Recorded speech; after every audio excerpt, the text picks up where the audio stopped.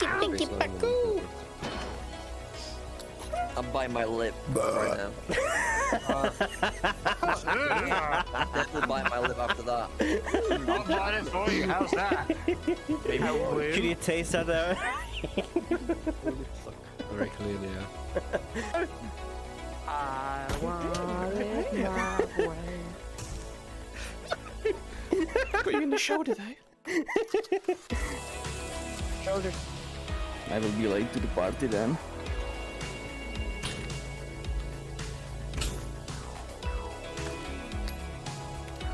Nice line, huh?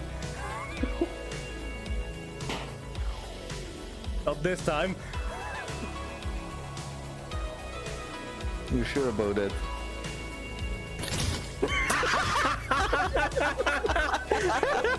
And it was Yumi too.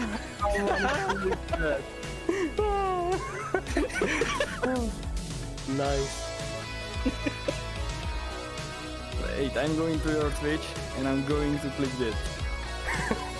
Well, I need to say. You spin me right round, baby, right round, like a wrecking baby, right round, round, round. It's Max Arama. Or Jefferson again. That's a.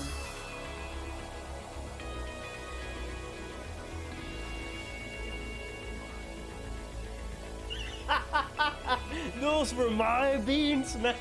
Those were my fucking beans.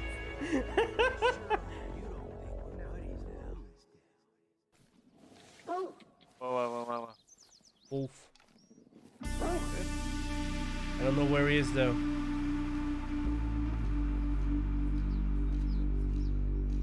There he is. What? I'm on a bridge. Don't do it, Marius. It's not the answer. Not what I was doing getting at. It is a ditch. Dodge. Oh shit. Oh, okay. I'm just watching. They're circling me. Ah shit. I'm also very close to dying. I'm dead. I'm dead. Oh, can I come over and link? Not Marzipan. Leave Marzipan alone. Oh yes. Come on. Someone in. Come on. We need a ball. We don't have a ball, but whatever. Imagine you have a ball here, right? Dance. Come on, dance. Now. Go for it. Dance. Come on, dance for me. Come on. So this is what the bubble for.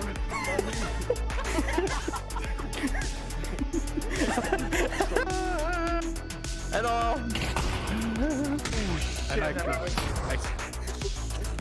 I can stop this feeling. This rocket is healing. You try to kill me while I'm trying to marathon, please? That's the best time. Killing someone in marathon. Yeah. You're ready to die. Blinded. I like this spot. Where are you? Fuck you. Where are you? Come on. How did you get up there? Ooh, I get there. I have no idea. I don't know if I like it either. How did you get down? I don't. Breaks his nickel knees. I got you down, Viking. How's that? A sock puppet! Not good! Run, host! Get to the door! I can't make to the door. Hi, puppets! Don't scare and kill me.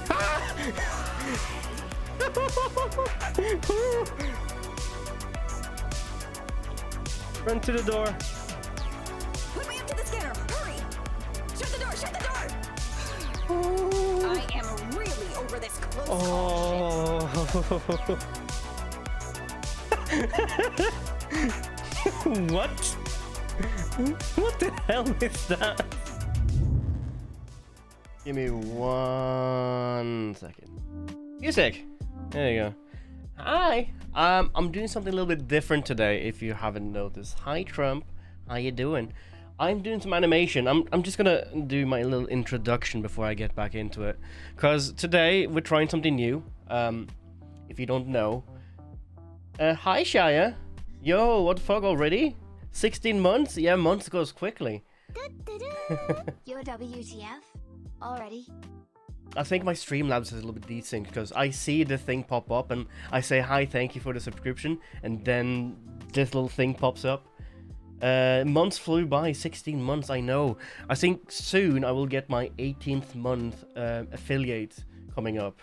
And I remember it's not that long ago we did our 1 year stream as well as our 1 year affiliate stream, I think.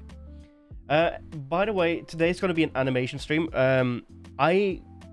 I'm an animator by trade, but I do not actually do 2D animation that much. I don't really draw that much.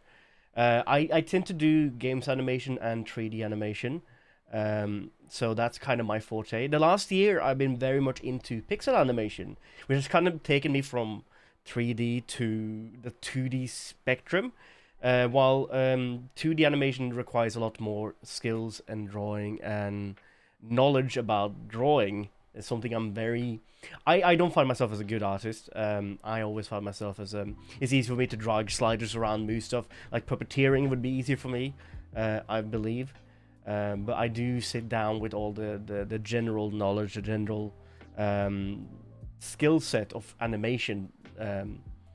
So I do understand it. I've been working as an animator for almost 6 years now, professionally, and I've been doing animation in 3D for almost a decade now. Jesus Christ! I started university in 2010, doing character animation, 3D modeling and animation, which later on gave me my master degree in computer character animation. Did you make your emotes or did you commission them? You mean the ones I have up here when someone subscribe or follow? No, I made those. That's my first take on traditional drawing animation.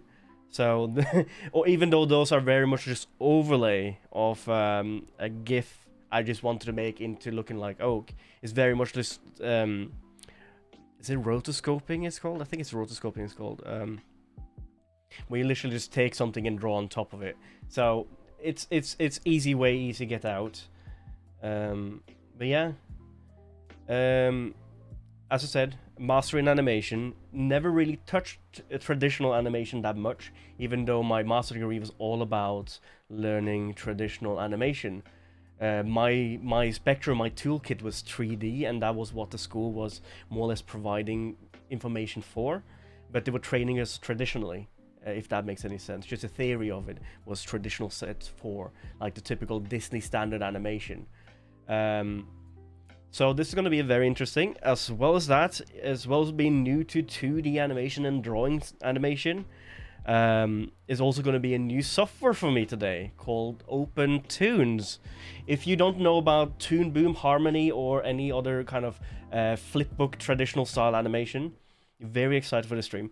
It's gonna be we're gonna make a GIF, by the way. We're gonna make a GIF today, so it's gonna be for KitKat. I don't know if KitKat is in the stream yet, or she said she might join in later on. She asked me to commission this as a drawing or more as a waving animation. So that's gonna be the tool today, or the outcome today. You're gonna make a character wave as I think it's a follow emote for her Twitch channel, where as someone follow or subscribe, you're gonna see her character wave and say hello.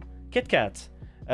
You might have seen her a couple times in the stream. She tend to lurk more than anything. Shai is very much familiar with KitKat. We'll see when KitKat comes by. I'll send her a message. Now I actually saying that. Oh hey, I was gonna send you a message now. That's me. So yeah, I'm trying something new today. So KitKat, this is gonna be different because every time I've done GIFs or traditional animation in the past, I've always made the animation in Photoshop, which do actually have a timeline editor where you can easily make frame by frame animation, where the frame themselves you can set them in for how long you want each frame to be. I just find the whole workflow to be very tedious. You've been here since the beginning? Oh, thank you. Hi, Lurker. Photoshop is very much it's just Photoshop, but you work in different layer and they save it as a different animation out file or export files. But to work with it, you literally need to have all your drawing in the panel, all your layers in the panel, which is very problematic.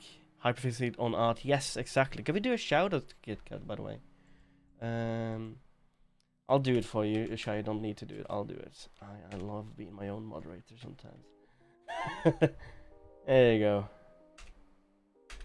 There we go. Shout out to KitKat. You were playing Life is Strange. I was enjoying that so much. If you can't remember, I know Trump or Inlaid Aniki very much enjoyed our Life is Strange playthrough. Not my beans. It was my beans. Anyway, I'm gonna drag some stuff over to the screen, and we're gonna pop over to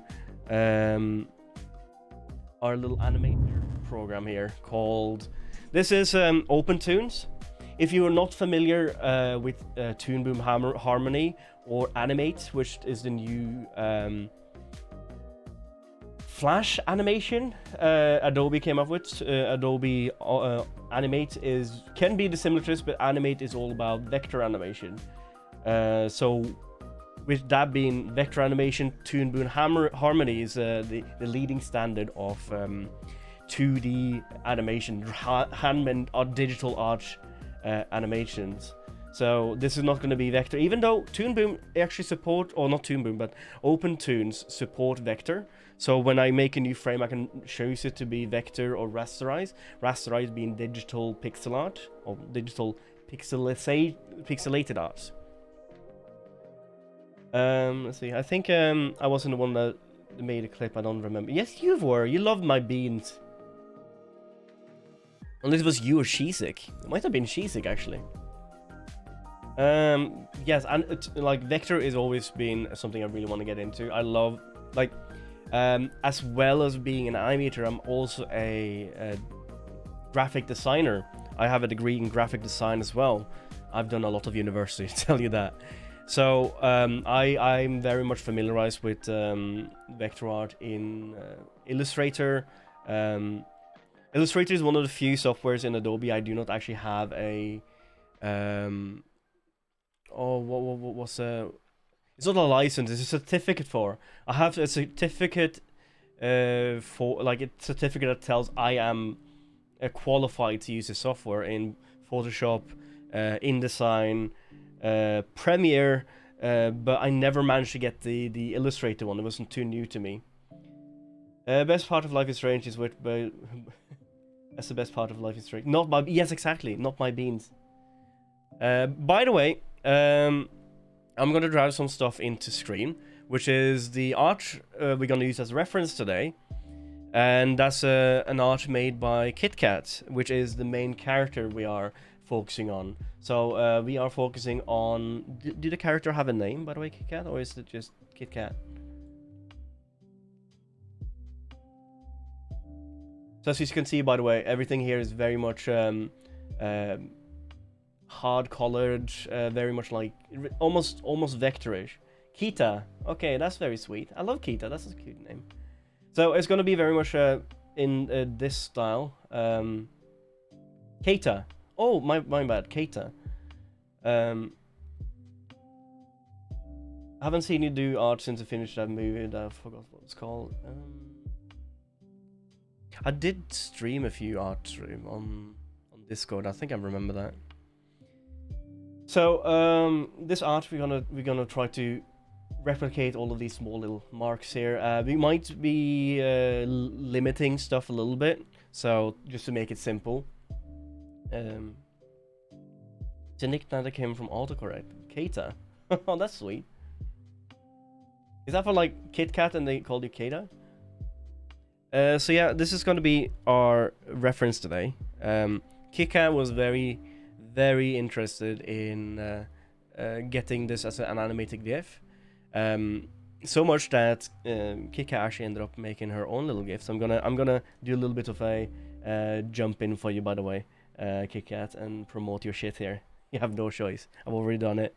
So this is I think this is the editation I did. I just grabbed something I had in my saves, and this is the first GIF you've ever made, I think. I can send a palette to you if you want. That would be cool. If you just give me the hex colors, I can always jump in. If else, I'm just gonna grab colors straight from the references, really. My name is Coda, but my boyfriend always got it auto-corrected to Kita, which first good one, yeah, first good one. Sorry, I need to catch up because 2 conversations here. Let's see here. I mean, hey, I had my original user being dumb name. Well, you mean Trump? Well, I've had so many weird users names. I had even my Twitch was originally Silly Viking because silly's been a thing from my first like online presence was those silly people I used to call myself, which was a long thing, and people just pushed that into just calling me silly. And later on, Viking was something that was taken from my real life because I'm Norwegian and I had a massive beard and long hair at the time. And every time people came around the bar or wherever we went and asked, "Have you seen this guy somewhere?" "No, I haven't," they said. They didn't know who I was talking about. But every time they just, "Have you seen a guy that looks like a Viking?" "Oh, he's over there. He's over there." And that's why people just started calling me Viking. Oak, on the other hand, was my online MMO presence because I used to be very much into The Hobbit and Lord of the Rings. So I called my dwarf paladin in World of Warcraft for Oakenshield or Oakshield, or initially Ekenskjold, which was the Norwegian term for it, Egenskjold, and that became Oakshield, not Oakenshield but Oakshield. I think the original one was taken, and Oak kind of stuck for me a long while, and I ended up calling myself Silly Oak to my friends in VR, because I didn't want Silly Viking and Silly Oak to be like mixed up and so on. So I was just, okay, I'm Silly Oak from now on. And I ended up on Twitch with Silly Viking, which was weird because a lot of people on my DSS playthrough on my Pavlov days, they tend to call me Oak, and people didn't know who's Oak. And I used to say that my little mascot, my little person that you seen somewhere here. I'll grab a picture real quick. It's the easiest way to find Silly Oak.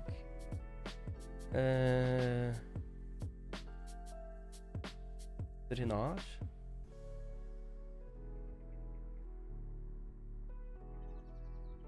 It started off with this actually, with my little character in VR chat, which was Oak, and everyone knew Oak. So when I started up in VR, this is me playing Beat Saber as Oak, and that became my character, my yellow hooded character, and that just came from that. And then we ended up making, I just think I have fan art somewhere. I just can't remember where it is. Is my fan art gone? There it is.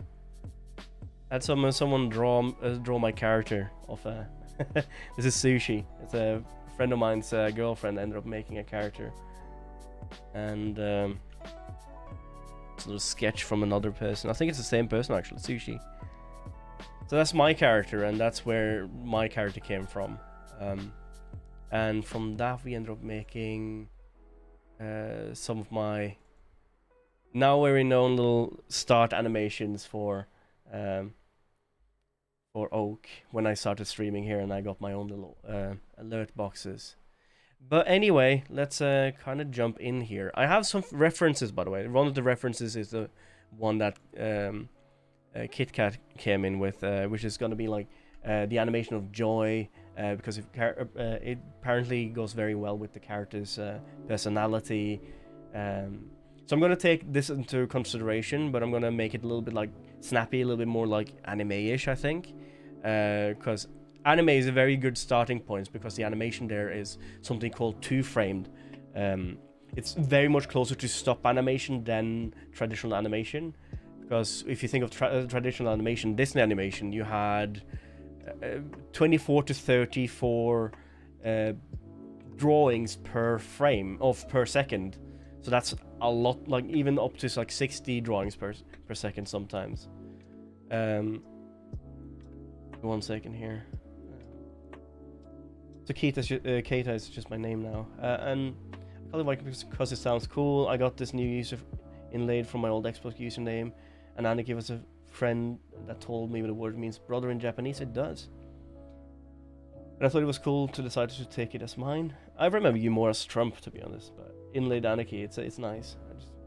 For the record, she has a tail. I think we don't really need it. I can see they have like a grey tail behind her character, but I don't think we're gonna use the full scale of the character right now. We might do, we might not do.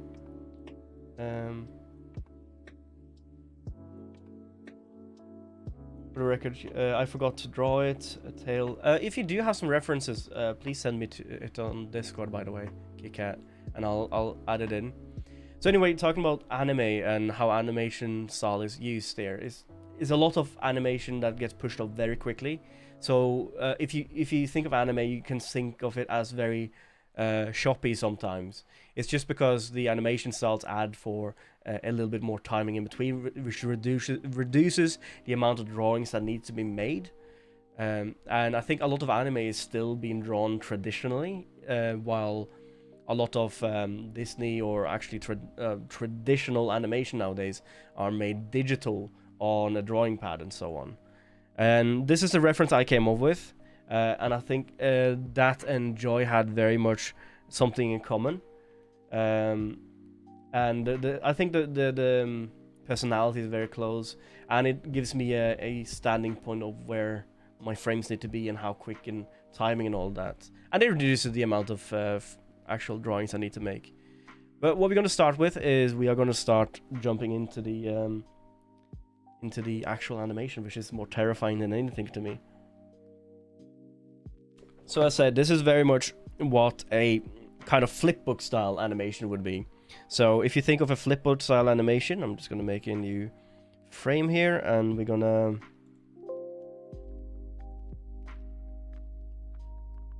there it is.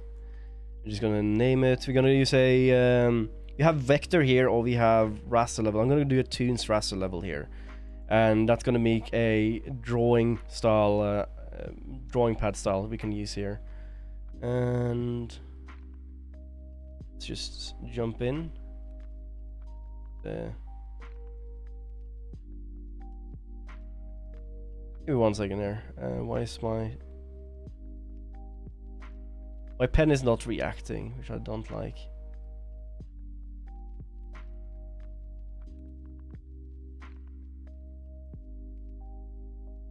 Okay, we're gonna go. Oh, why is my pen not reacting at all? Give me 1 second. I'm just gonna unplug my screen and jump back. So give me 1 second.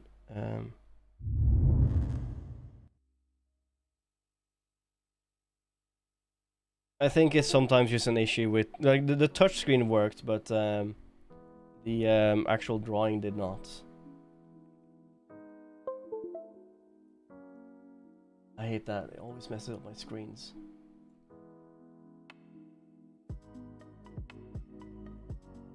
Oh, I know what's wrong. I'm on the wrong layer. That's where my pen is.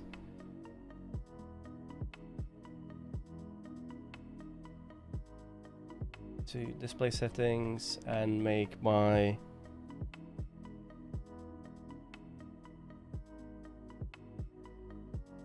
for right now my pen is on the wrong screen, and I hate when that happens. I don't know why it does, and it's just so annoying. It's a vacuum issue. Vacuum pen on wrong screen. Fix.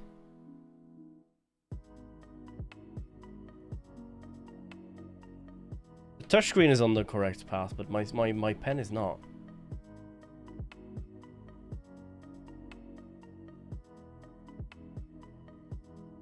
Wacom real quick. Wacom's.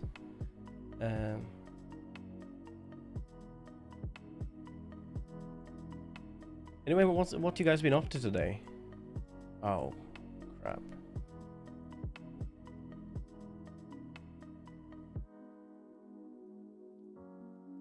My device is not being recognized. That's cool. That's always cool.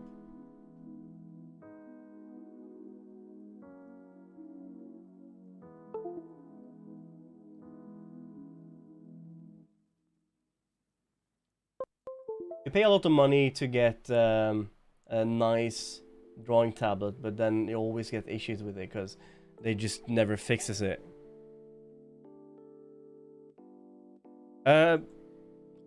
My drives are up to date. I don't know what's up, but then again, you might have a different tablet than I have.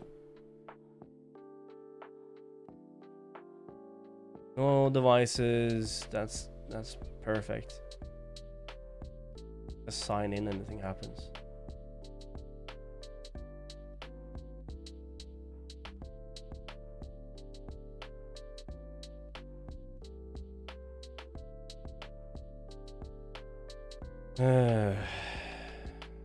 The only thing I can think of to fix it is to restart my PC, which I really don't want to do right now. I just do this.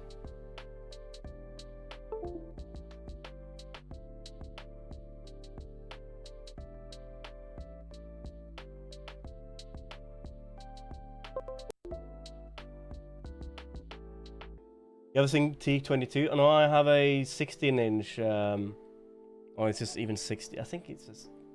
This might be a 16 or a 13-inch. It might be a 13, really. It's a small tablet. It's literally this. It is so small, and for some reason my backup is not starting with. Let's quit it. Start it up again.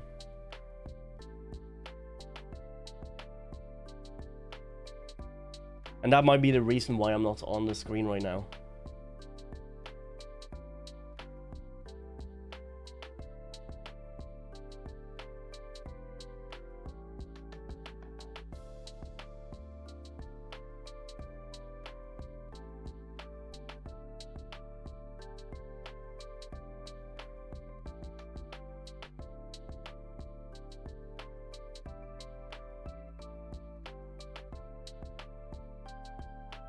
Try this instead.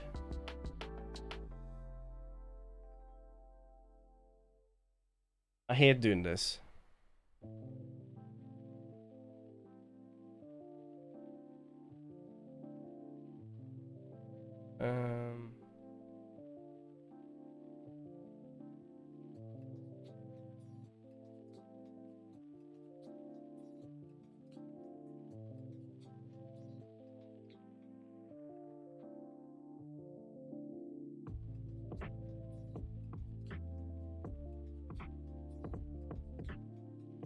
Let's see if you can restart Wacom.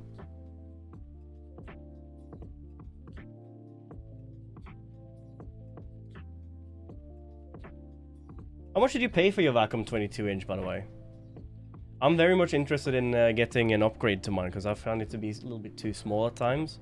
It's not for work because I don't really use it too much, but it's just the screen is so small, and to get like proper like scaling, having it in 1080, you lose so much screen space.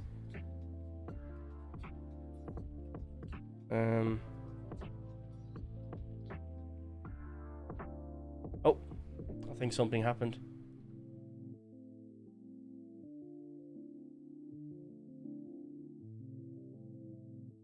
$8,000. It's not too much more than I paid. I think I paid about £600 for mine. Let's pop back.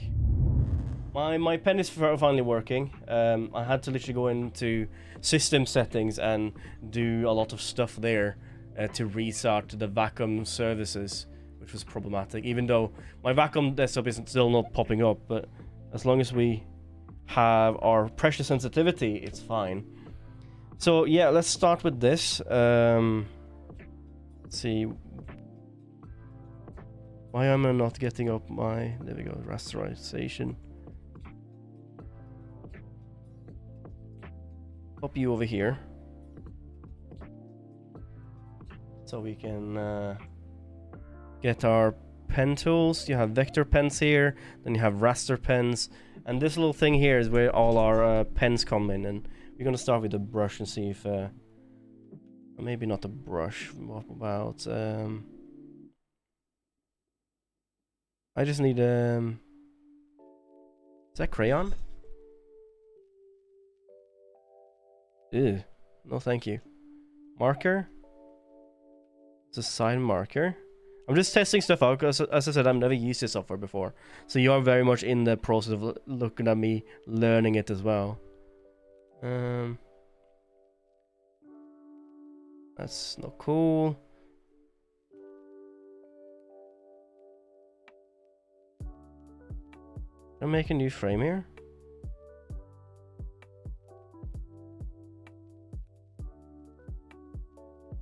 I did something. And I don't know what. Let's delete you. I don't think I want you.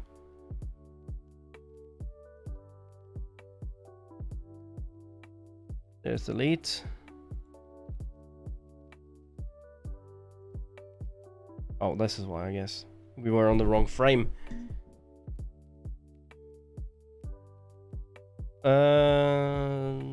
No, I'm just trying to find a good, like, stylus pen. Oh, I don't like this because my pen is now out of reach. It's not where it's supposed to be. It's like a half a millimeter to the right.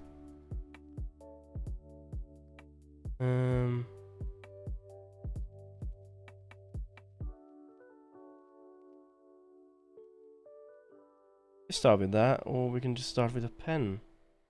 Yeah, that's perfect. That pen. Or what about pointing? No. Let's start with a pen. There's no pressure sensitivity on it.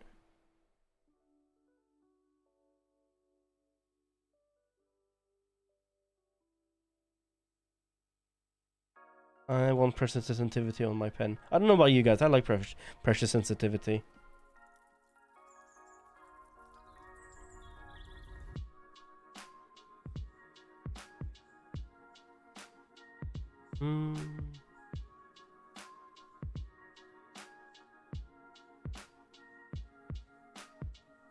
Doing a little bit of testing. I don't want my start to be all about opacity either.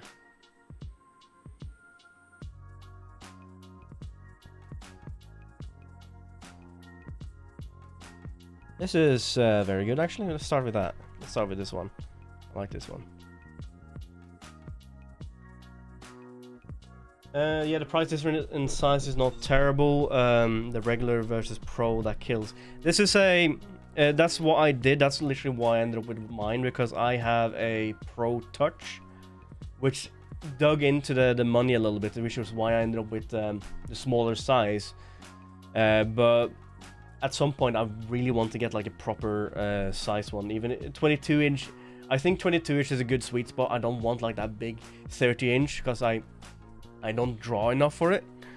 But if I could, maybe I could. Okay, so let's start with what we have here. Key binding, for what I've realized so far, is that we have arrows goes between our frames. We are currently set in 24 frames per second. I think it's literally clicking and stuff. I will actually turn off touch right now because it's annoying me. I don't think I need touch right now. So here's my frames right here. This is my frames. So currently we're going to make something that's very much a few frames just to make our key poses sorted, and then afterwards we sort out the timing once we made it. So what we're gonna very much focus on is the arm wave. So I'm just gonna start off with can I actually use this for zoom? No. So touch is very much in use for me right now. Is there a key binding for zoom in this thing? I think there is. Give me 1 second. I have my key bindings right up here. Let's see, zoom, shift plus space.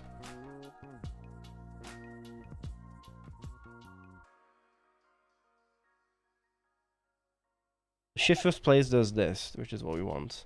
Then our space is the usual zoom in. So what we're gonna do, that we're gonna find a sweet spot for us right now. We're just gonna start drawing. This has a little bit of a red cross in the center, which I like, because that shows you when the center of the screen is.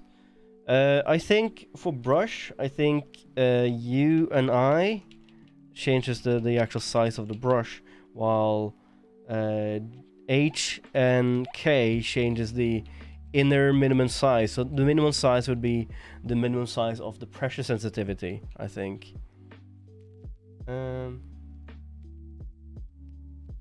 Oh, this changes messed up my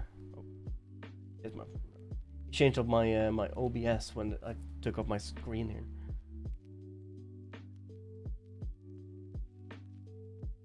How long have you had your drawing tablet now, Shaya? So we're gonna just start with a stick figure just to get our keys sorted, and I think I've made a error here. We just need this one, and new raster layer, new toon raster layer. Okay, like a year? I remember you buying it. Is that a whole year ago now? Jesus. Okay, so let's see here. Animating an arm. We start with an arm. Okay, so let's start with just a box of what we need for now. So we have our arm here, right? And the arm we start in just a normal pose, and this arm is gonna go this way. And let's start it with a full out, like we will start with the arm like this right before it goes back in to the start of a wave. So let's start with that. Might be a little bit of a long hand, but we'll just work with what we have and then just change it later. Do you have a Marquee Tool?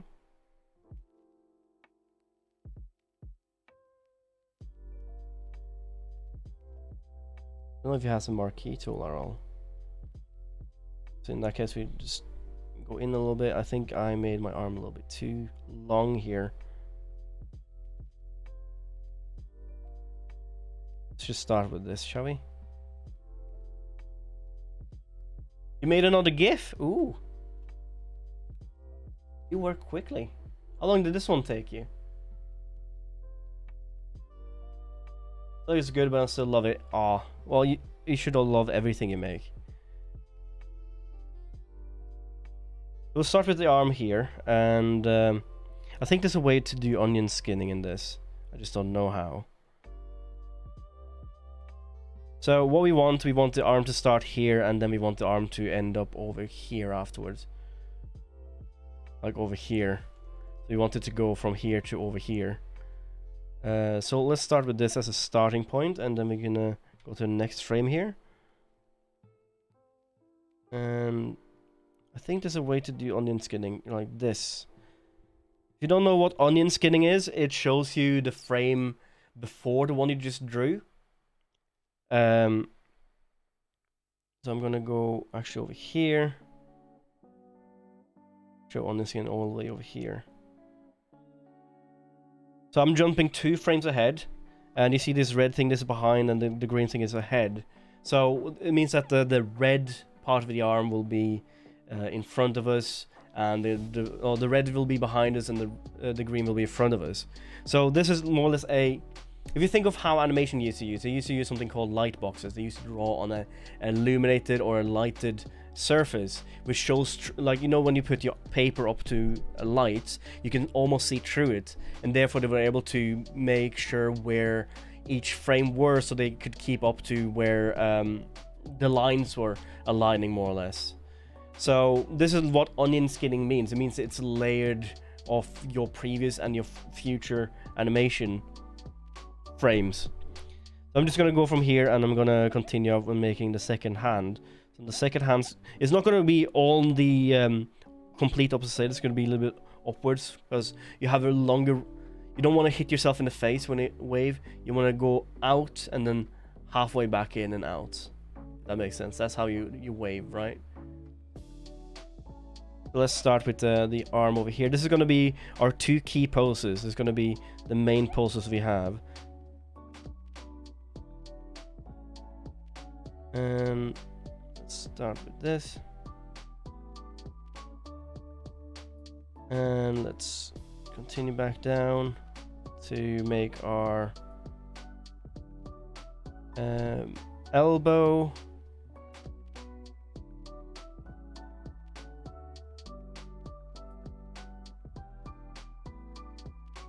So now it goes between this and this. So the arm will... You can choose the arm to stay still if you want, but I probably won't. I'm gonna push it a little bit to the side though. Can I just move it? That was making a key. It's not what I want.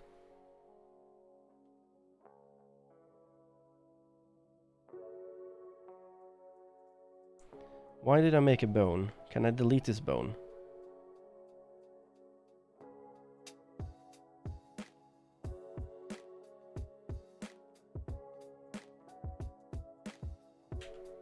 Just B. Okay, that's not what I want. So, I'm trying to figure out if there's a way to move this. Where's my move tool? This one. There you go. Let's start it over here. We'll give it a little bit more space. Back to brush.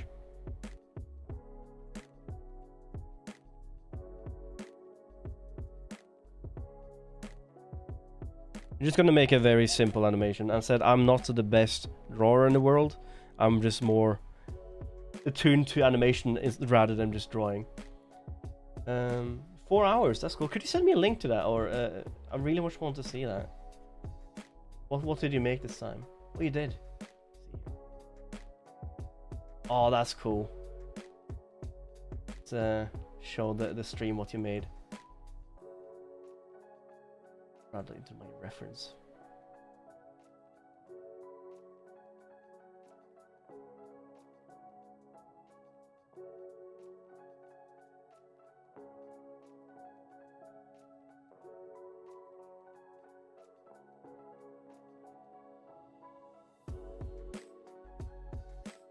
Did not save as I wanted it to.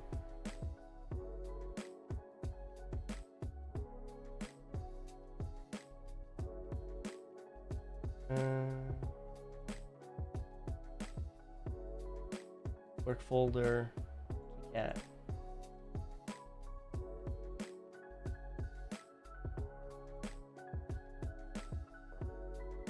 Look at this little cutie that she made. that is very great. I love it. It's caramel dance, isn't it? Like the dance.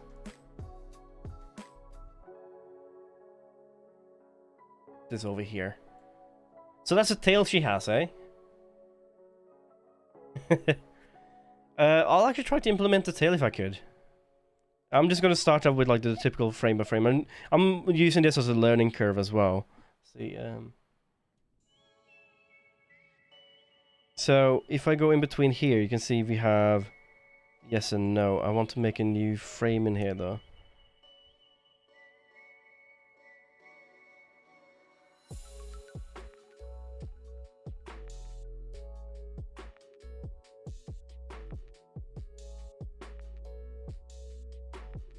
How do I make a new frame in between?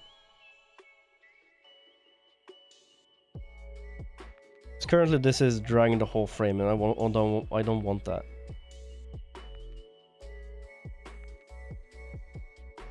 There we go.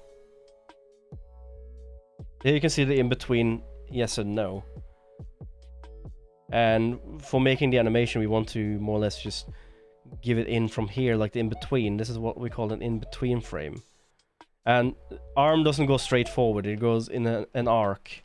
An arc as you make it.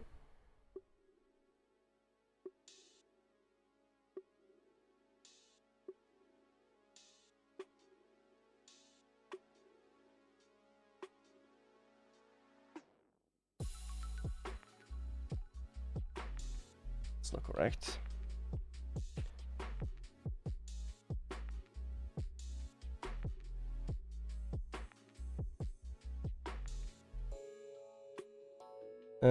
Just gonna do that one again. I think the angles comes in a little bit wrong here.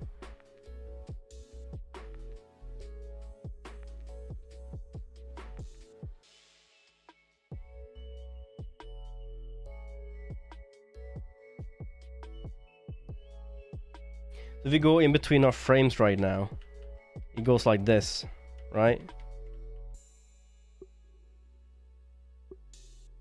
If we loop that, play it.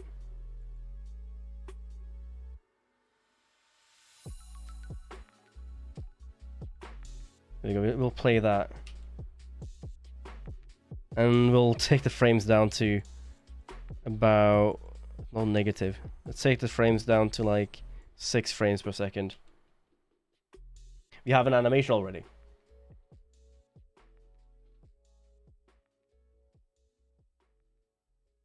So we'll start with this as a standard point, and then we'll make the wave go back, and then we're gonna do some nifty stuff afterwards. So if this is the frame starting here, we probably want a new frame. Let's start here. A new frame here, which is gonna be very much the same here, because this is a resting pose. So it's not gonna move that much. It's gonna move a little bit maybe. And then the arm is gonna move forward a little bit. The major movement here is gonna be the arm.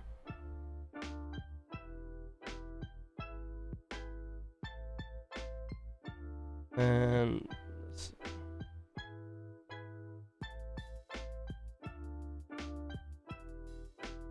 see how this goes.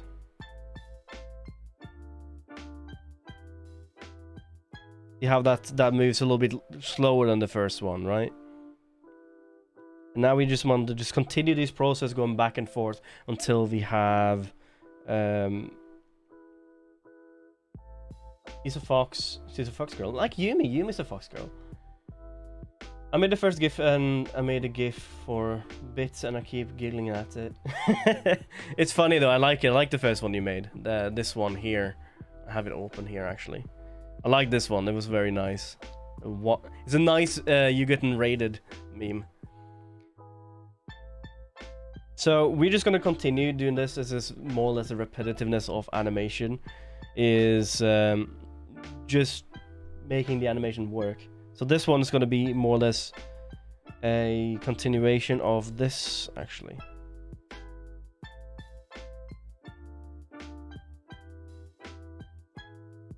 I want to draw, please. Why can I not draw? There we go. It just told me I couldn't draw. So, animation, if you don't know, it's more or less a sequel of different images. The differences that makes an animator is knowing the timing as well as the points where you have what you call a follow-through. A follow-through is where you have an animated object that gives velocity to the secondary object. So say for example, you have your elbow, you have your wrist, and then you have the point of your finger. When your elbow rotates, it rotates your wrist. The wrist cannot more or less move, but as you move, you still have movement here. And if you have tried to sit in a seat on the roller coaster, you know if you get pulled forward, your head gets slung back, and the same happens with your arm. So as your arm gets flung over when you move over and go in, your arm is not going to be a robot. This is very much weird. So your arm is going to go over and it's going to tilt a little bit as it goes back. This is what you call a follow through, and this is what creates very much a real life organic animation, I would call it. So this is what I'm going to do here. I'm just going to follow through with this. I'm going to make this one a similar animation, but with a small tilt still. Not as much as the previous one, but still a small tilt. This is going to slow down our animation a little bit, which is good, because It gives us more time to settle down, you can say. Oh.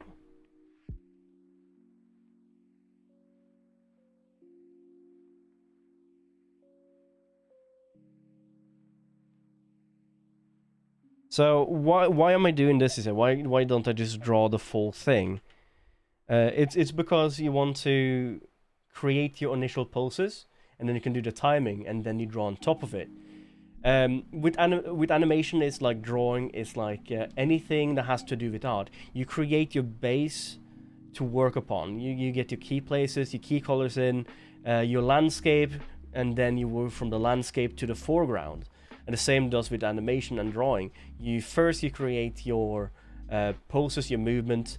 At this point, it's easy to change stuff. It's easy to remove stuff. You don't have a finished drawing, so you can easily change. You can tweak. You can make sure that it's on your arm is in the right spots.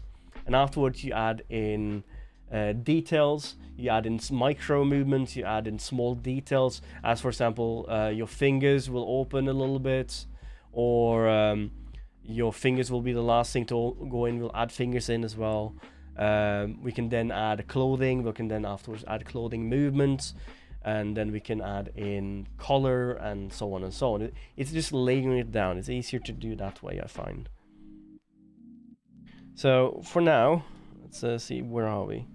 Where are we?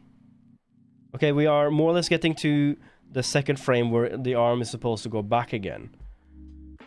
So this will be on frame 6 here. You're gonna start going back again. The difference between going forward here is that right now our arm is going this way, right? We want the arm to start going the other way, but we don't want the arm to go down and then go up again. It feels like a rotation, like a backwards movement, you can say. So what I want the arm to follow with it as it moves over. So instead of making the arm go this way, it feels weird, we're gonna make it like go that way. So we're gonna go back to our second movement here. Arm back in, but we're gonna keep maybe not exactly over it. We're gonna keep it this way.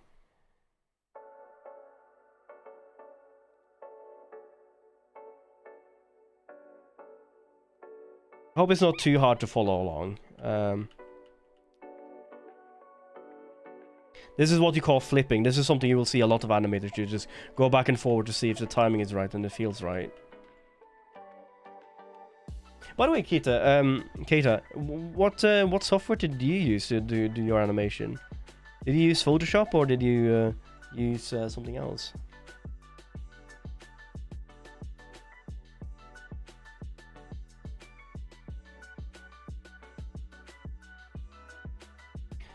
We're gonna start going back a little bit now, and the arm is more or less going up again. Still want a little bit of indentation here. You see, more you get this curve here.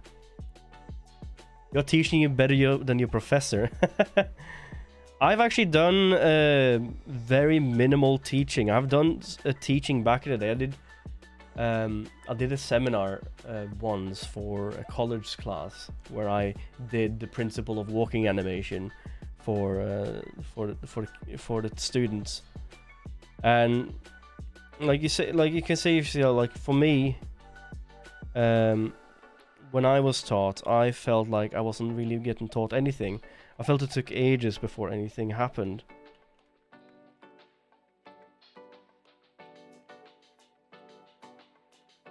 I want to change this one. I want to move you up. You want to have a nice arc here. This is in the principles of animation, you have something called the 12 principles of animation, which is what you call the 7 wise old guys from Disney. It was the guys that drew the Snow White, the 7 dwarfs, and so on. They ended up compiling a book which is called the Animator Survival Kit, or actually that's not they're making.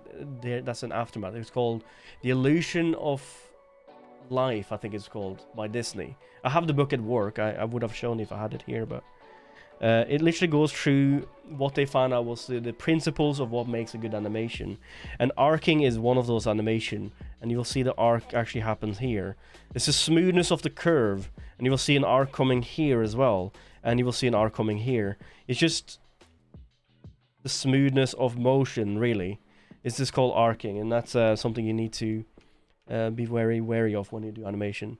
The second point of arcing, or the child of arcing, would be action posing and making the flow through animation. So if you have a head here, you will have a movement, you will have the arm going like that, while you have this will be the arm, this will be the leg, and then you have the second leg coming in here, and this is where he shows his item. It's his sword, for example. This will be a hero shot where you have arcing coming everywhere, and this is what makes for fluid motion, and it's easier for your eyes to go through that, to see where your eye should follow, where should your focus lead. You go from one part and you follow the arc down. That's usually how your eyes work. It follows the contour and the arc for it, and then you have silhouetting and so on and so on. That's probably something. I'm rambling through this. I know I'm rambling through this, but I'm trying to not be a teaching right now. I'm trying more or less just to focus my head through what I'm doing. So we have arcing going in here at the arm, going back and forward. And this way you can see we already made 7 frames. That means I have to do 7 drawings. This can go up to being over 100 frames sometimes. It's also different because when I'm done drawing streams in the past, I'm always having a hard time because I'm not as always 100% sure what I'm doing. But at least here, I have some vague knowledge about the theory, at least. Let's start with the arm again. This time we're gonna make a bigger movement, because when this is also a part of the animation theory. It's called timing. It's called velocity. If you ever heard about the bouncing ball theory, yeah, usually I will draw less frames. I just go in through the motion sound, and then I'm going to remove the ones I don't need. So the velocity of a ball is that when you take a ball and you throw it up and down, it's not going to go up and down with like a smooth motion. It's going to go up, and then the velocity is going to come in, and then it's going to slow down before it falls down again. And then you're going to add a squish in the part and the end of it, where the pressure of getting hit squeezes the ball a little bit. Hi Nope, how you doing? Shez. So that's kind of the theory we're doing right now. We're literally making a moment of where a hand goes out. It doesn't go straight back in. It's not robotic. So it's going to be out. It's going to stand there for a little while the arm moves over, and then it's going to come back in while the arm goes back out again. It's gonna slow down time and focus frames of the big movement. Everything in between is velocity, and that's going to be very quickly. So it's going to be like this, more or less, with a little bit of movement in it. How you doing, Nope? I caught some of your streams. You've been mostly No, I did watch a stream after you played. You were playing Thieves, Sea of Thieves, but were you playing something in between that? I'll to forget. So we're gonna draw this arm.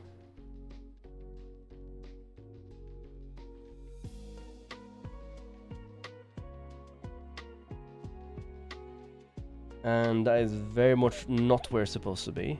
Let's do this.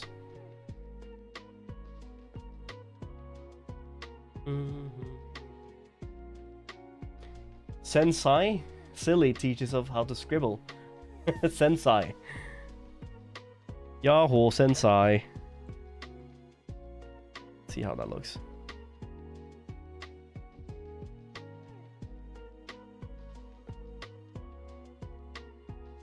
And now I can see where the movement coming in, and I want to see here as well the few early ones and early frames we had. We probably want to go back into this one and change it a little bit now that we're talking about velocity. I can just see that's happening now. That this arm is supposed to go this way, not upwards, but this way, because as we said, velocity drags arm, and arm follows motion.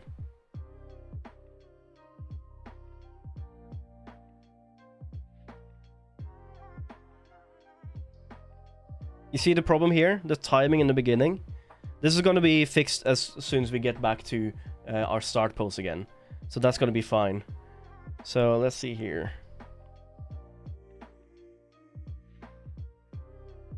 This is also going to be very much quicker because we have like 6 frames right now.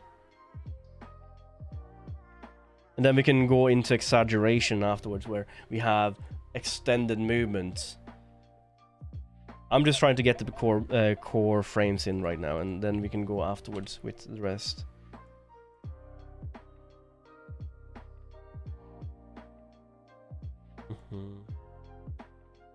Am I moving a little bit too far up, maybe? Yeah, I'm moving far up. I don't mind it too much because it removes the removes symmetry. So if you go back and you go way up again, it changes your movement a little bit. But I think I might have taken the arm a little bit too far up here. So I'm just gonna fix that real quick. And how to fix that? You just move, squeeze.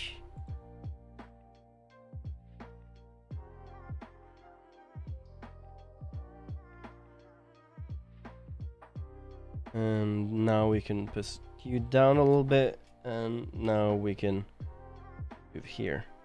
You don't need to be perfect at drawing to do animation. You don't need to be a master. You just need to think about timing more or less. All about timing. I wonder if I'm able to actually reduce the scale or the opacity of onion framing. Can I do that?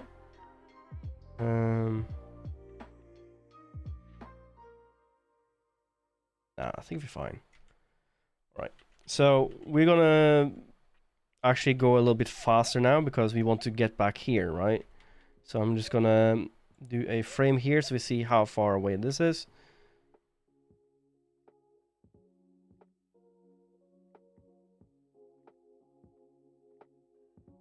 Now we have the green dot up here is more or less it's just freezing it apparently. That's what I've realized so far. So now we don't want to do a frame every time you get all the way back to the main arm, because that will make it very slow and it doesn't feel quick. We have 2 ways of doing that. We can either make more frames in between or something we call as like a smearing, it's called, where you see, like, you know, the Donald Duck or the old Disney animation, Disney cartoons, where you see like 5 legs going in, or you see like when they're moving, their head kind of gets like squished a little bit just to go in between frames. I'm very much enjoying that with 2D animation because that's something you can't really do as easy in 3D.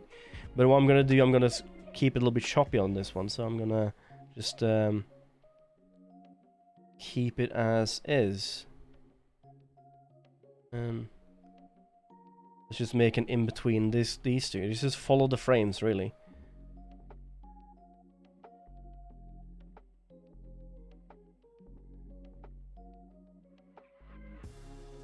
Am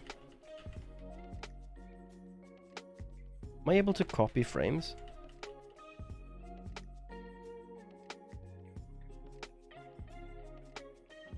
Because what we're missing over here, we're missing the lead in, the arm going over here. So that's why I'm kind of want to just copy the first frame, but I think I'm not gonna. I think I'm actually just gonna draw it. Why not, right?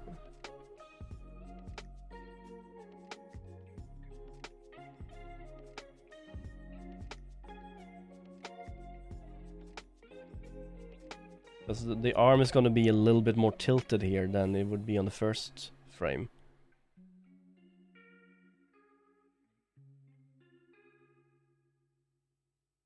And then we're gonna have our second pass where now I don't need this green one anymore.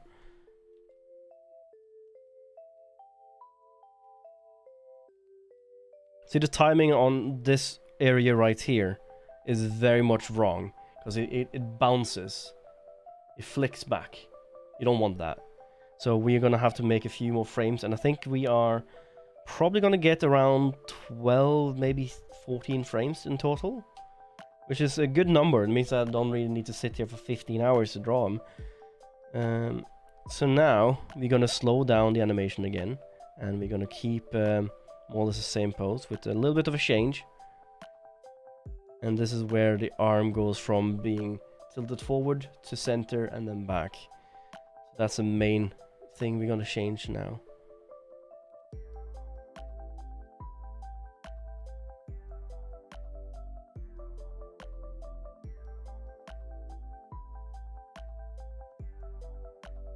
You don't need to be pretty, it doesn't need to be perfect, it just need to work, right?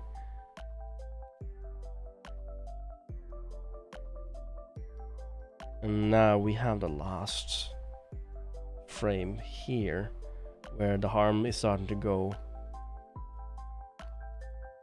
Oh, what did I just do? It's a drop picker.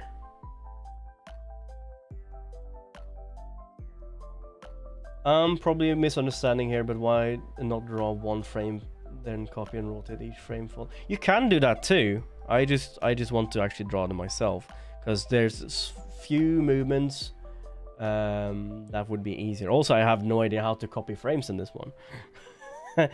This is my first time. I literally right before stream, I downloaded it. I downloaded the thing that makes the software export in GIFs, and that's all I've actually done with this tool. I haven't done anything. I have maybe watched 2 videos of how it works. Like, here's your frames, here's your layers, here's your color, and here's your toolbar. Everything else, I'm learning as I'm going. So I have no idea how to use this software. I have, on my main screen over here, I have the website open with the short keys, which is how I know how to increase my brush size if I want to, or how to... Oh, I think E and B is universal. Start the timer 1 minute. Lose glasses? Does that even make sense? Because I can't see shit anyway. Thank you, Diva. Can I draw? I'm gonna sit like this now. I'm gonna sit like this. This is your fault, Diva. Why are you doing this to me?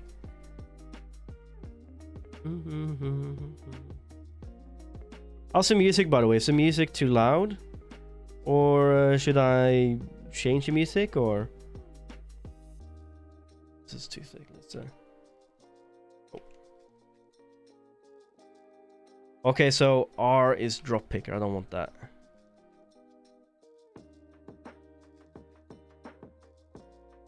What is that? Losk mint tea. What does that mean? You lost your tea. If you have a little bit of smearing here, which I don't want, so I'm gonna go and fix that. This one, I don't want the smearing to happen, so I'm gonna fix it.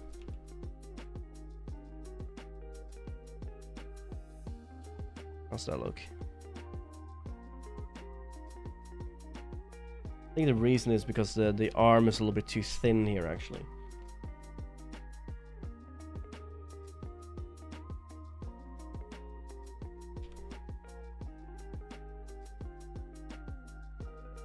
By the way, for anyone who is curious about the software, this is something called OpenToonz, and it's free. It's an open source animation tool, which actually was inspired by the process Studio Ghibli uses. So this was originally a tool that Studio Ghibli made ages ago, which loved passes, and then it was picked up by another company. And made into a free open source drawing tool. All I wanted was a very easy tool that has very little Like I don't need it for much. I just need it to be able to draw, and that's it really.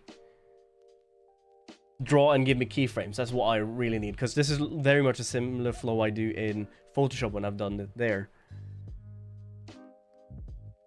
We need like 1 or 2 more frames to make this look better, by the way. Let's see, what was it? Was like this.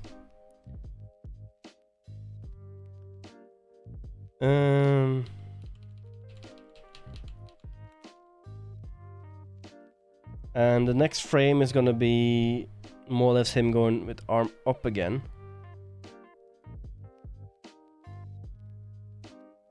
So here the arm is gonna be popping back.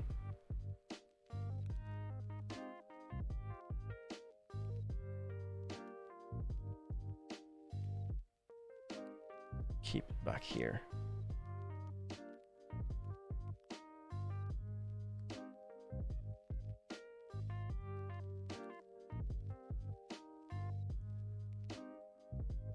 And we're actually gonna drag this up a little bit because the arm is too far down.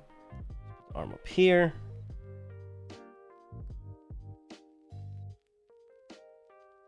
And by the way, this stuff you can use to make your if you like, I think Shai would love this. I said it's a free software you can just pick up. I think you would very much enjoy just sitting here and drawing your own little doodles or drawings, even if you just want to make a small GIF just for your channel, or if you want. And right now is a perfect time because you with everyone getting animated emotes soon, you can use that as a beginner place to learn to just make animated GIFs, right? Make animated emotes.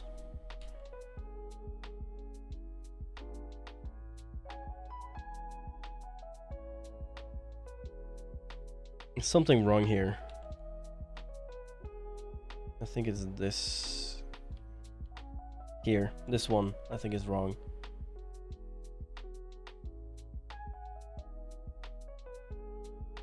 So as I said, you can literally rotate everything. Is fine.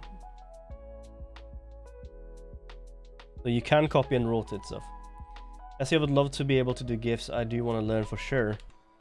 I said it's not too much to it. I said I spent a lot of time talking about stuff, showing off and so on. We sit there for 1 hour and we already made a wave now. And this is just 13 frames of a very simple sketch. I think if I would have done this and just sat by myself, I would have probably made this within like 10-15 minutes. Because I'm very lazy and I'm very slow at what I do. Also, I'm very much into getting stuff to look good the first time. Yeah, this is just a wave. We have 13 frames. You can remove a lot of them, I'm very sure. But let's see if we do. Let's see if we can actually do some removements here. This one we need.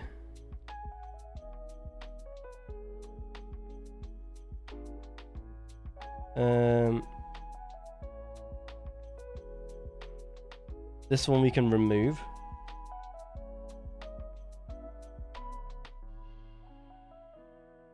We can extend frames, actually, just showing. I just need to know how to extend them. There you go.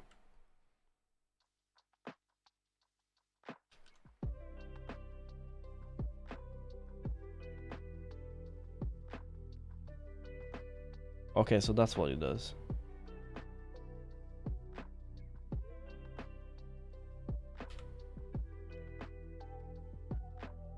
You want to delete the frame. There we go.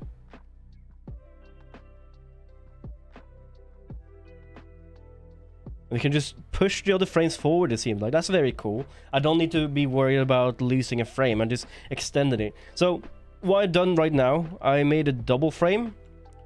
So it holds for a little bit. But to be honest, I don't think I need it.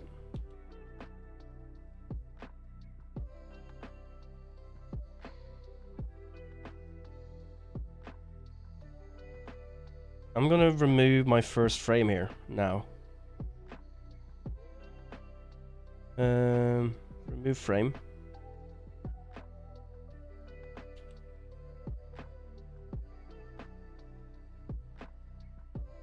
And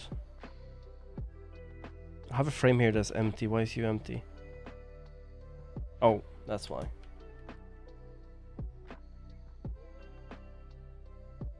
Remove frame. And remove this frame.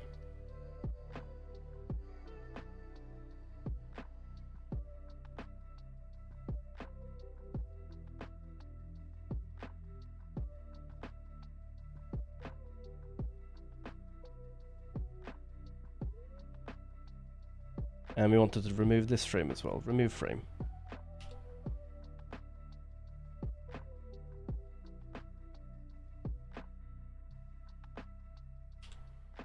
If you see up here, he has 2 white dots right next to here. I don't know if it's very small on my screen or not. This is literally the viewport of your animation. This is how much, if you start playing it, this is what you actually watch. So I could literally take this, drag it to the side, and I will lose some of the markers I have. It's very neat if you have a long animation and you just want to loop this specific part you're working on. Yeah, now we have an animation. We have a waving animation. And we reduced at least 1 frame. I'll have to look and see if we can remove some more. The more frames we remove, the less we actually need to work with. I think this one we can try to remove and see how that works. You might have to move this animation a little bit when we do it.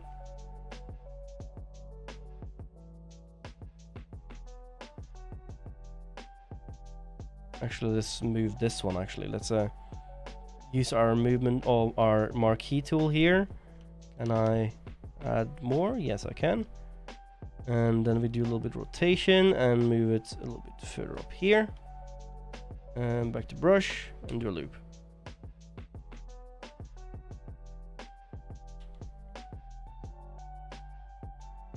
This is what you call timing. You change the timing a little bit to make sure you have enough frames.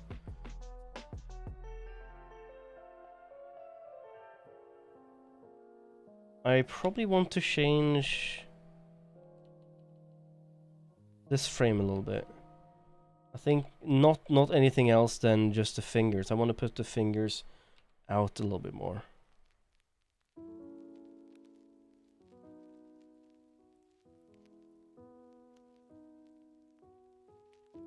And then we have a wave. I remember doing during lower school years, there was some animation software which looked like Windows Paint with a timeline. I wish I knew what it's probably Flash. Probably Flash you're talking about. Where you had, instead of these down here, you had some keys up top here instead. It looked very much gray back in the day. For me, my first ever animation I ever made was we had someone coming to our school, I remember. This is like when I was very young. This is the reason why I'm 100k in debt. I'm not 100k in debt. I'm 80k in debt.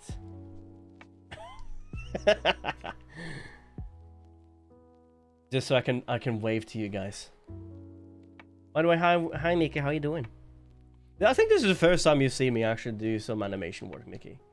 You've seen some of my stuff in between, but you've never actually seen my actual process and stuff. Pound.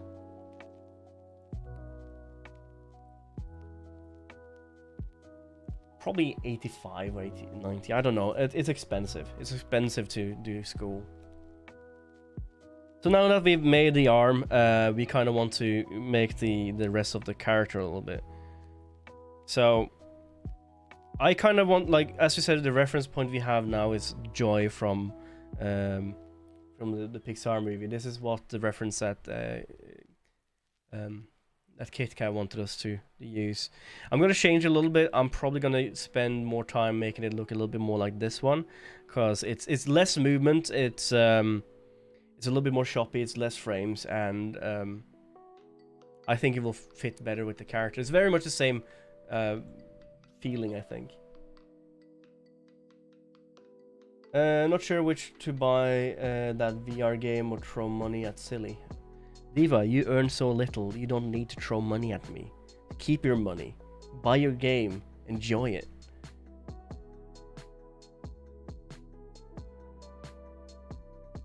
$110K, you mean? Because it's about 900K in Norwegian, which means that it's about 80 or maybe less in pounds. And with American, it will probably be around 90, I think. Anyway. So now we made the hand. Now we want to make the rest of the body. What do we do? I'm gonna keep this as on its own. If you see here, you have frames, you have layers. You can make different layers if you want to. So I'm gonna try that and see how that goes. Currently, I'm getting this up here. So this is. I'm just gonna name it something and just keep it.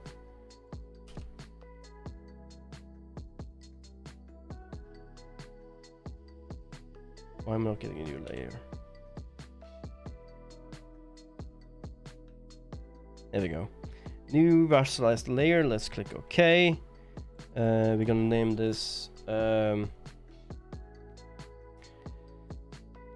right hand, L hand, L arm actually. Then we're gonna do body.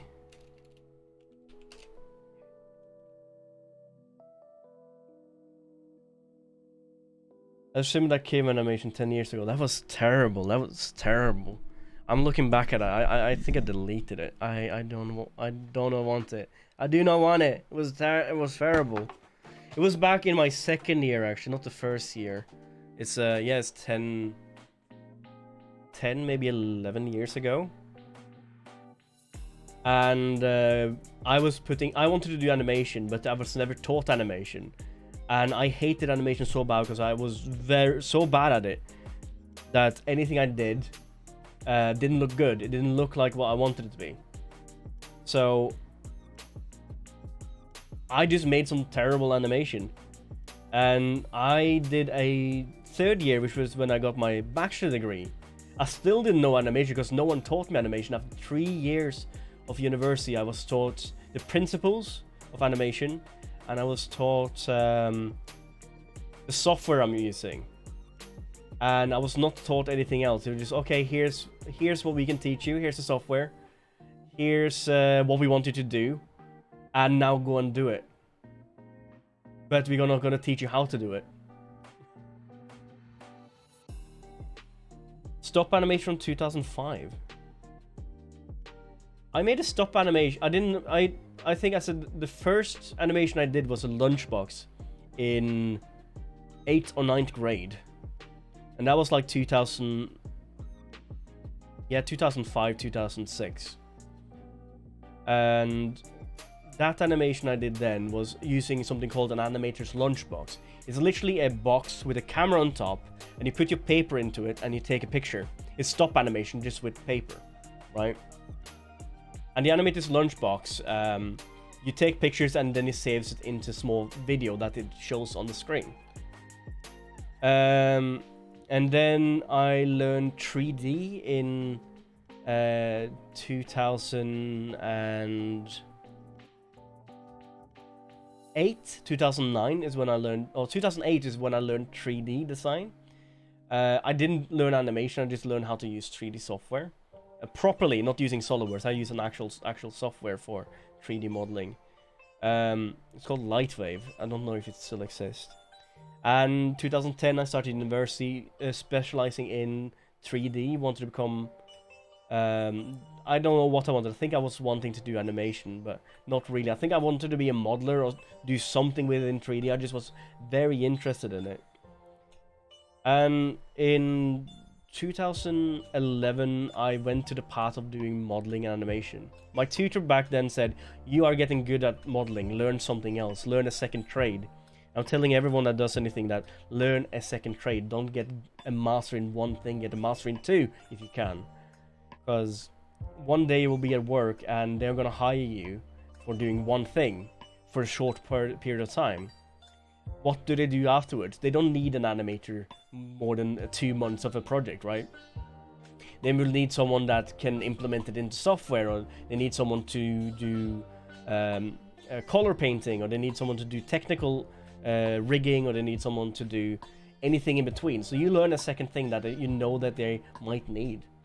So if you have a basic knowledge in other things, they can say, okay, after 2 months is up, instead of hiring a whole new person, go through that whole process, they can just push you, change your title, and push you into a different group.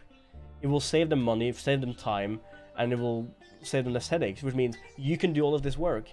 That means we'll just hire you for the next time. Lightwave is 1k, why 3 like Auto is so damn expensive? Because it's professional tools.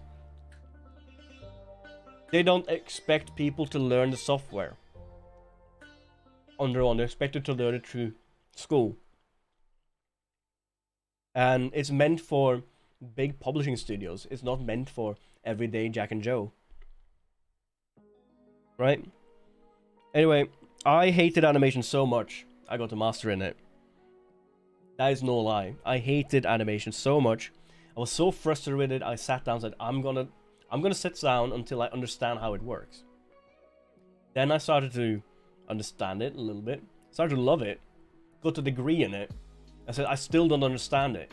After my bachelor, I still didn't understand animation, and then I went into a master where every day was animation. Every day I had to stand in front of my class, show what I've done, do more small stuff, and I think we had to do 3-4 animations a week. So we were sat down, we went in at 8 AM, we probably didn't go home until 1 AM for a whole year. 12 months of school, not just the regular like 9 months. 12 months of school until I said, I understand the principles now. And my teacher just said to me straight up, my tutor just said to me straight up, okay, now you spent a whole year learning master level theory. We don't expect you to get a job right off the bat. We expect you to work on what you learned for at least 1 or 2 more years. And at that point, we expect you to probably get a job. So that's all about, we will put the theory in you, and then you have to learn yourself. So the stuff I've done right now, the whole thing that Kika said, learning more here than you learn in school. All of this is stuff I picked up after I quit, or after I was done with school and started working in it and doing animation more on my own. Figure out where my weaknesses laid, understanding more of animation from other people, and then actually working with myself. My teacher back in mechanical school really wanted me to get into either automation, CNC, or digital drawing in 3D, like AutoCAD, I guess then. Assembly animation. I think the last one was my first ever A. I think I got A's and B's in my first year, and then I dropped down to B's and C's. And in my third year, I barely completed it. And then my master's, I got a 2.1, which is equal to maybe a C or a B. AutoCAD-ish, yes. Anyway, let's continue. We are going to start making the actual character now, right? So we need to continue with what we have here and actually make a body. So this character has some frills on it, right? So we'll just make the body more or less.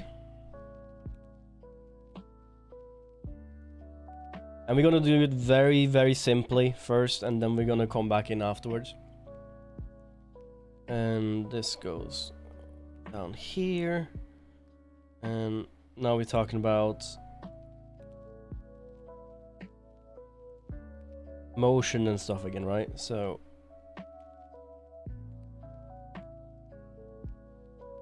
motion tells me this arm will go down here. There will be a muscle here, and the head will come up here, and the neck will come up here as well. This is where my drawing skills kind of need to come to the test.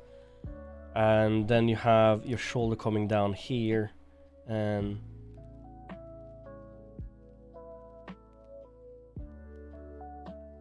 this is where the second arm comes in this way, right? But we're not going to draw the other arm. We're just going to continue with the torso. I'm just going to start with this torso like this, and then we have probably this coming down a little bit more here. I don't know animation like you, but I'm pretty animated, certainly shooting nights. Yes, you are very animated, Diva. You are very much I said you're very much a high energy person. Very much different than what I am. Anyway, so this is going to be just the torso. I'm not going to draw the head. The head's going to be on a different layer. And then we go one frame over. And this is where we more or less need to get back into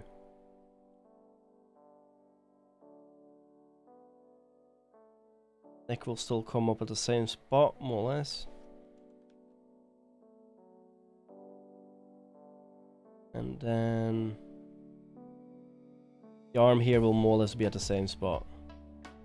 But we're gonna have a little bit more curve here now, because as your body leans from one side, right? This is a T-pose, and your body is here. As your arm goes upwards, your T-pose starts to curve a little bit more. So this will be more leaning upwards, and this will start leaning a little bit more to the side, right? And at the end, when you're going straight up, you will have an arc here.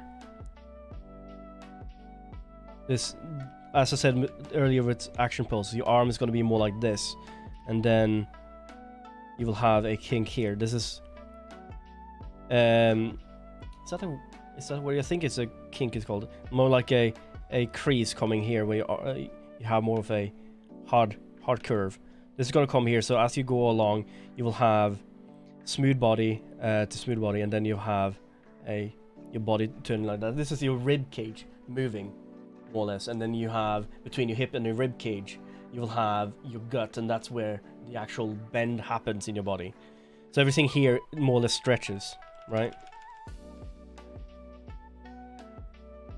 So from here, your body will probably come down here, the arm will probably go down here instead, and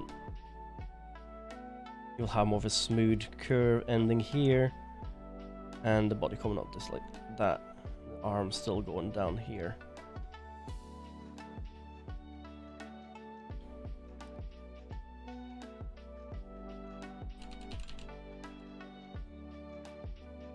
Dudes here.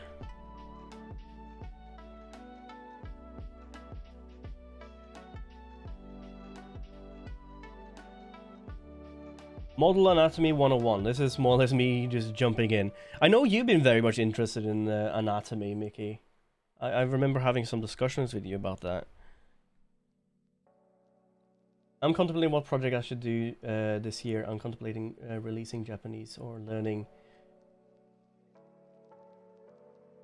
Also contemplating relearning Japanese or learning to play the piano. What about the piano? You are very much into music. I think piano is something you would very much enjoy if you finally get good at it, right?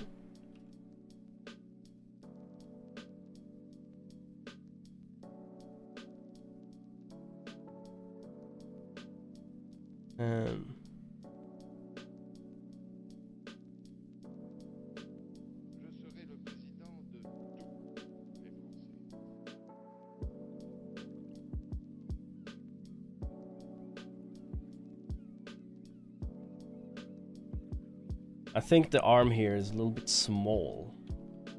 We'll fix that when the time comes.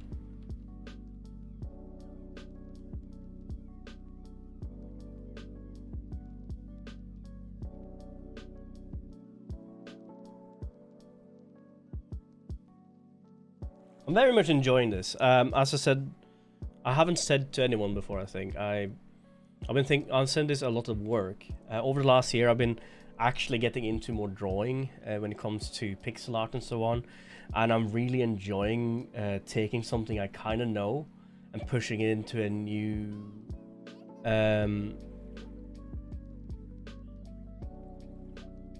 toolkit, you can say, like it's pushing what you know into new art direction. Like I have no experience with 2D animation before this, other than just making my GIFs on my own. I said I know the principle of animation, I just don't know how to draw like this. And this very much, I'm enjoying this.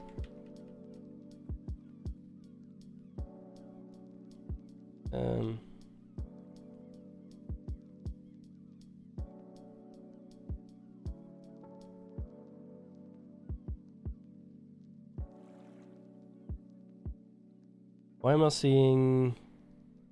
Oh, here. There you go.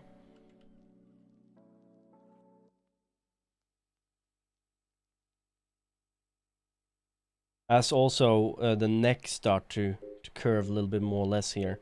You don't get that crease where the neck goes like this. You get the neck that goes more like this in the end. I've never been good at drawing, but anatomy and psychiatry,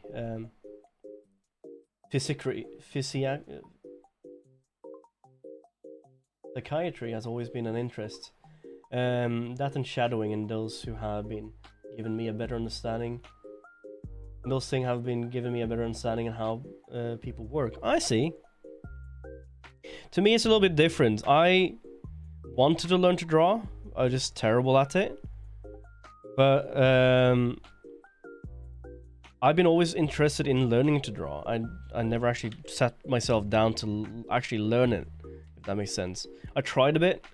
I think my favorite part of anatomy is the hands and hand movements. I have books behind me here that are all about like different hand positions and stuff. I love it. It's very interesting for me. Interesting to me, I mean.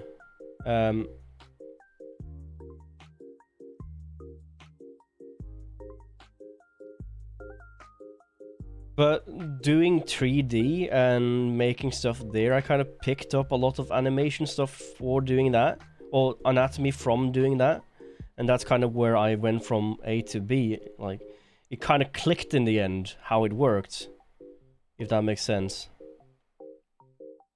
Even though I felt forced, even though I felt I forced them on you, your Xmas present was a good call. Yes, I very much enjoyed it. It's over here.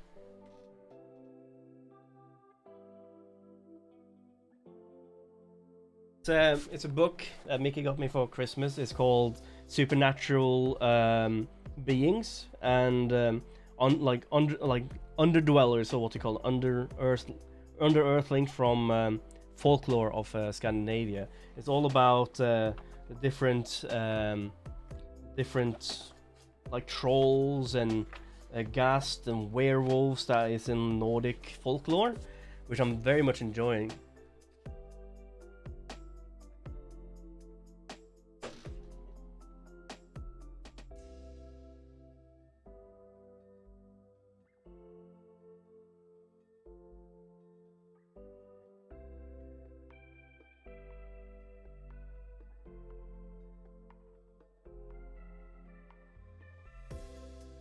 The other book, by the way, about drawing hands.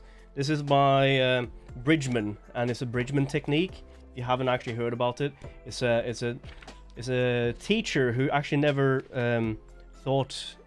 he actually never published the books, but all of the drawings here are from his students, and how he would go about drawing anatomy for artists.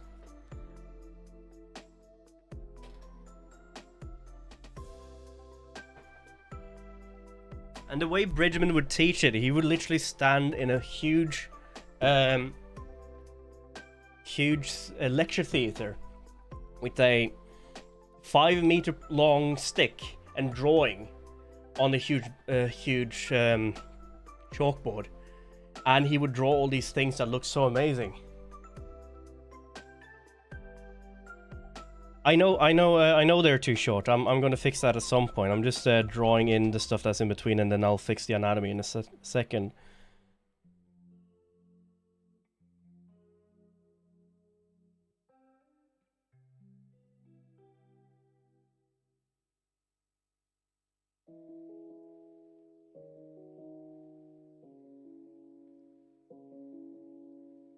I'm just getting the flow of the character in first.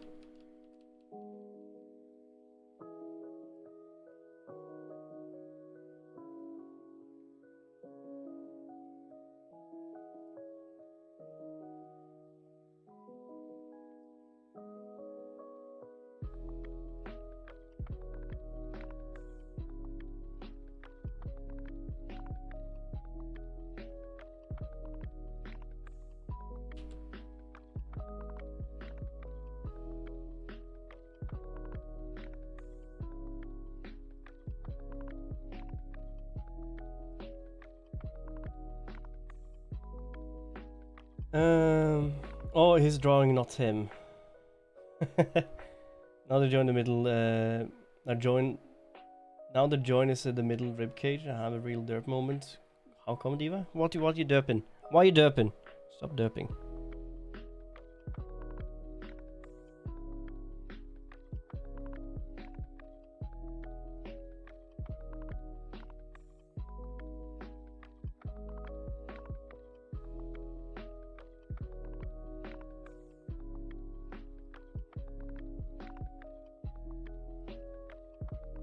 Right now it's all about sketching, because at the moment I'm not doing muscles here. I'm more or less doing the clothing on top of it, just to get the tension and the movement I want.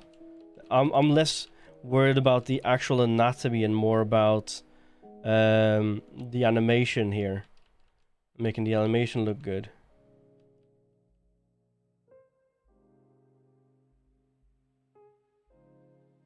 The animation, the clothing would probably, the character would be here and the clothing would come underneath.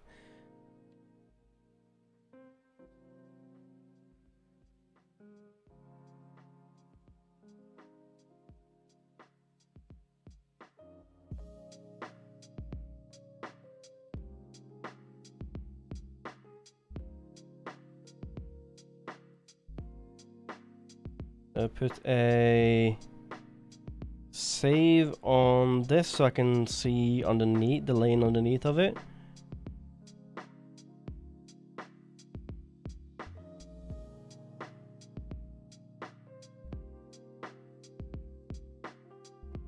I said this is more for actually just getting animation done, and then afterwards we're gonna come back to fixing the anatomy and the details. Right now we just want the character to work, right?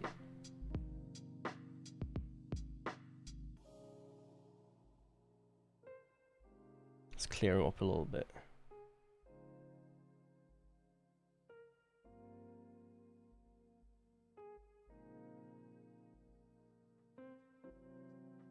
Clear her up a little bit.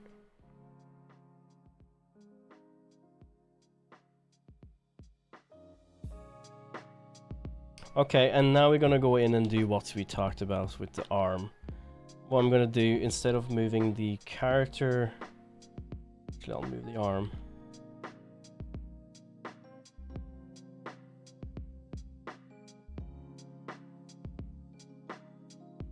S is the tool for that. Okay, good to know.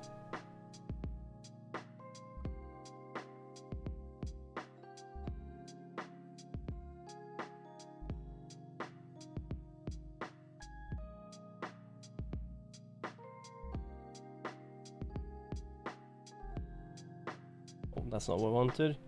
Shift space. And let's go in.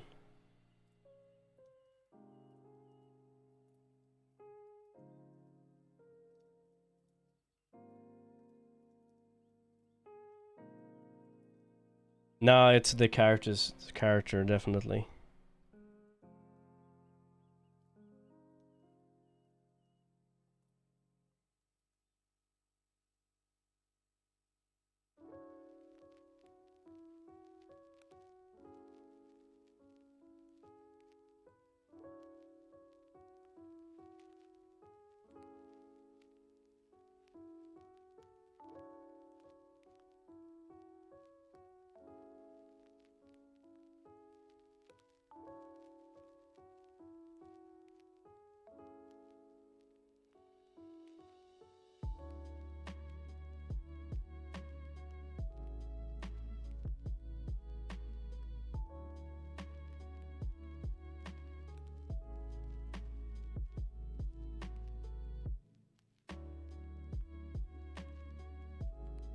Here we go.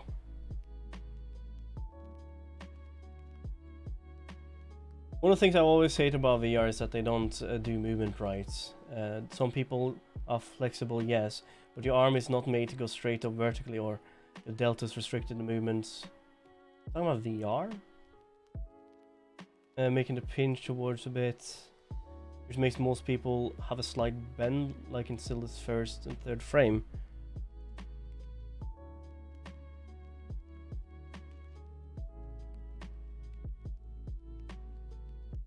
What are you talking about?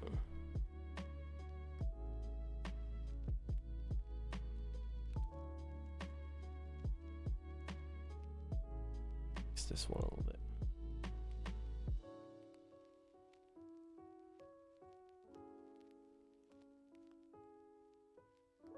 VR animation, like in VR, but then again, that's very different because that's more limiting towards the bones and the IK system that the VR uses.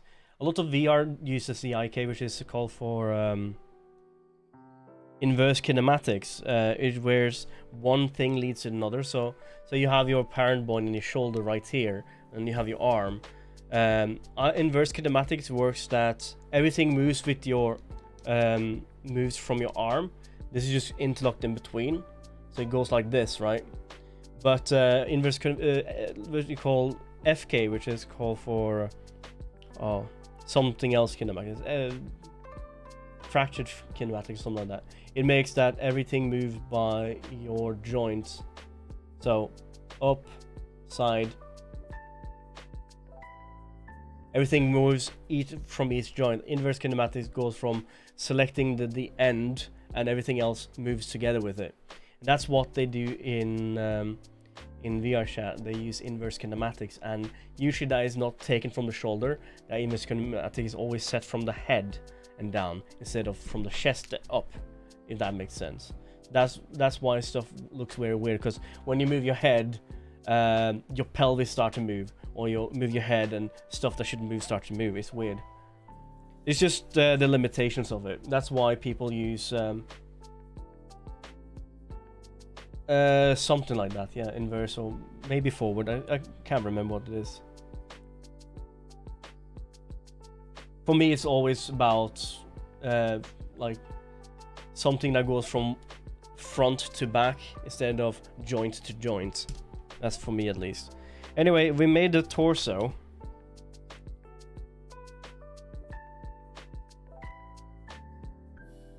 And I'm gonna do the next arm actually. Let's make a new level here, and that's gonna be the L arm.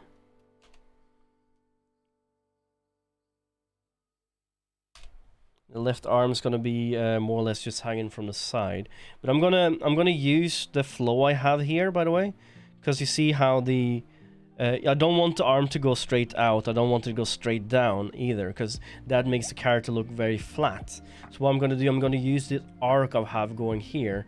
So I'm going to use this arc to move the arm out. So instead of going straight down, I want the arm to move out with it.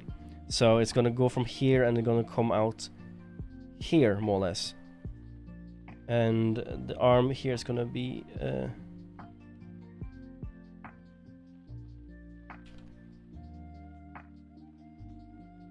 then it's gonna come down, out. It's gonna be the arm here.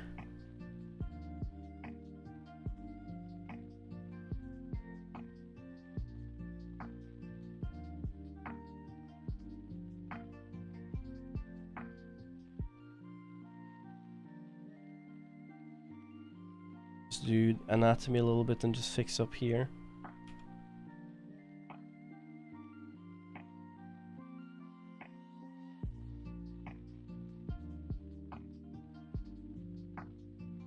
Zoom back in again.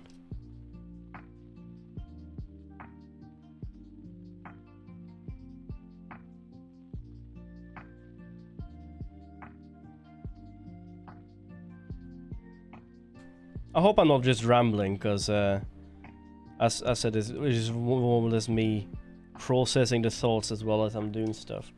So if you are new to animation, I hope it actually is something you can learn from or take into inspiration. It's not supposed to be a teaching stream at all. It's just supposed to be me having a chill time with you guys doing some animation. I said it's just the first time I've done this animation stream personally. It's always been a few drawing streams once in a while. I don't think I've done anything else, but this is more or less something I do in my daily life. This is what I do at work. I work with more or less 3D characters, but it's something I enjoy doing.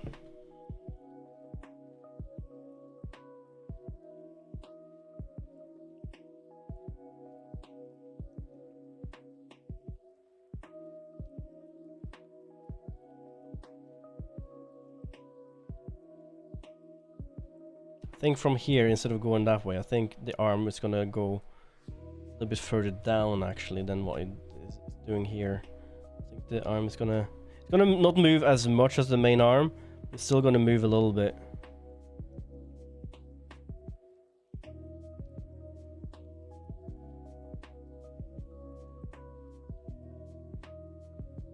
To me, most of the tech talk means nothing, but I enjoy listening to and picking up whatever I can use to make sense to me.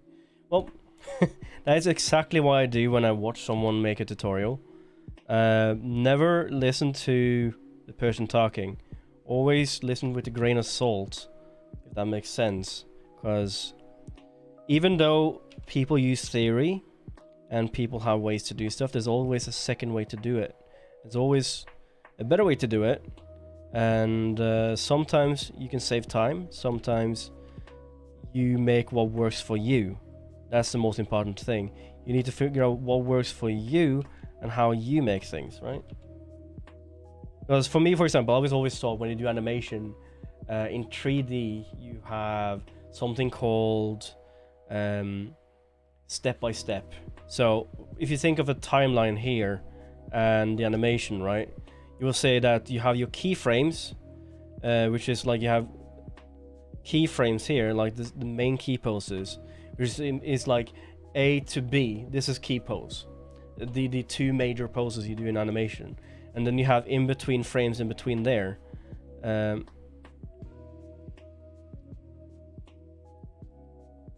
that's the in between frames. So what they usually do, they make the keyframes first, and then they do the in-betweens. But what they do, they use something called stepped, which means that instead of having a fluid motion from one side to the other, you more or less go stepped. So this will move, this will move. You will have nothing in between, so it will be a very much stop frame. They say that this is a quicker way to work on it, and then afterward, once they've done all the stop frames, they will then smooth out a line in between, right? In Curve Editor or what you will use. To me, I never found that to be working. It always seemed like a very, very slow process. So I use something called a straight ahead animation technique, which is you just go one way. You don't have an end, you don't have an assortment, you don't have a timing. The reason why they do step to step is that they want to have each frame perfectly aligned up to what you need to do. While straight ahead literally just jumps straight in. I make one key, I then go to the second part, I'll make another key, and then I'll make another key, and just work from there. This needs to look perfect, this needs to work perfect, and then go back and forward between them to make sure they look perfect. And then sometimes you make it in between. I find it to work for me, but the reason why people tend to prefer the stepped key process is because then you get the timing right. Because what I will do like I do now. I will make a frame, set a key, make another frame, set a new key, and then in between there, the timing doesn't need to be perfect. You then sort the timing out afterwards. And some people hate it, some people say this is not the way to work, and I say screw them. It works for me. This, because I spend so much time to have that I have a somewhat knowledge of the natural timing, what the natural timing need to look like. Then I don't need to literally frame everything. It just slows down my process. This is why I usually tend to make an animation maybe within 2/3 of the time of another animator, right? So I can quicker push it out over to my supervisor. The step key is more a way for you to, okay, I made a step key animation, and it took me like 20 to 40 minutes. I'd show my supervisor and get feedback on it, and then he fix it, and he fix it, and he overlay, add stuff on top of it. I don't need that most of the time.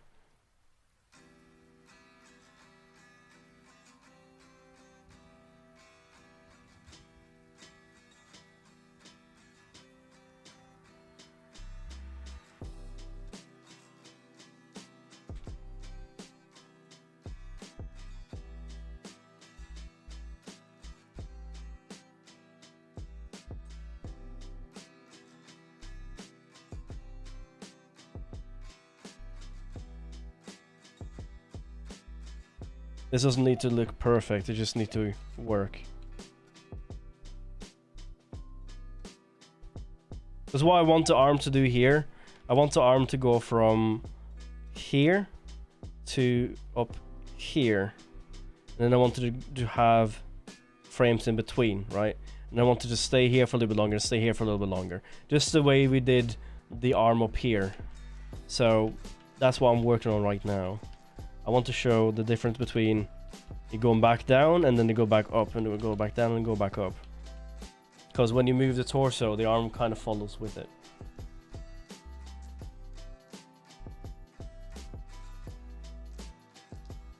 The arm might be a little bit too big, we'll fix that later. As I said, this is just my sketch. The part afterwards is what's going to be the detail. Once I got everything working. So where the arms start to go up again. A little bit at least.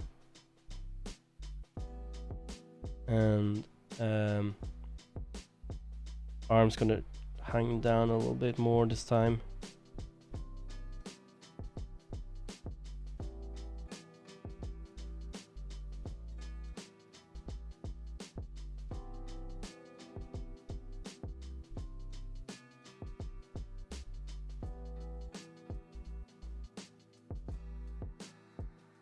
I'll just...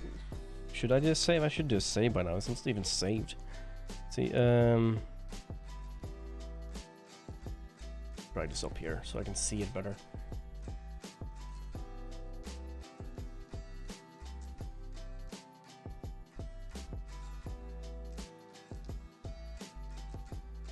Cat underscore wave.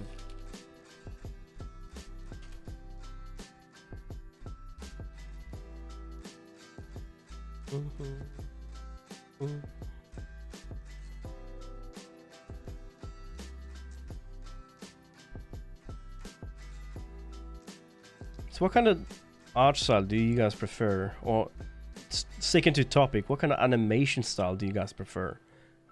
Do you prefer like stop animation? Do you like prefer 3D animation like Toy Story and stuff like that? Or you prefer like hand-drawn animation? If you do prefer hand-drawn animation, do you prefer like anime? So do you prefer like old Disney, like the 90s Disney? Or what kind of stuff do you guys like?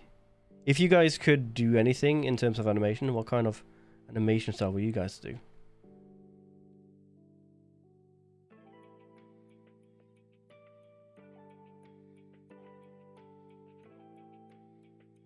Where the arms start to go up a little bit.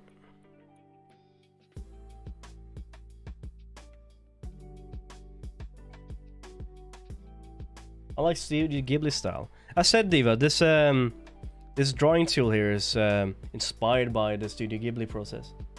Original Disney animation, like storyboards, like the storyboard style. Like, do you have like a movie in mind when you think about that, or?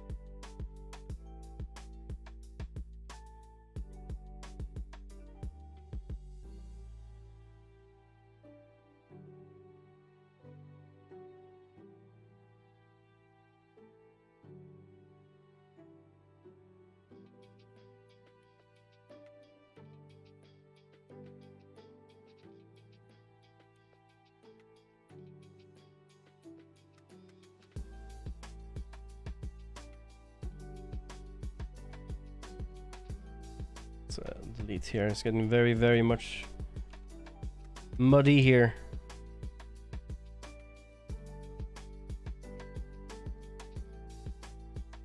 Oh, just like shop it has. Like, yeah, that's what I'm talking about there, about the two-step animation, which anime have. While Studio Ghibli is very much a different take of anime, because Studio Ghibli uses very much the Disney method of anime, which is they use like a lot of frames, and they use everything hand-drawn, hand-painted. I think one of the biggest thing they had is that, say, two of the Ghibli movies actually have watercolor backgrounds, which you can see, like the sky is actually watercolored, and the animate on top of that. So beautiful. I love it.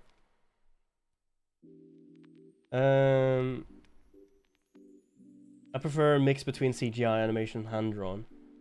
That would be the modern style. They can always be messed up if you take 3D into it and they don't do a good job, but it can definitely be used. Like in Studio Ghibli, in Howl's Moving Castle, the castle is actually pure 3D. It's not hand-drawn. It's actually a 3D object that has texture of hand-drawn on top of it. I was so blown away with the animation in Arcane, so I love to be able to do that kind of stuff. The original stop motion is amazing as well. If you do like the Arcane animation is very much the CGI aspect, like the Pixar animation. But the way they have stopped it is that they're trying to add in the texture and the effect is very much something they call stylized texturing, stylized modeling, which is the hand-painted modeling or hand-painted texture on top of the actual modeling. And then they use a lot of lighting effect and something to make it very nice. I love the Arcane. I watched through Arcane frame by frame when I did. I stopped a scene, watched it 20 times. Like I take snippets of 5 seconds and I watch it 50 times, and then I will continue the movie. So watching a movie with me is terrible. Also like the animation of Oben and Star Racer. I don't know that one, Diva. The flipbook of Mickey sailing before Disney movies. Oh, yeah, I know the one you're talking about. That's the first animated short they did, wasn't it? The Tugboat something. Tugboat Larry? No.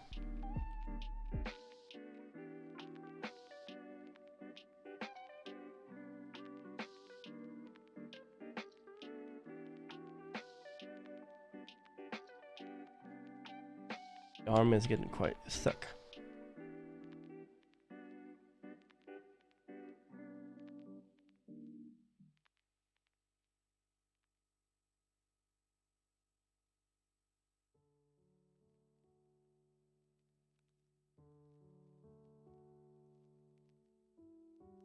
Just fixing up the sizing here because the arms are getting quite thick. Don't want that. We'll get there afterwards, but I don't like... I want to see like the contour of the hand, not the clothing. That's why I did the hand by itself, and the top here of the torso being the actual clothing. Because I don't want them to be too much intermingled. Because with the arm, I kind of want to see where the movement is. Alright, gotta buckle down, so I'll lurk. Alright, enjoy your lurk, Shia. Yeah, the painted just look just blew me away. I'm very much wanting to get into like like I want to make a model and an animation very much looking like they did in Arcane.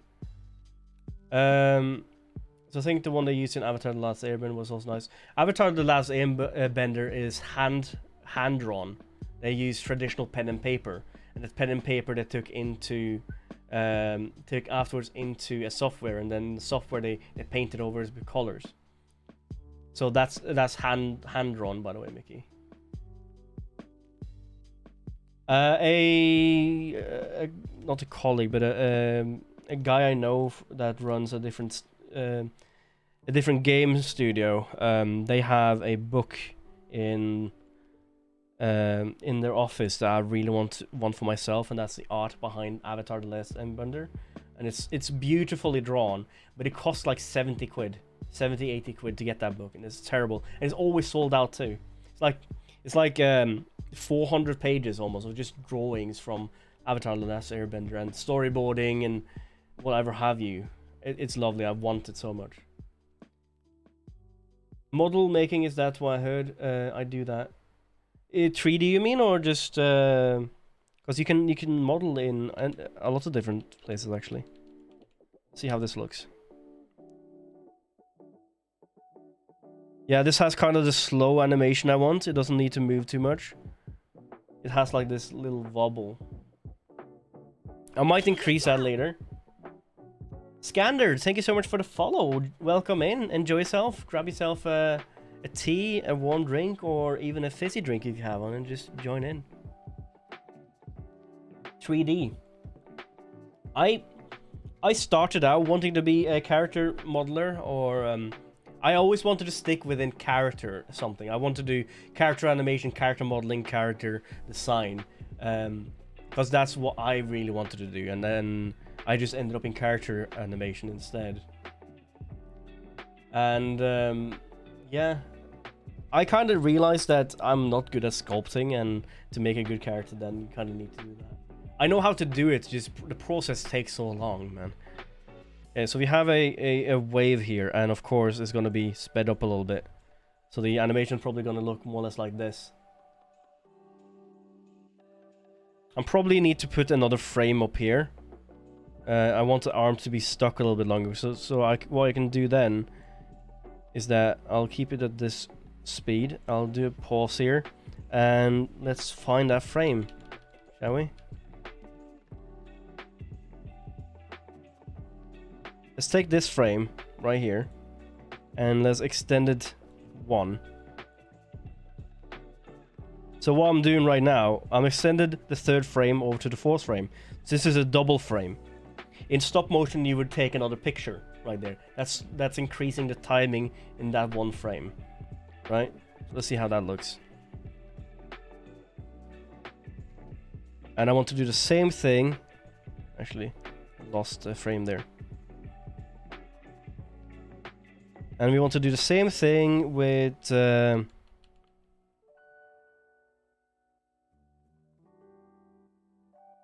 actually this arm right here I need to fix. S, not M. This needs to be a little bit further down, and oh, this tune. I like the piano. I'll take frame 9 and extend frame 9 out a little bit. I think we removed a frame we shouldn't have in between that. So we might go back in and add another frame in between and stick to 12 frames.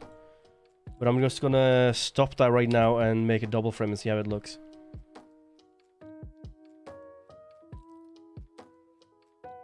Yeah, we need another frame in here actually. So what I'm gonna do, I'm gonna take 9 here, and I'm gonna make another... can I make a frame in between?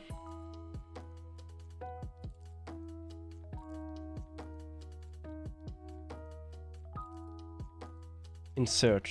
Yes, that's what we want. Insert.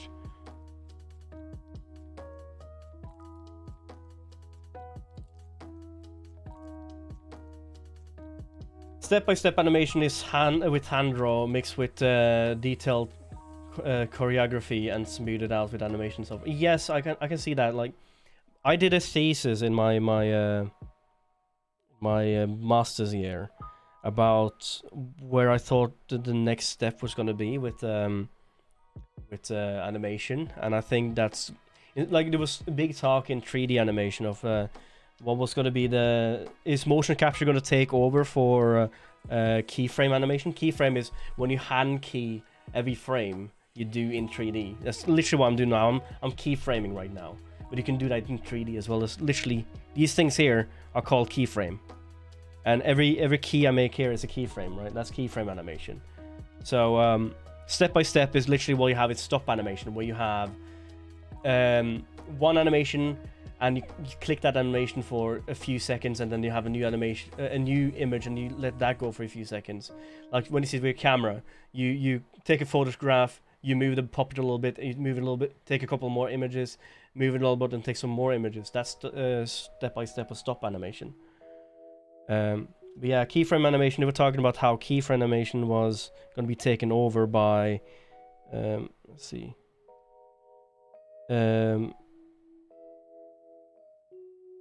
how they thought keyframe animation was gonna be.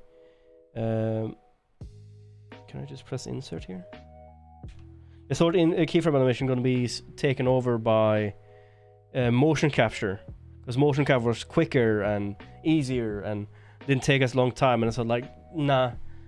What I found out from it is that keyframe animation is very much gonna stay, and maybe if anything, it's gonna keep or blend them together. Use a step of both, right?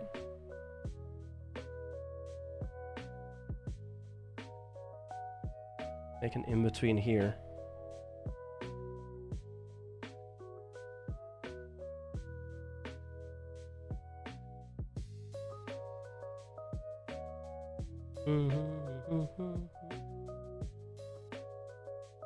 This arm we need to fix at some point. It's just there now. I'm not focusing on it because we don't need it. It's just there to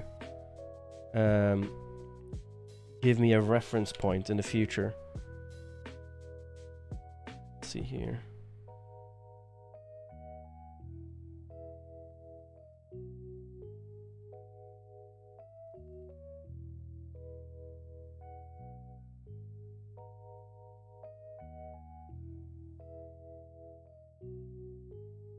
Have an in between here. How does that look?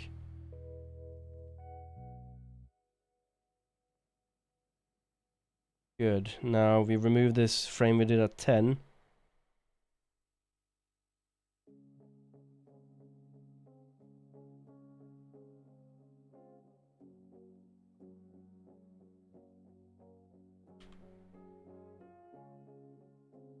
And let's remove those frames. Let's take the frame we just did here and crease that out, crease it out, crease it out.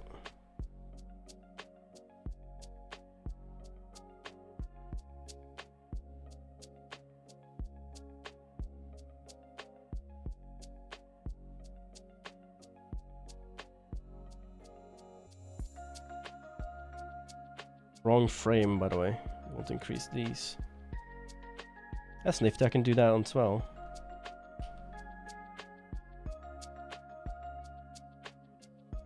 Doesn't look right.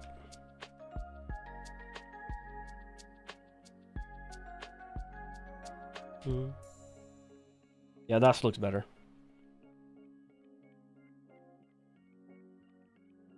Because you see, like, the in-between goes quicker, right?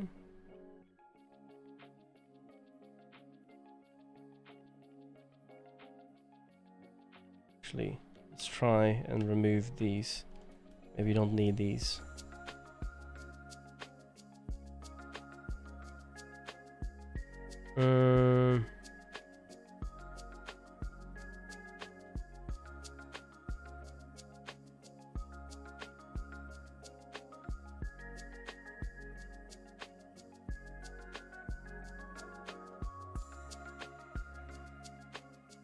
Yeah, let's keep that. I've been watching stop motion from a YouTuber animator and it blew me away.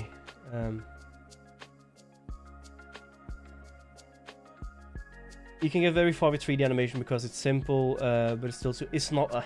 Animation is not simple. I'm just gonna stop you there. It's still too simplistic. I love how they fuse when you do it. I love the flow of CGI animation, but it still feels out of place. A lot of hours and time. It can be done well. No one wants to use the budget. That's true. Pixar animation is one of the ones you can look at. DreamWorks are very much getting it, and Disney is always very much getting the hang of it. I just think that it needs to be a lot more in between that. It's something about hand drawing that gives it a soul. I would say the reason why people tend to enjoy hand drawn is because you have so much more artistic element into it, like traditional drawing kind of has. You can like, if you want, for example, in 3D, if you want a character to morph into a tree, you need to figure out a way to, like, in drawing you can just draw it from morphing into a tree. In 3D you need to find out the technical aspect of making one model turn into a tree. So it's very much the way they are doing it. Really, it's possible. It just takes more effort. But there's a lot of stuff I like in 3D animation that you can't find in traditional animation, for example. Like realism, very good lighting. In 3D animation, you don't need to worry too much about like the in-betweens, because you can calculate the in-betweens for you. But then again, nowadays in 2D animation, in toon animation, what they call like in 2D rigged characters, like the ones you will see on Cartoon Network nowadays, the one that doesn't look hand-drawn. It looks like a vector drawing, really. Those you can add bones into and do the same thing. It will literally calculate the difference between a movement. It's something about how, which is with 3D animation. It's all about preference. It's about preference and what you like. I personally enjoy hand-drawn animation quite a bit. Let's see here. If you have the base of an animation right now, let's go ahead and make the head.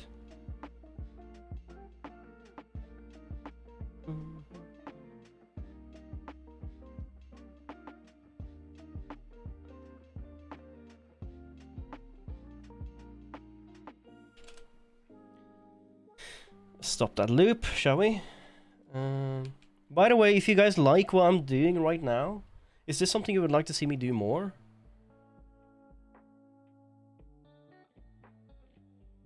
How's the face of her? It has very much a...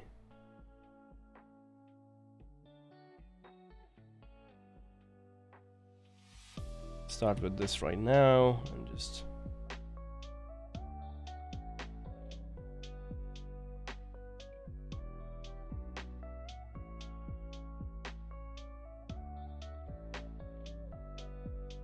do that because that's what people do, right? I hate that crosshatch.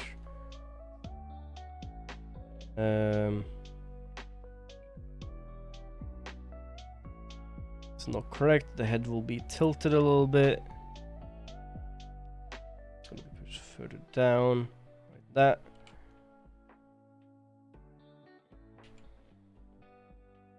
I'm not going into that question. I've already had a 2-hour discussion about it.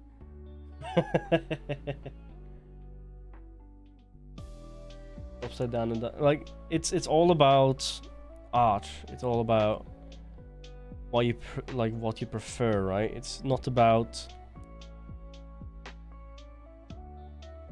It's a media, right? 3D is just in one media of animation. There's so many other medias you can use. You can do animation without you can do animation without even going 3D and drawing, really. You can even make stop animation. You can literally do animating, like games characters already there. It's like the Team Fortress animation is very popular, right? You can do animations with charcoal. You can do animation with real life stop animation, for example. You just take a picture of yourself moving around. I don't like the jump he has here.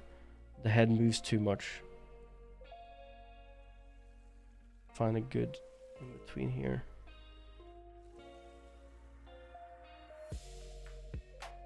This is why I'm making these in layers, by the way. I'm aware that my avatar or the character looks very much like a man right now, but we'll fix it. I'm just trying to get the base poses in, and then we can draw the character on top. This is gonna be what you see underneath. It's gonna be like the skeleton of the animation. It's a long process, but it for me it works, because that means I don't need to think about it afterwards. And also it's a way for me to actually go and learn this software I'm using. As I said, I haven't picked or used this software before today.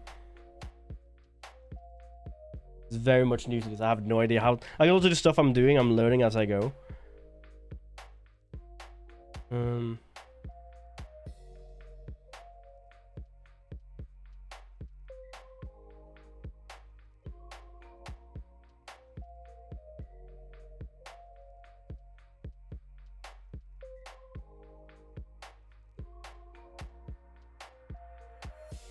A little bit more tilt here, actually. It's gonna be out here. Head is also way too small, I realize, but it's gonna be a lot of hair around their face.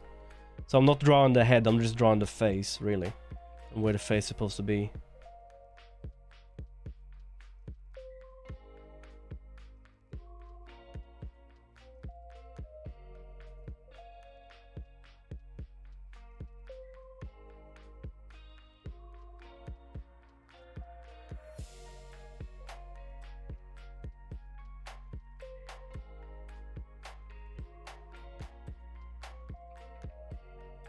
Yeah, that's a problem right there.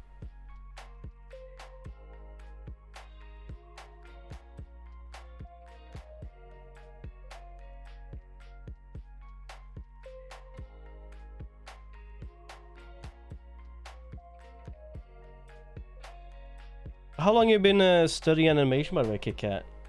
You said you were studying animation. You're studying 2D animation on top of that.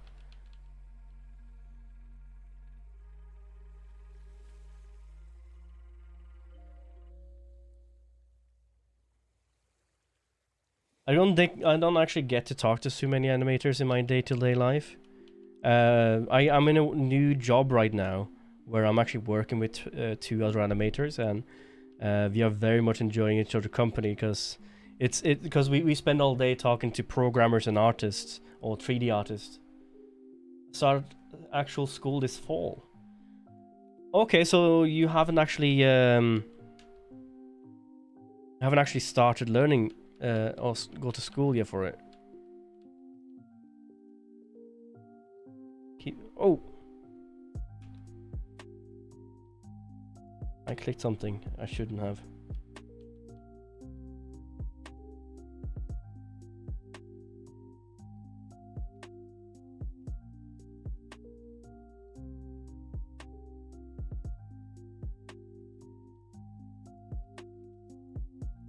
I'm self-taught mostly. Okay. I understand that. I was very much the same when I started graphic design. I just have to say straightforward that do not expect miracles your first year, because the first year in school usually is the year where they are basically coming to terms of where people are, and a lot of times that means the people that are a little bit advanced, more advanced than the other students, will be neglected for a little bit. And that's very normal when it comes to these kind of things.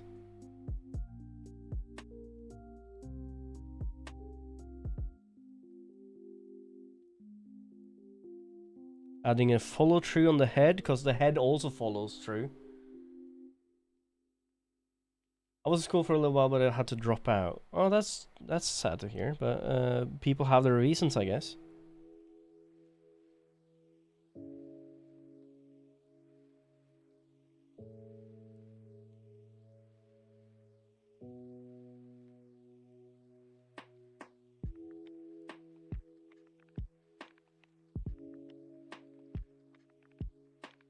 Actually, let's keep here.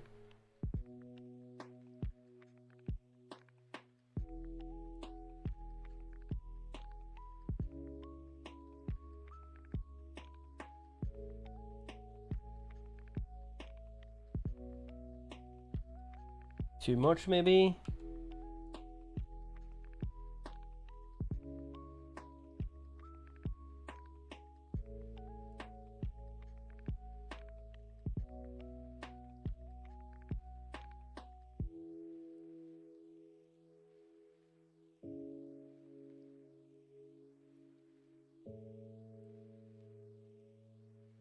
Push it down a little bit, like that. Out that jaw a little bit. I want the head to be tilted a little bit as it comes back in.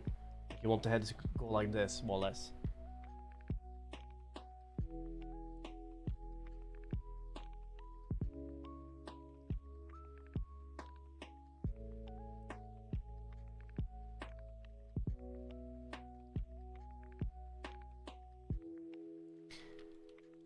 We used to do this thing when I was in school. This is something I started in when I was doing graphic design. When we tend to sit down in the labs or the school classroom after this teaching is done, so you can work on your own stuff, or you can go home and work on your own stuff. It's just so you get time to actually work, and you have a lot of project that takes longer than the dedicated school hours. So during the school hours, you're there to learn. After school, you're there to finish your project, right? So you have 24 hours school, more or less, life. And the same thing was when we were doing 3D and stuff, is that we spend a heck of a lot of time working and learning.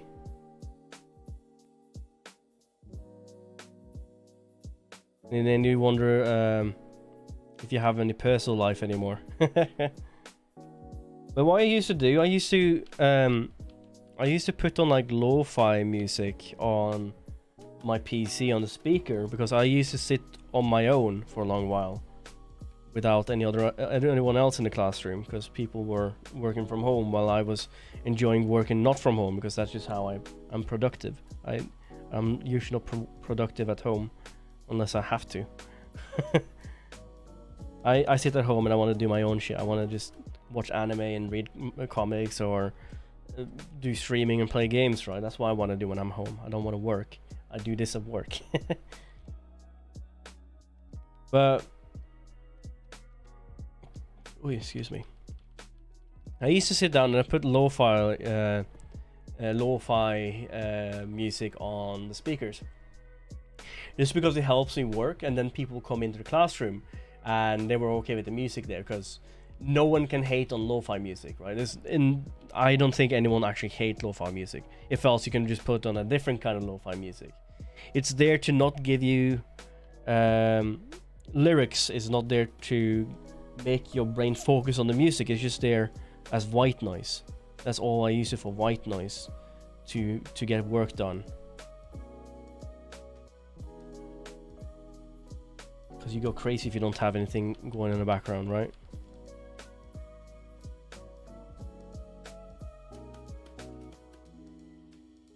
Let's tilt his head to the side a little bit.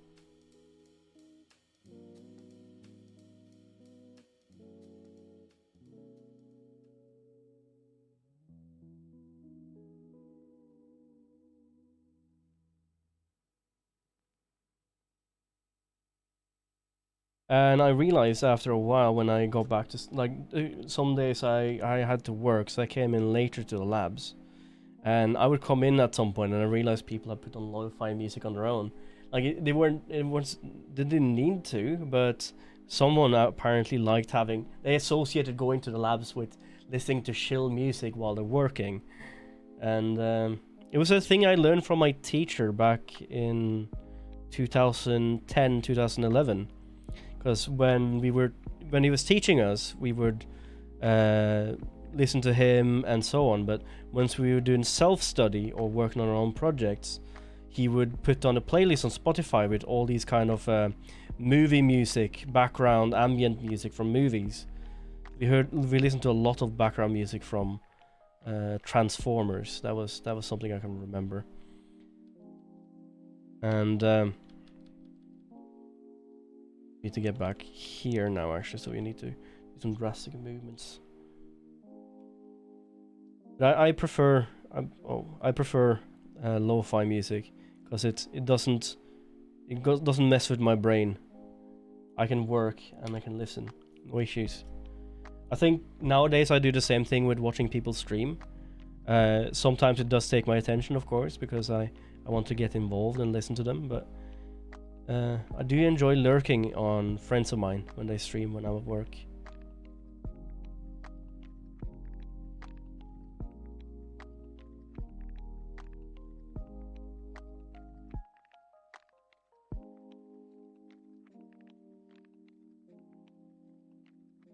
And I get my job done. I can't function without having something in the background.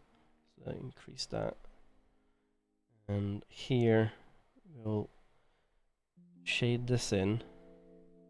So this definitely need to be lower down.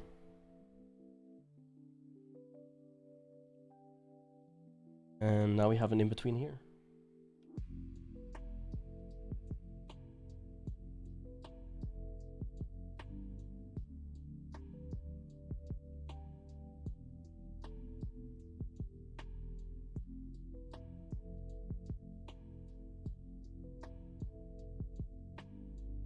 Now we have an actual wave animation.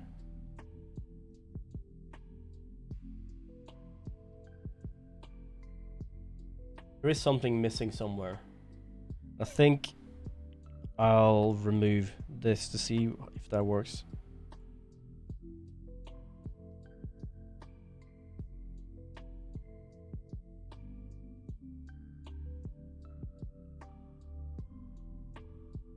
This frame. Oh.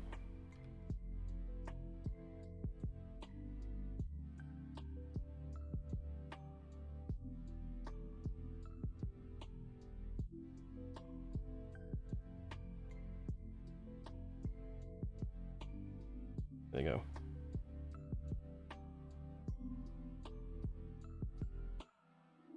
Yeah, that looks a lot smoother actually.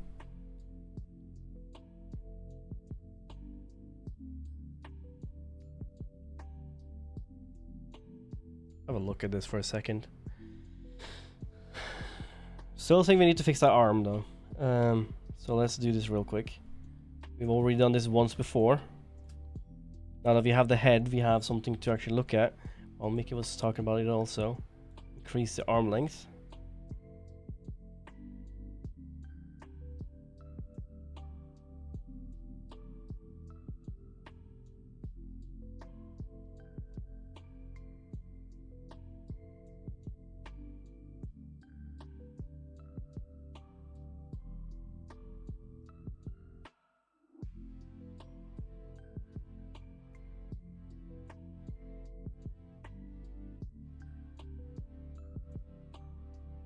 Here, also up this. We even need to be longer than this.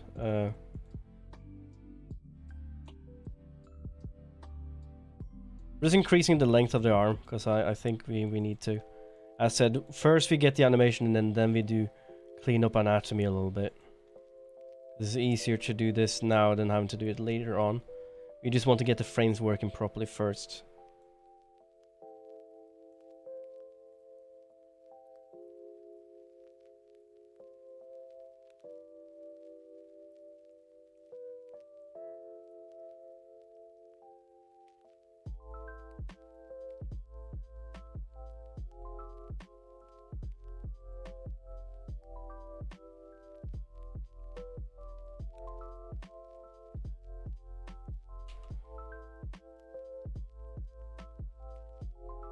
Now we have a waving avatar. So what we have here, we have a smooth arc here. The action pose very much work here. So the curve line from the top of the arm follows this. This has a follow through. This has a little bit of bend. So the torso, you can see the torso stretches here. Here is stretch here and a squash there. So this is where the torso get a little bit squished. So squish and stretch. You have a little bit of a follow through on the head where the head tilts with the arm. So it's a one thing causes, it's like one thing reacts to the other kind of thing. So I think we have something working here. What we could do now, we could do the rest of the body. It depends where we actually want to frame the avatar. If you want to frame it with more of a body or like a full, like this is actually something for you, KitKat. Do you want a full body or do you just want like a portrait shot where you have like from here to here, or do you want like all the way down to the hips?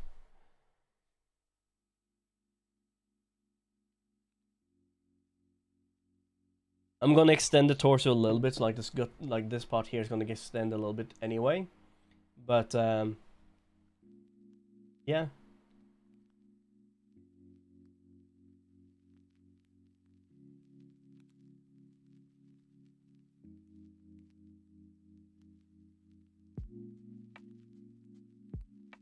If else, I'm just gonna do it a little bit on my own, see what we can get through. So now that we have our avatar here, can I reduce the opacity of this?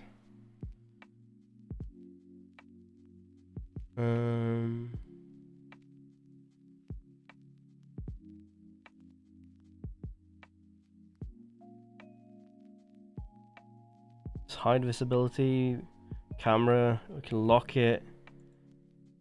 Here we go, opacity.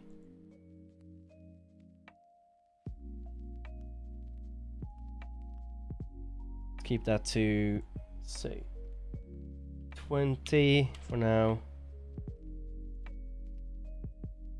20 here as well.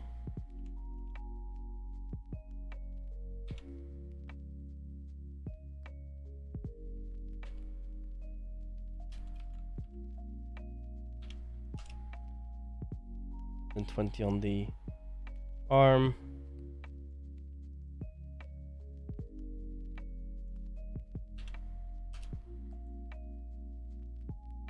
The 20 opacity on the other arm.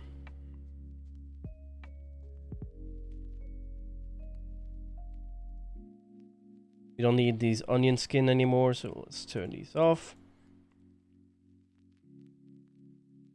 And now we have a base we can start working on. So now we have the timing, now we have the positioning, and now we just need to draw on top of it for making our character. There's a few things here that will change. Of course, there will be some changes to the body, there will be some changes to where stuff are placed, but the initial body and the initial animation is there. So we're gonna stop now and do a save, and then we're gonna start on. I cannot make groups, can I?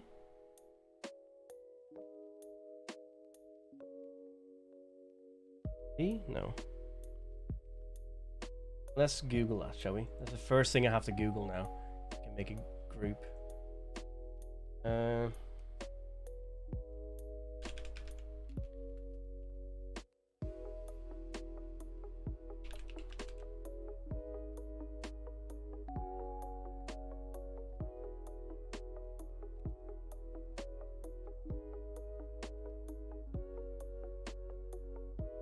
Groups, I don't want that.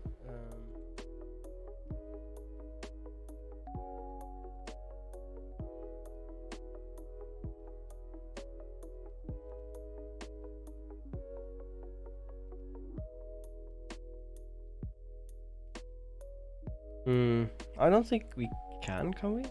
You can collapse it. Now it's all one thing. Let's do that. Let's keep it like that and do a.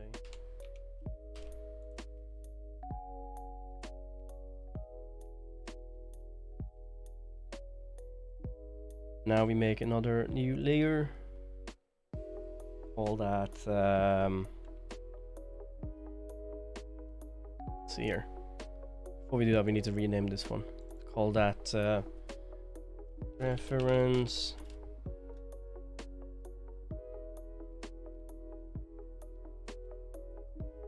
Ref wave, and let's create a new level and call that. I don't think it's nested. I don't know if it's nested or not.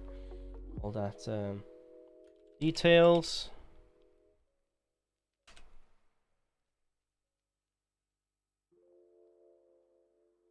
And this is where we come in and make our information, more or less. So this is where we draw like fingers and ears and stuff like that. Everything that needs to be on top. This is where we zoom in a little bit. And now, even reduce.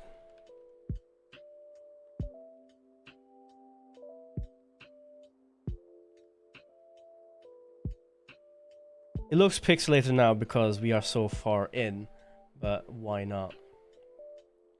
So here,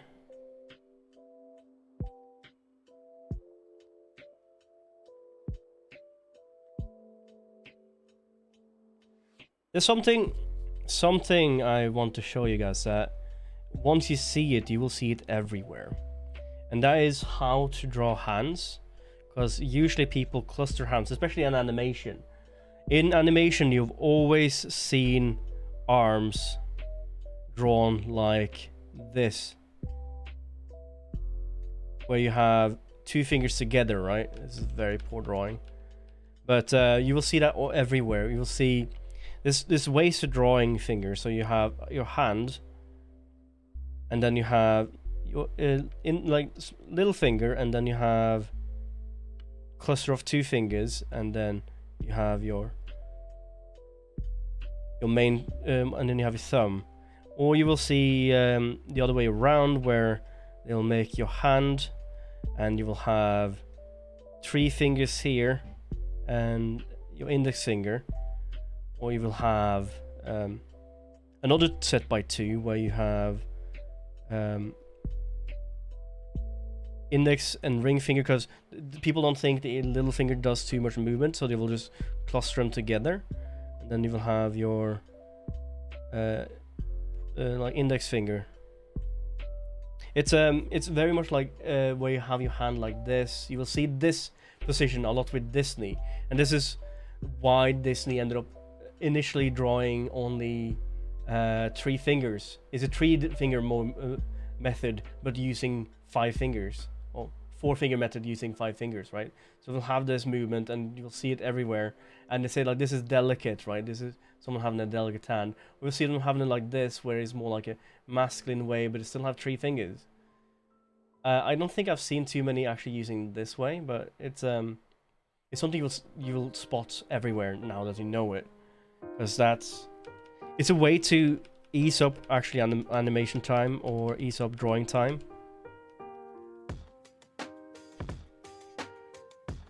Why do we always wear gloves? True that.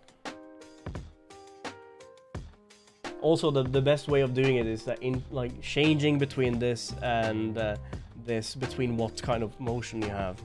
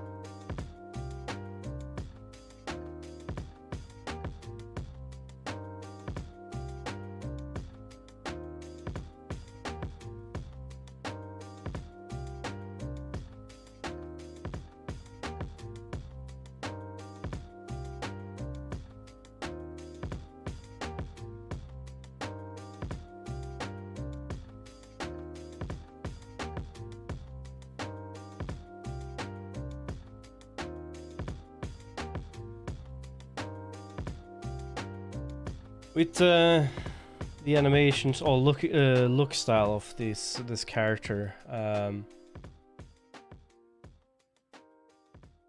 think the fingers need to be more extended actually, so let's do that.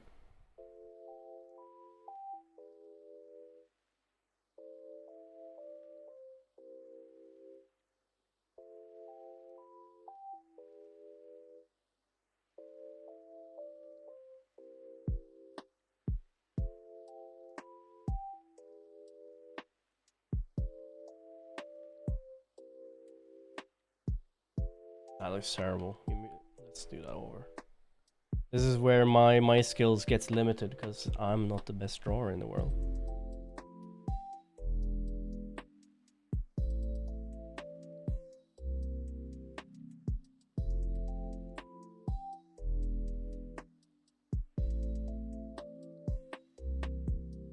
This looks terrible because this is supposed to be down here, like down here, not up here.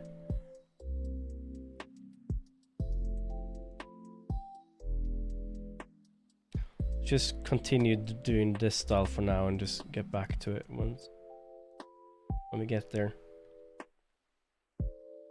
Do the mitten technique.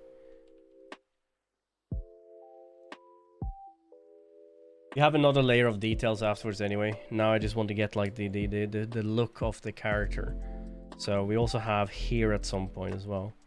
So let's see here.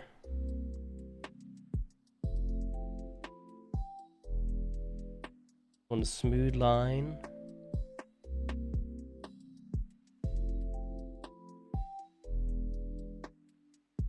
Line.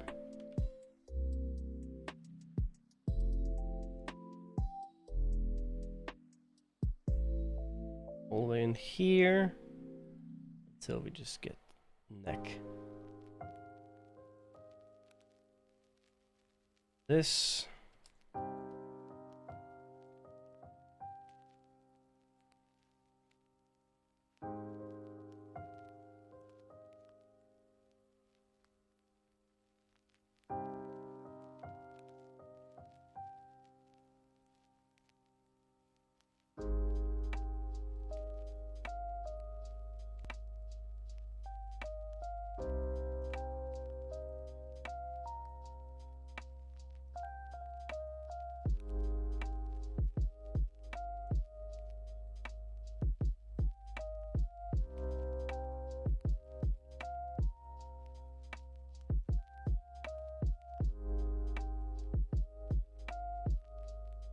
This I will not keep straight. I want to keep this curved a little bit.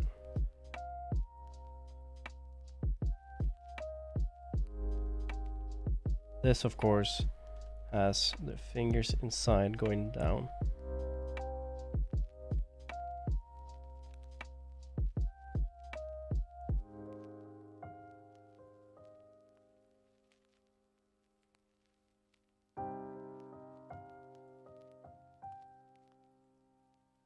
In that case, instead of drawing this, I will keep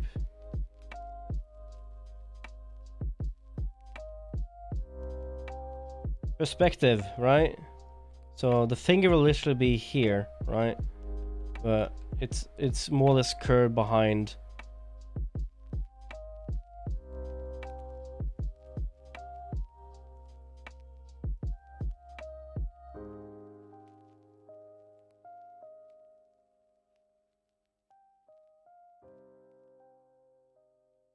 Too far.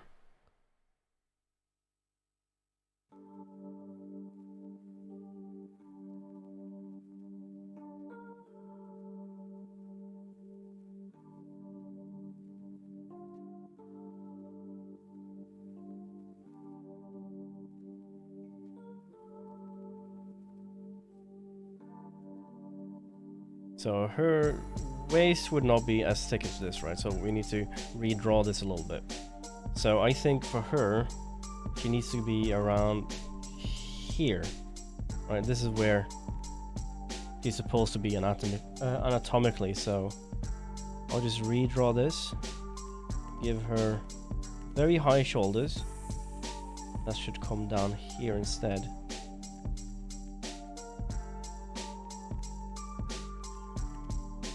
I'm just looking at my references for this.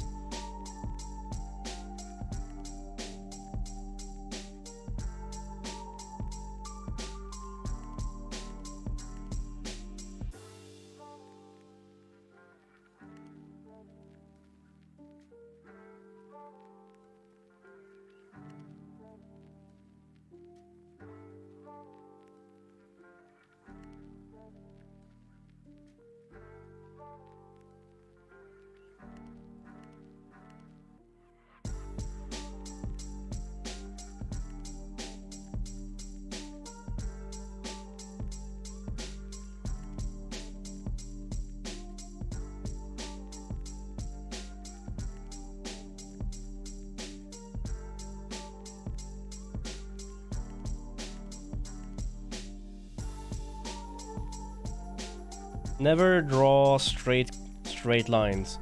Always keep a curve to it. Like keep like a smooth curve to stuff. Right? Neck is too thick. Let's fix that neck.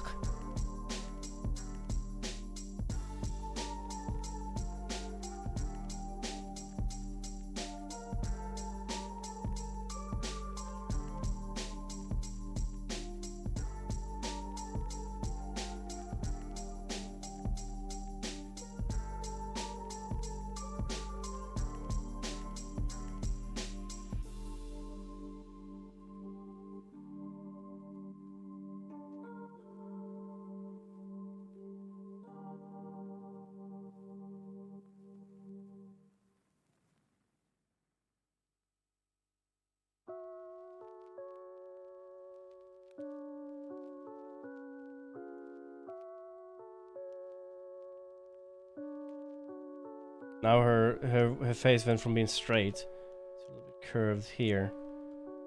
Right? Looking a little bit to the side, but not too much.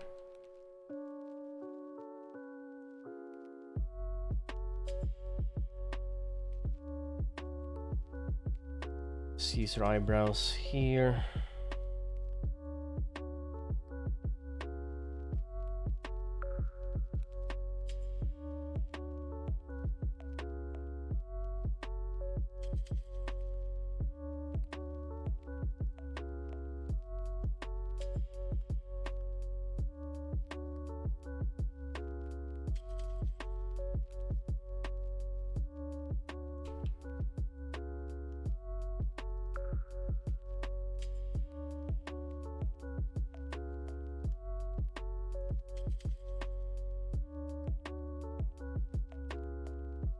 Eyebrows are never sisters. They're always, oh, they're never twins. They're always sisters. They don't need to, like eyes and eyebrows don't need to be the same. Just need to look like they're related.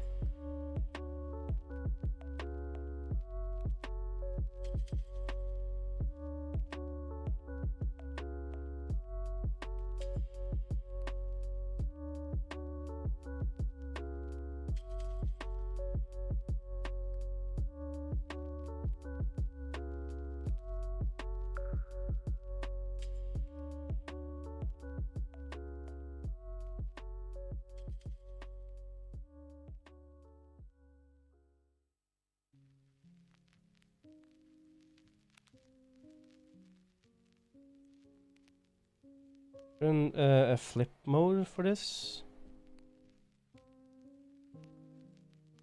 Easy for me to flip the other way around and draw.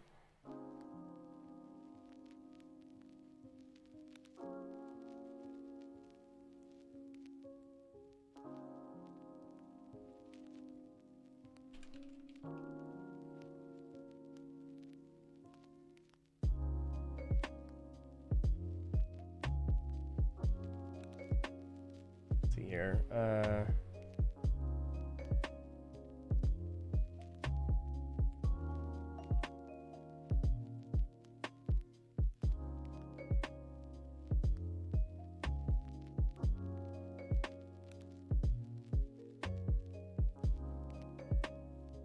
People making new cameras, so it doesn't really have a flip function. That's sad.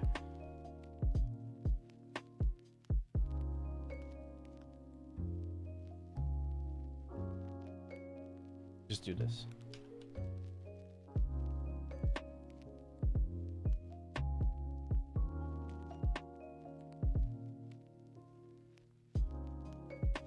Cheat a little bit.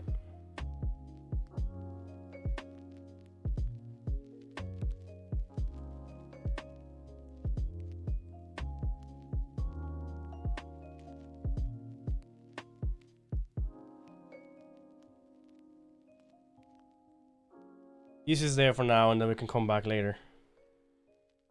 There is ears.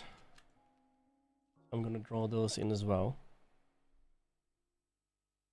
This is a fox girl.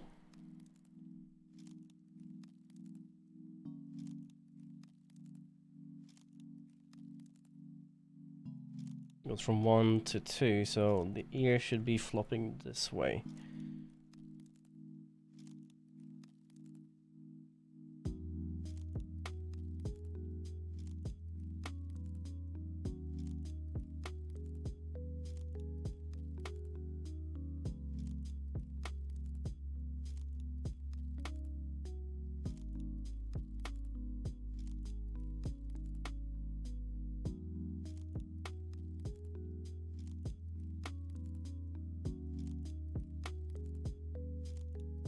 The mighty owl brows, yeah, exactly.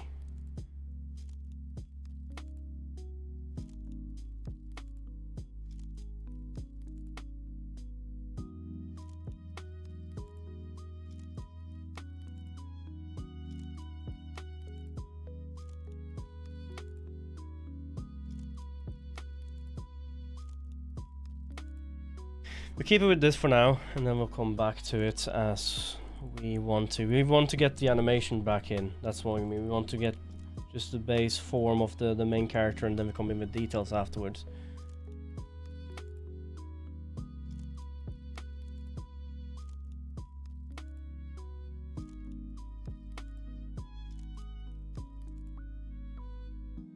The ears will go from flop this way, and then they will move up and then flop the other way. So that's why it's all tilted to one side, and once the head goes tilting from one side, it will go from one, like it will more or less go this to that, to this, to that. That's what I wanted to do. I'm gonna have myself a brownie.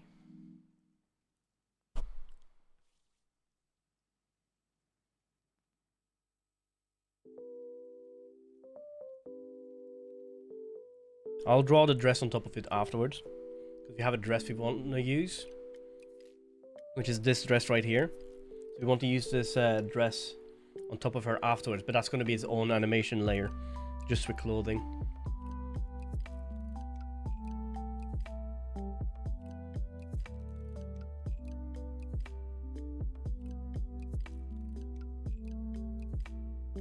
Give her a little bit of figure.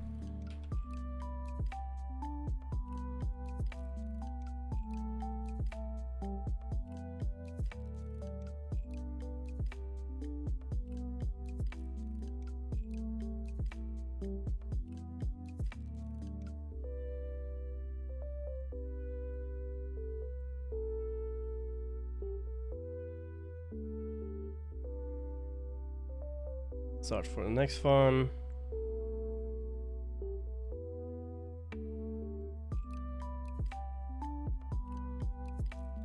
Want to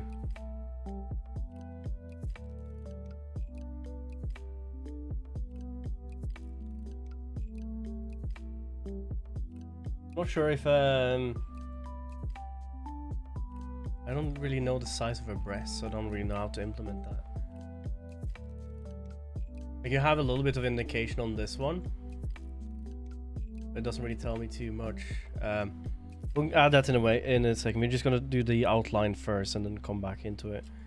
Okay, so here's the second one. Small. Okay, so I'm more or less not gonna draw an outline on it then. Let's just keep what we have and continue.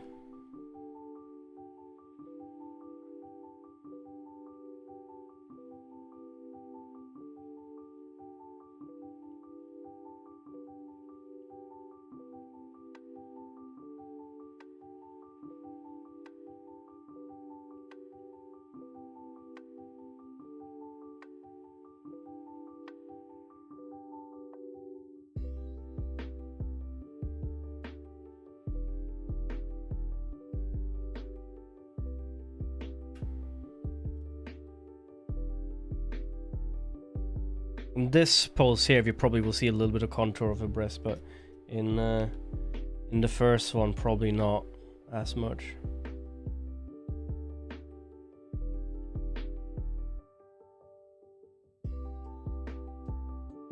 Here we have a little bit of a bend, so we're gonna remove the smooth line and have a little bit of crease right here. So we'll start with that, and then this one goes down here and kind of get lost within the head a little bit. So this is where probably make it a little bit skinnier, so I have like a contour to go with. Then we have down here, this is probably where we're gonna have a little bit of a feel of her side of bricks. So when you hang, like when you lower your shoulder, it kind of like it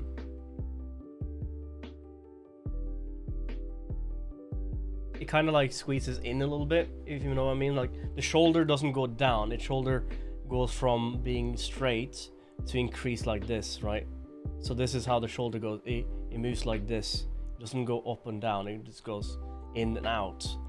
So as you stretch outwards, which you'll see in a lot of like very muscular men, it's that they gain that T shape, or the triangle shape in their muscles. When they lift off, they get like very broad shoulders. That's the contour of not the rib cage, but the muscles getting stretched out, because the stretch from the muscle, at least for the breast tissue, is connected to the end of the like to the tendon underneath your armpit, the marvel body.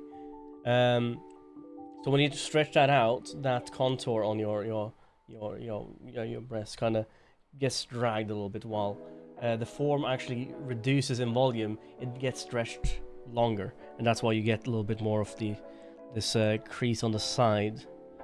That's what gives you a little bit more of this hourglass.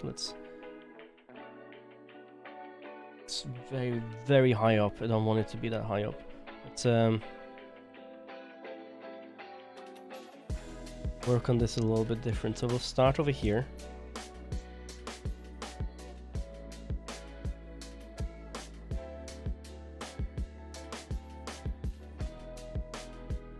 Work like this.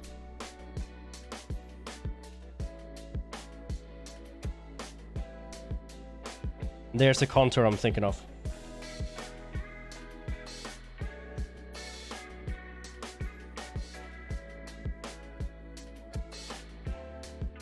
What am I working on? I'm working on a let's hide this for a second. I'm working on a wave for Kit Kat here for this Anthony, thank you so much for the follow. I'm working on a wave, very much like the wave you have in the animation of Joy for Kit Kat, for her character, which she wants me to have drawn into a GIF for her follow animation. I think is it the follow animation, which is any kind of animation when you get an alert. By the way, Kit Kat. Let's do a shout out to Kit Kat. If you want more art and like what you see on the two characters or the character I just shown there, please go and follow and support Kit Kat. She draws and does a lot more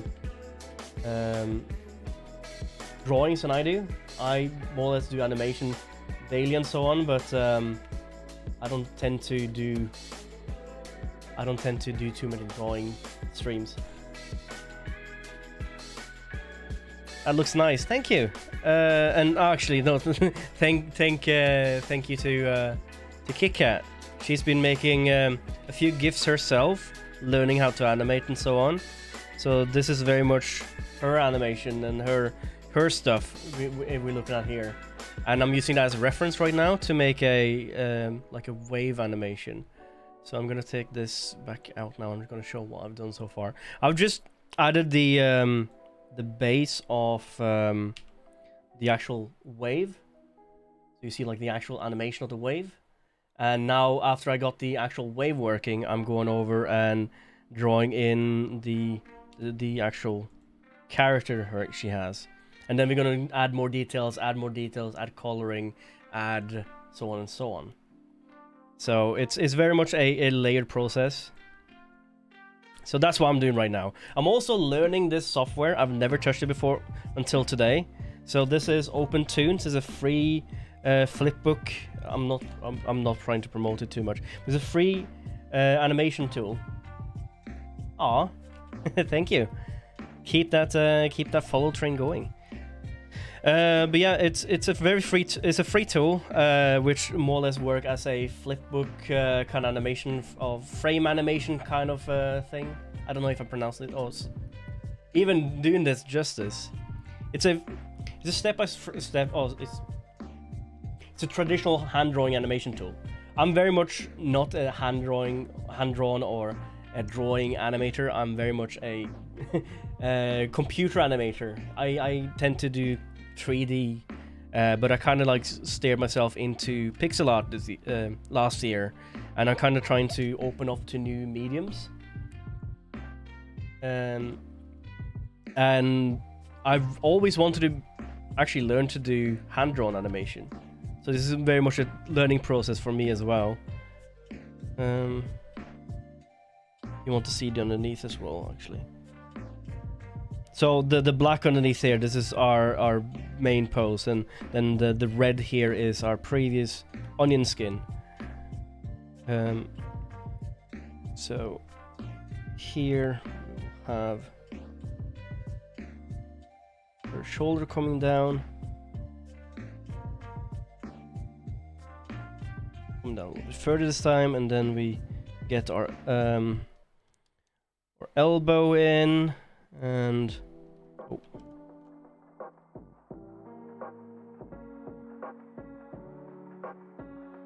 Need her.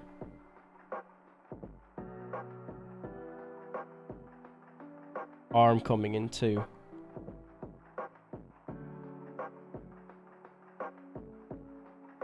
Thinking of perspective here.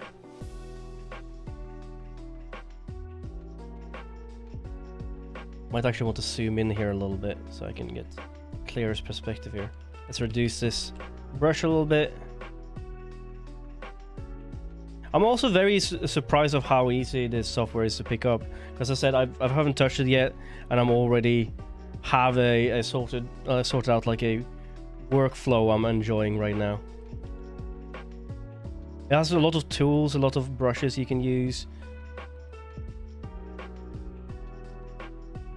I do both 2D animation and digital art. So you do like what's your software? Do you use like Animate, or do you use After Effects or something like that if you do like 2D animation, or do you actually do hand-drawn animation like something like this, or Harmony, Toon Boom, or whatever you would use?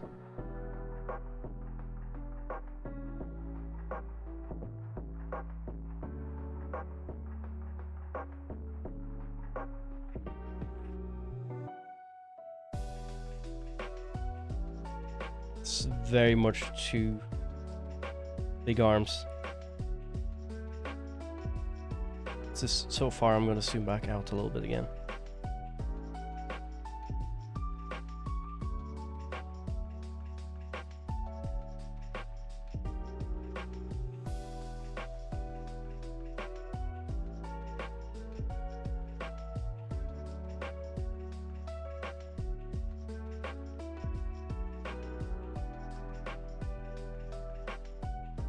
To help you with the medical terms of the stretch, the upper chest pectoralis major,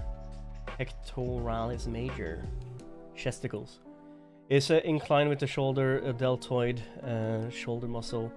So lifting your arms will stretch the pecs and also stretching the pectoralis minor, which is the muscles over the ribs and under the pecs.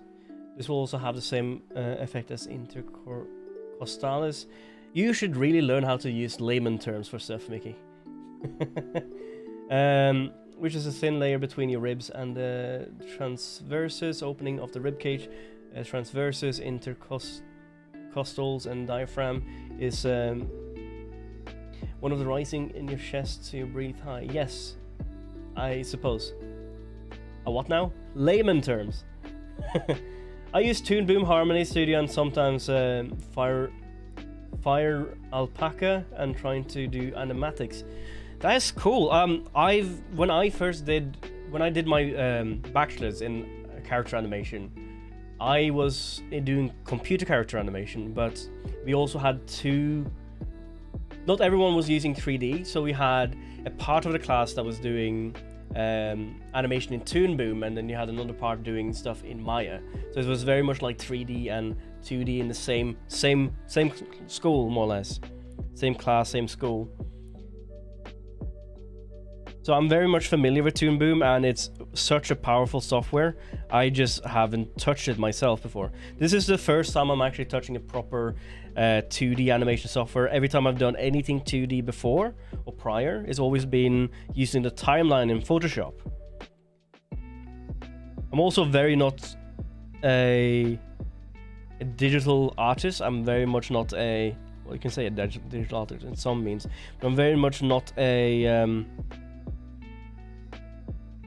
2D artist, you can say. I feel like when I draw, I don't draw super well. I always have to like question myself when I do stuff, but arm goes up, arm goes down, ribcage in, ribcage out. Layman terms, yes.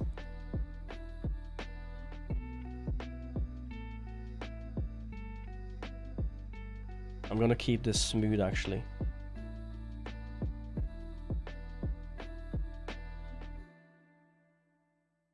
It has krita too. Oh man, I know the term krita. It's Critter the one that is like Photoshop, right? That's the free Photoshop thing, or is it free? Like the anime of Photoshop.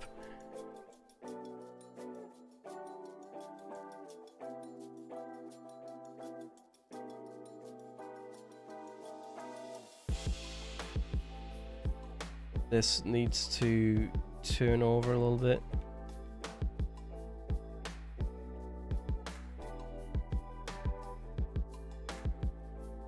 That.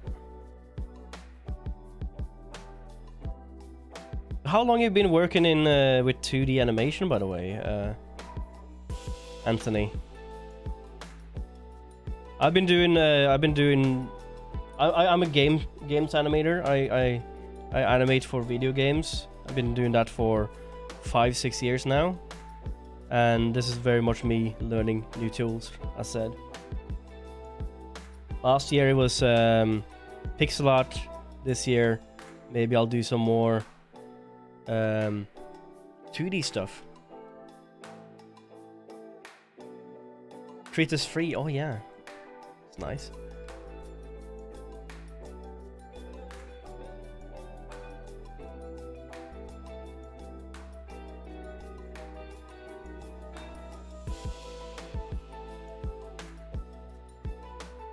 I'm gonna be cheeky here and copy of my head here.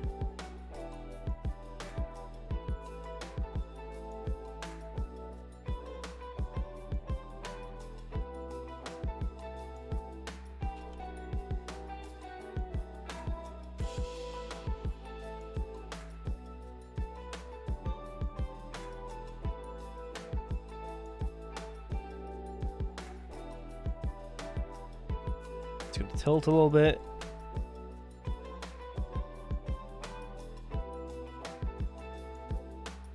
And then we get back into drawing the ears again. The ears are going to be very different than last time though. So we're going to remove the ears, keep the rest, and I don't like that the rasterization here gets very like muddy.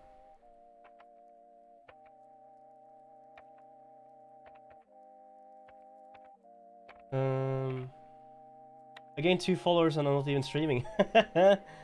Well, perfect. This is all you're doing anyway, KitKat. And you do a lot more art than I do anyway, so if people like art streams, I might not be the perfect channel to jump into, but I want to do, like, when I first started out, I wanted to do video games and art. I just don't have time for art. Or I said I work in animation all day, coming back home to do more animation. It doesn't feel right to me. I'm not that dedicated. Okay, so as the hair turns, the ears will flop more. So instead of starting here, the ears will start over here, roughly. And it will go behind the hand here. See a little bit of it around here. And it will come down here.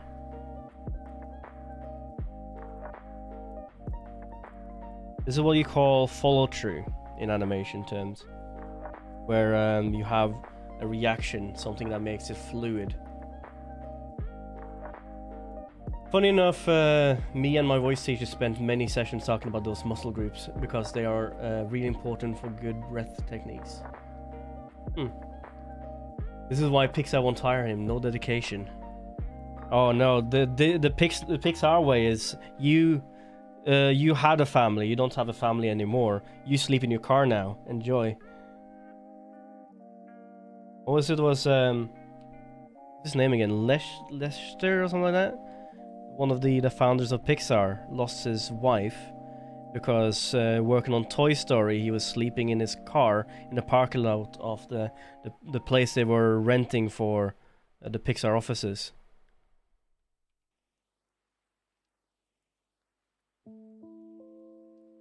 Lasseter, I think his name was. Something Lasseter.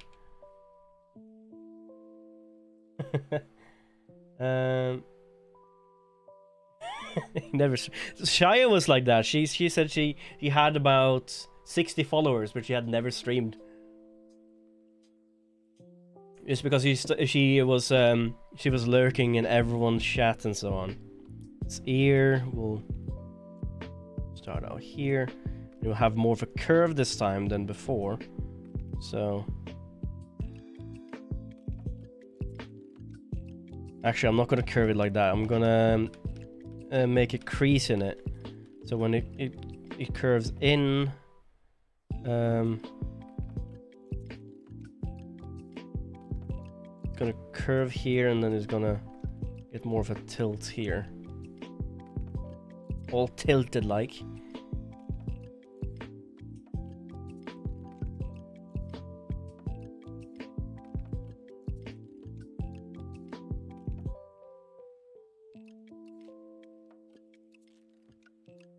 There's too much of a crease here. Let's reduce that.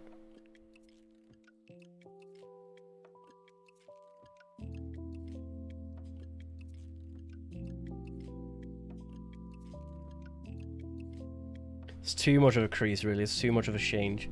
So I'm gonna do an in-between of that. So maybe, because you see the first frame and this frame is not really that much movement of the head. It doesn't make sense that the ears was moved that much. So I'm gonna make an in-between that.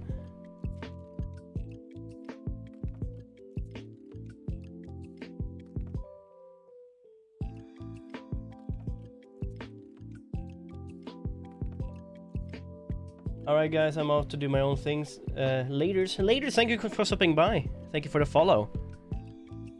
And thank you for the input. I actually never used Krita myself. I kind of should try that. I'm very much a Photoshop guy. I've been using Photoshop since like 2006, 2007. And that's not just Photoshop, that's like Adobe's package. I think I started on Adobe as said in 2006, 2007ish, and I can't switch. It's too much ingrained in me now.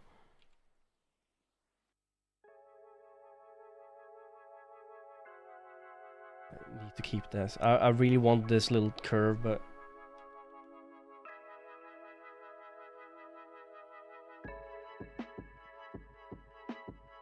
all right. That's 2. Now we only got okay. Now we only got like 9 more.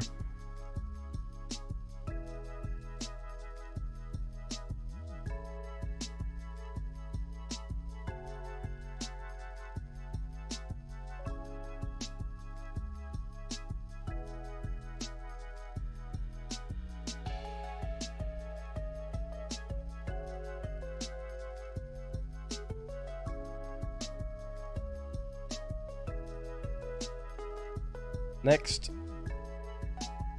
If I ever start streaming, I think I'll do a music channel, maybe a music theory channel. But I'm only intermediate at best. You don't need to be good at it. You just need to find your own niche and enjoy it. As I said, I don't need to be good at drawing to enjoy drawing it. Do something you enjoy and people will come by. And that's usually what it is. It's less, nowadays it's less about being good at anything, more about enjoying it and having a thing people enjoy with you.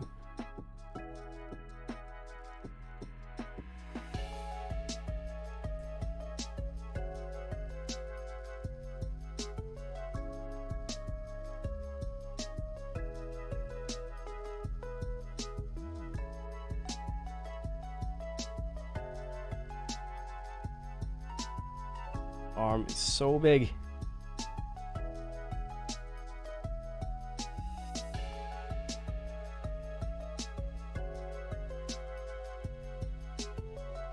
And talking to the viewers, making them feel wanted and special. Yes. Hi, Hole, you're very unique. I love you. How you doing? Have you been playing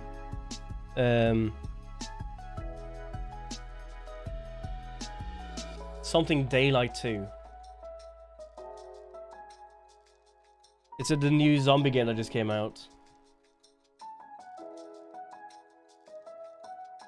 By the way, Piehole, look, I'm actually doing my job.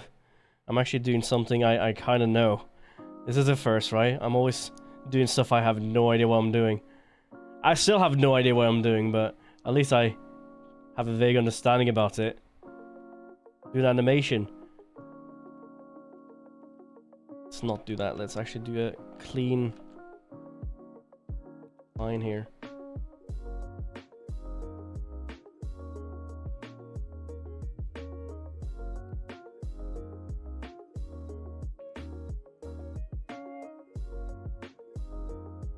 Dying Light, is it?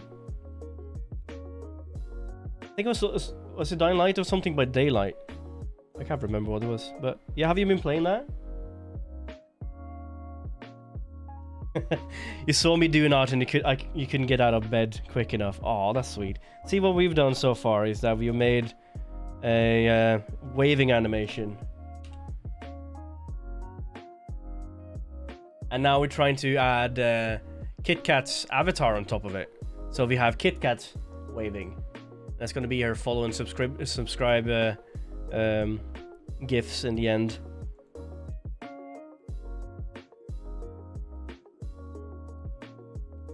So I'm going to remove the onion skinning real quick. We have her avatar here doing the first 2 waves, and then that comes into a 3rd one here. Let's get that onion skin right back so I can actually work on this. Onion skinning, by the way, is it's literally seeing the frame behind you and frame in front of you in a different color.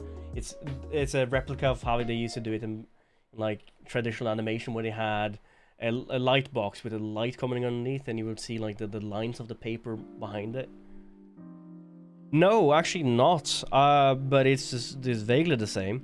Because I do games animation, and I never work in 2D. I always work in 3D. So I make 3D characters move. So like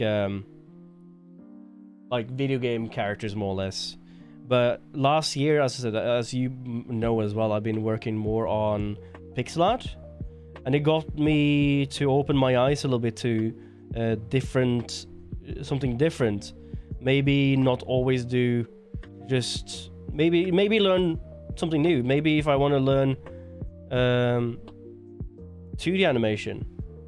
So I'm not the best drawer in the world, but I get by, right? With a little help from my friends.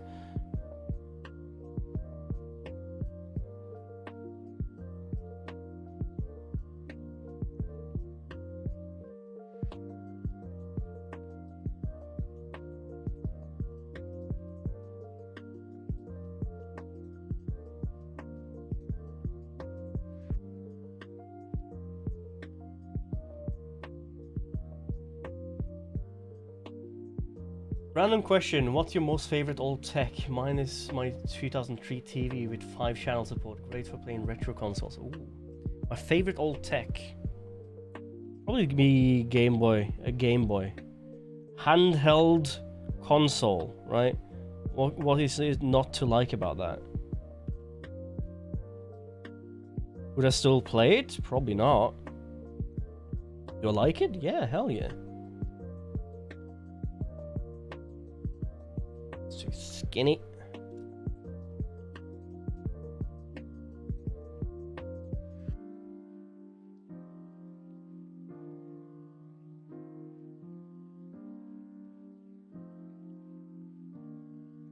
Let's keep it like that. Have you seen my MS Paint on my channel? I've seen the Discord for it. Love it. Oh really, but I love it.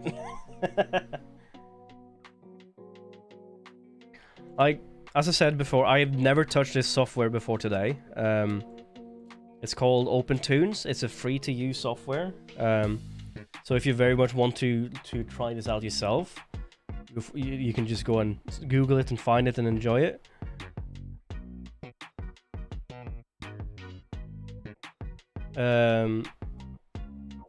I'm more or less learning as I'm going through.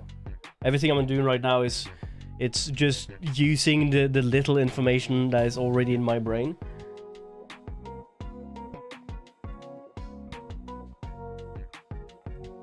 So I want to have a more crease here. 4.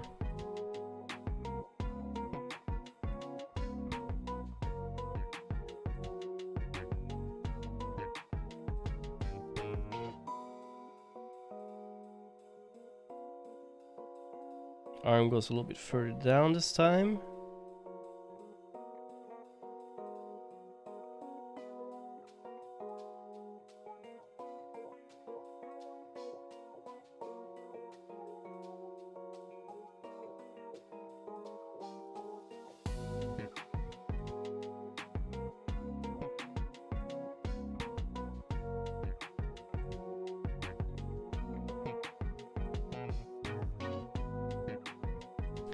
And elbow.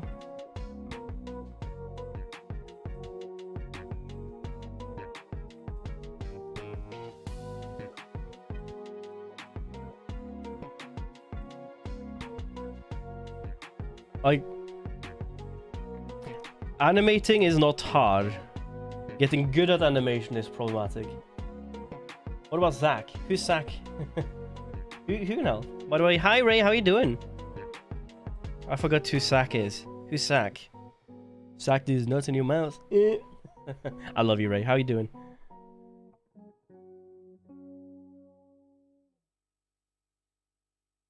I felt like when we met each other on Friday, I wasn't able to talk as much to you as I wanted to.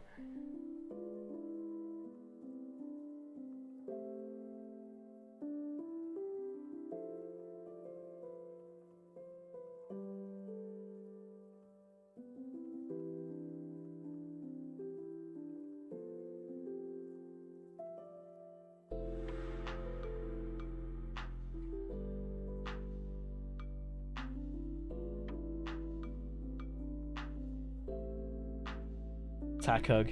You know you could do an exclamation mark hug and then attack the person you want to hug. Hug at.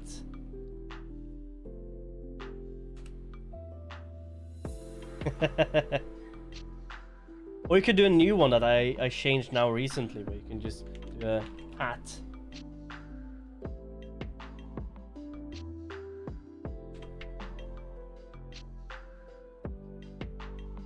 I don't have a handshake, unfortunately.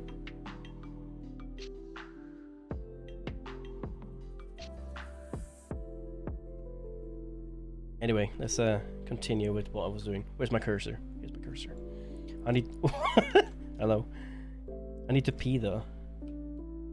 Should I just get my cup?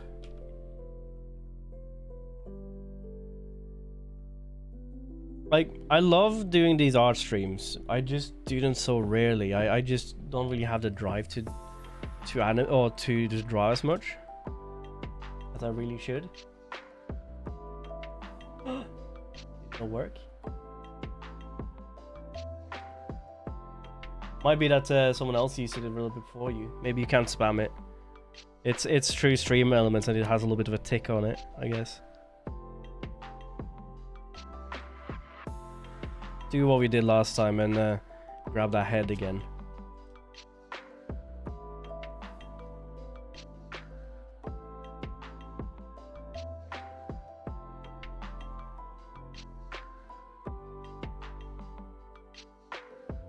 Yeah, if you guys want to, like, especially now, especially for the streamers here that want to get into animating so they can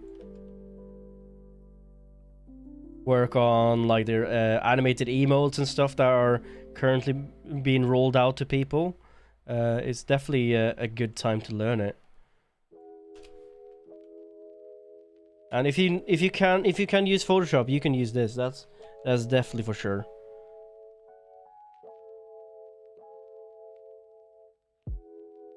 It's literally redoing the drawing over and over and over until it looks good.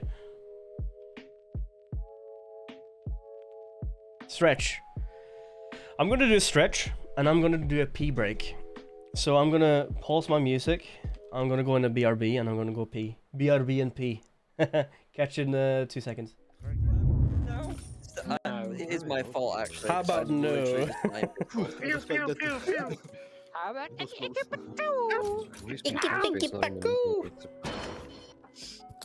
I'm biting my lip right now. I'm definitely biting my lip after that. I'll bite it for you. How's that? Maybe Could you taste that there?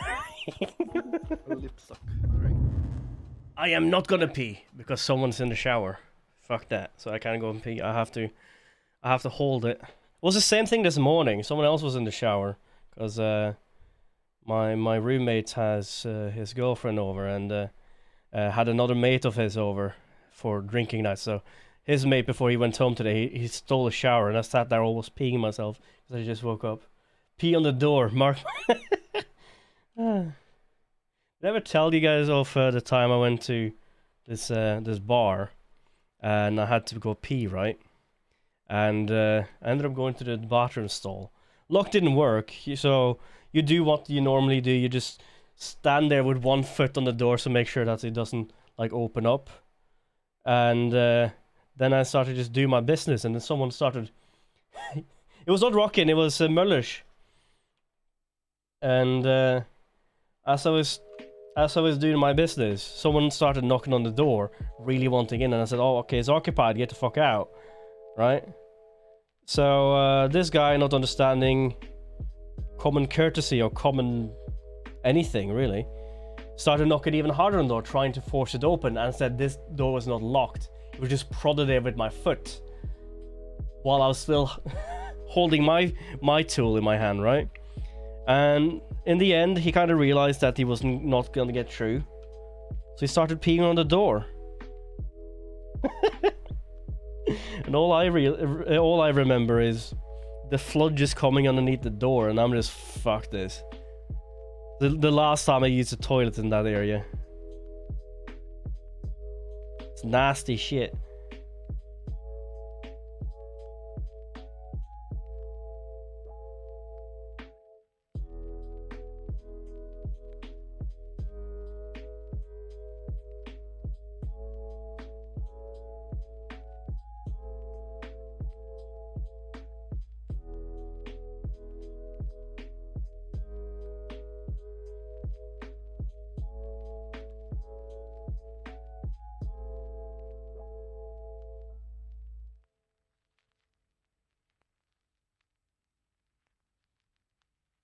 Power move.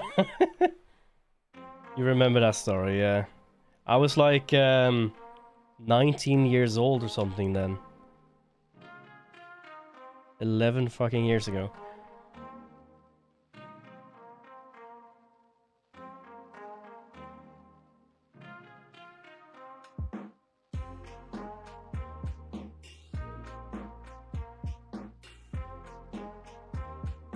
That's too much of a move here. Bum bum bum bum bum. Bum bum bum bum bum.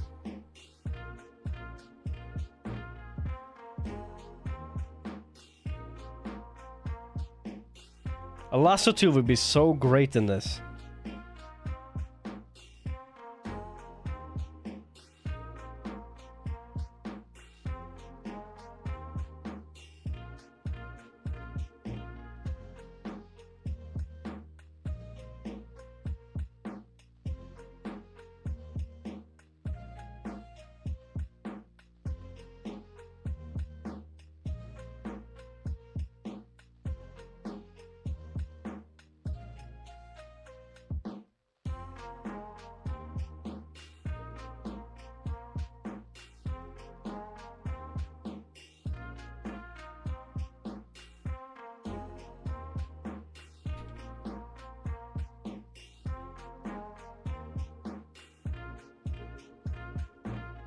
Yeah, that's better.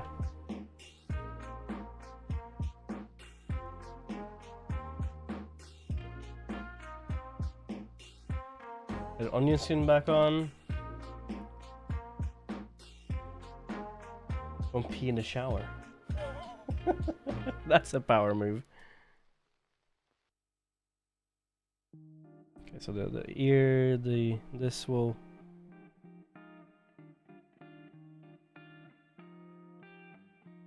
To scroll out a little bit so I get more of that drag. If you guys have a hard time drawing like a smooth line, it tends to be easier if you just like zoom out a little bit, make the flow of your arm a little bit shorter.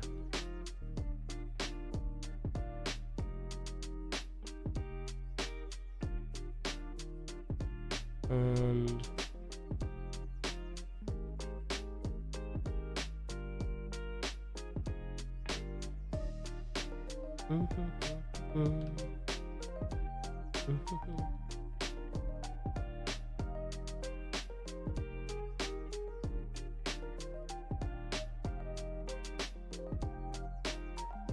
tie this a little bit so we can actually see what we're working on. Alright, enjoy your lurk.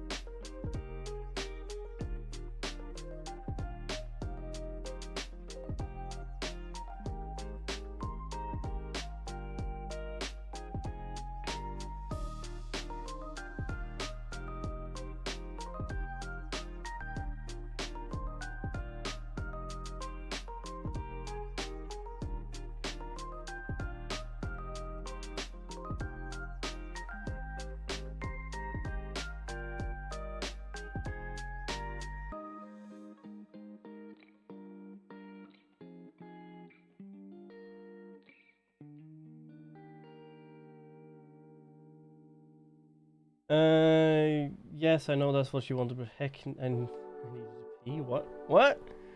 Ew. Shame on you. Anyway, this is also a new way of me doing my camera, and actually using a proper full widescreen of my set, me and the camera instead of just my little usual bubble. I thought like I'm gonna do a lot of hand gestures. I thought maybe why not.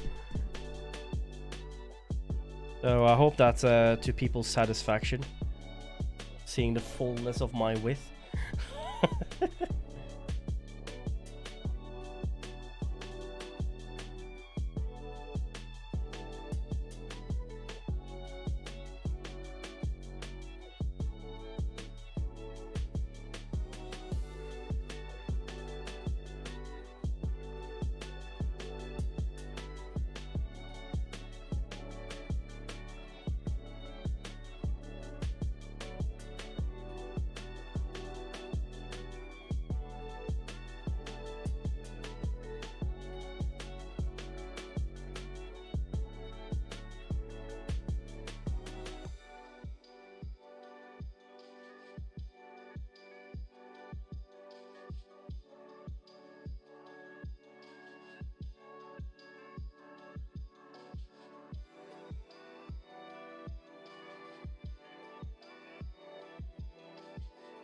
Not getting this ear properly as I wanted.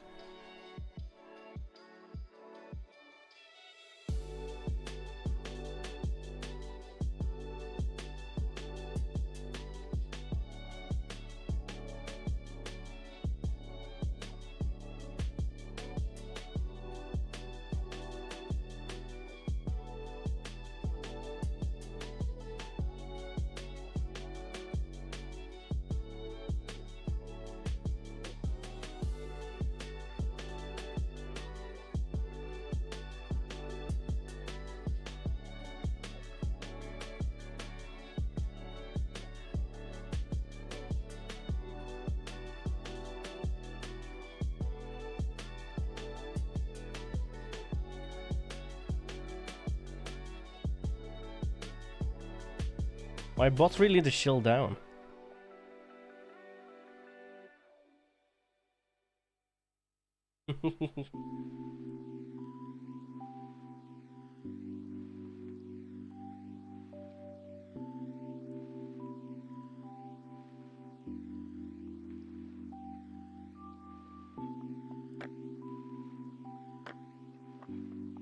I'm still considering, by the way, Mickey, to get myself a like in full, like not a full size, but like a big size MIDI keyboard, to play around with music myself. But first I need to get a new computer. I need to focus on that first. Onion skin back in.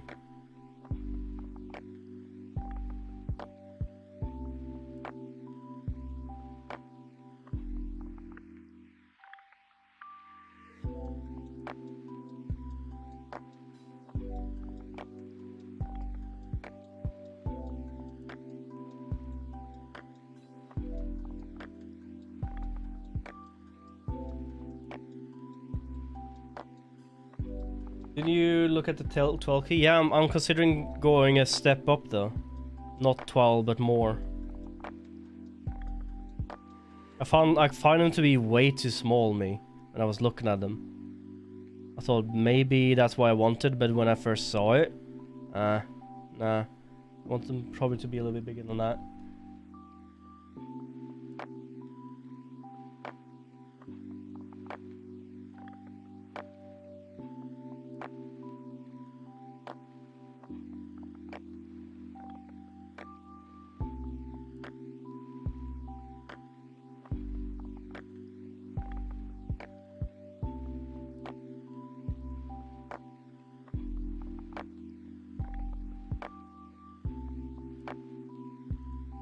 This is my life. This is doing this back and forward. This is my life. That's what I get paid for.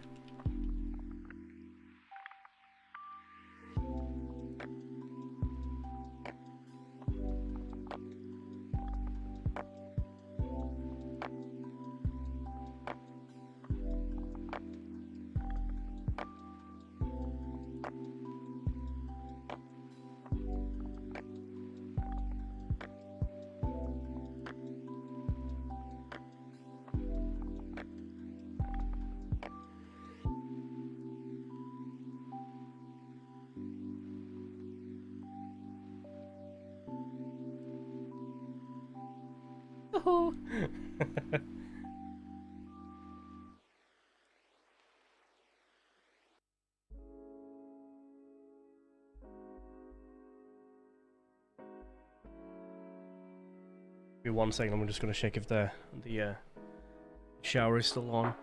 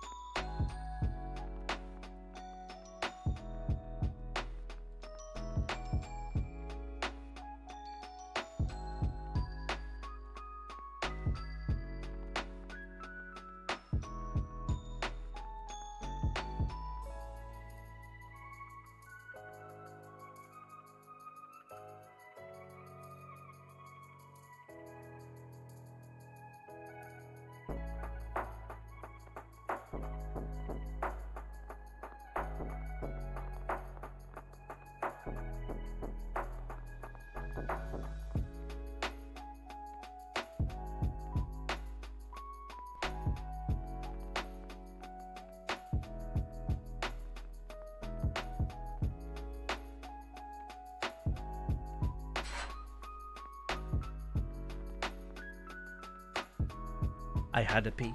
I'm happy. I'm just every time you work on one of these surfaces, you can't have wet hands. So when I wash my hands, I always sit like this for like a few minutes to like get all like when you wash your hands are a little bit more like it doesn't glide as easy, right? So while my hands kind of like evaporates the sink water, I'm gonna have myself a brownie. You guys can have a chill time and watch me eat my brownie. And let's get back.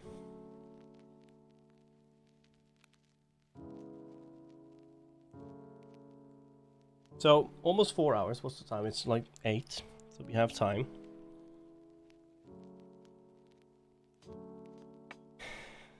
This animation might not be finished today, depending on how long it takes to get everything done. But I don't think, because we are not doing detailed work into the colors, I don't think we need to spend too much time on that. I think we're gonna spend at least 1 more hour just doing these last frames. For MIDI boards, they come in many sizes. The Akai MPK Mini you looked at have 2 octave boards. I think the I have one in mind. I have one in mind already.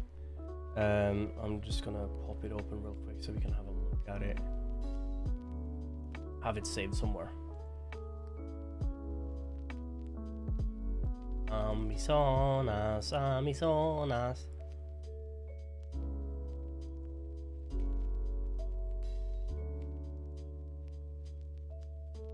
It's a Akai Professional MPK 249, 49 key semi-weighted USB MIDI keyboard. That's the one I'm looking at.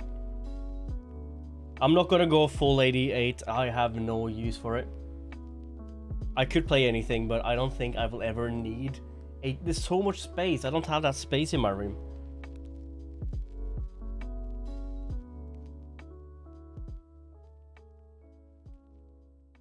It's enough, like 49 is about this much, right? That's just like the keyboard. MPK 249, I think it was.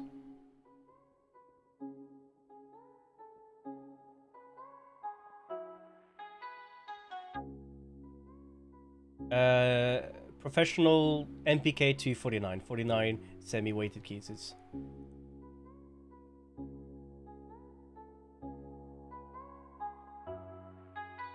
has a little bit drum board. It has your switches.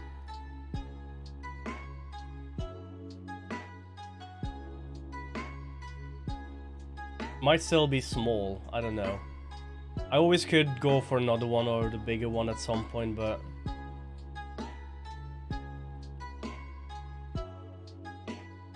I don't know what I want yet. Onboard EQ, drum pad, octaves. Yes, that's the one.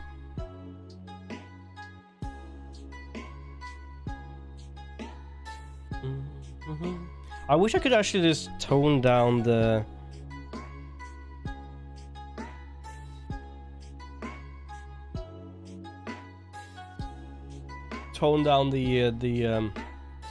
onion skin a little bit. It gets a little bit everywhere.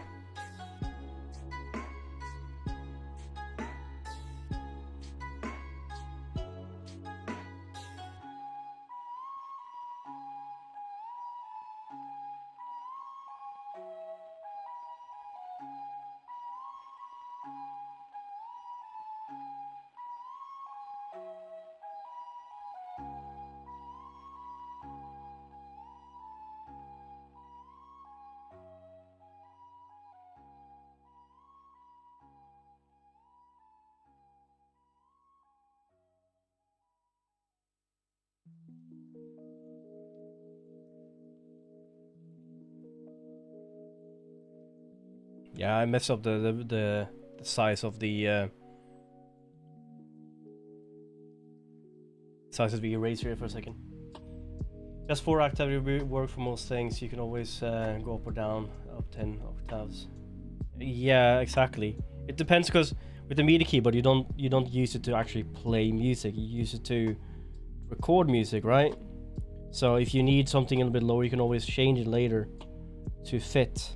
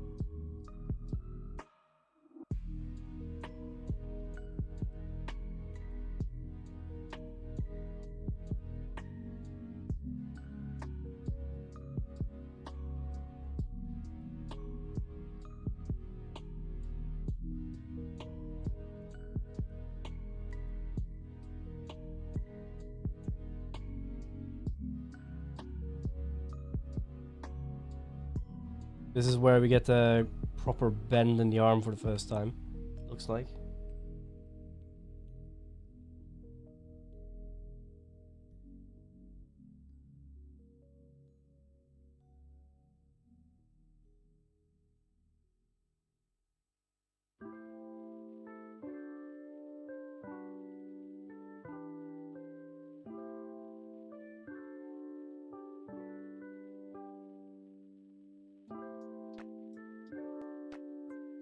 I think this is a little bit too far up, actually. I think the elbow needs to start here.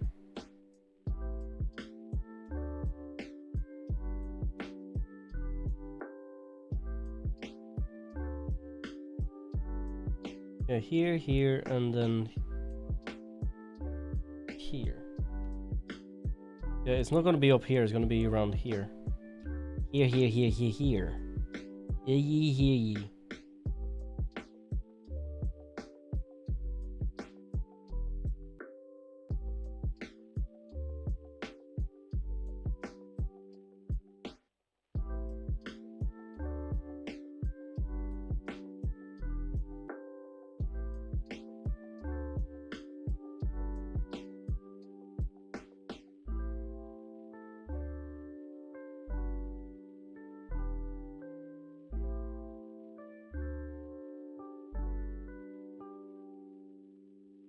Only the difference between MIDI keyboard and the digital keyboard is you need speakers.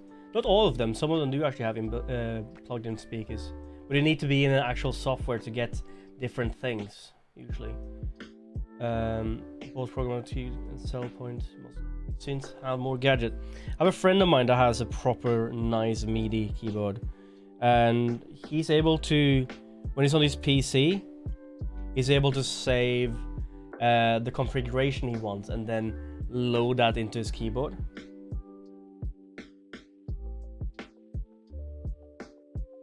We don't have that issue with always having to have the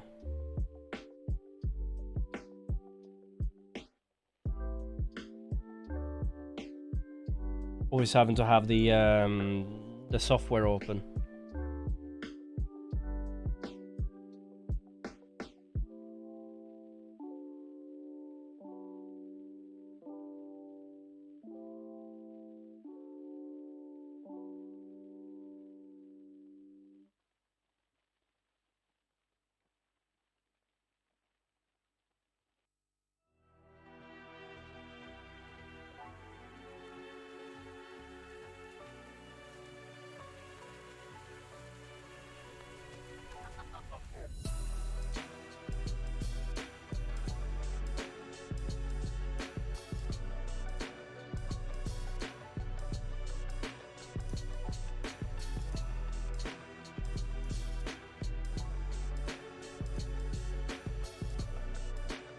Yeah, because I'm not gonna use mine for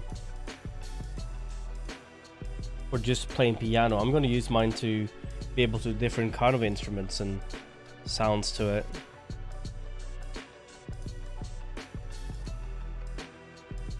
That's just gonna be a hobby thing, though. I was initially starting to think I should try to learn it just to get a knowledge in it, so I could do something for my pixel art game. But most likely, if that time comes, we're most likely gonna hire someone to do the music anyway. But you know, whatever saves money.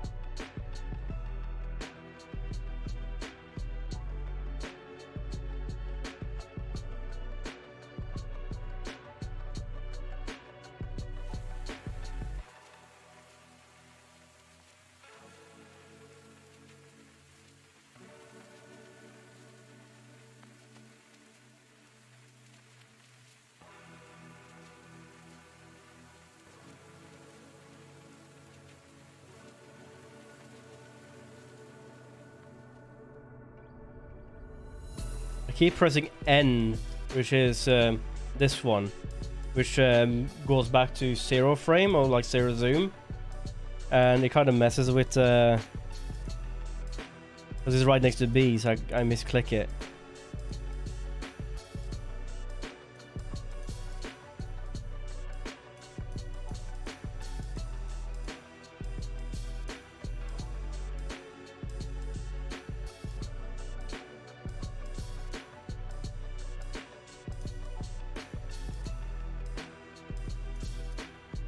Like this, it's kind of like Western meets lo-fi. Like Western trumpet meets lo-fi. I like it. Music, I mean.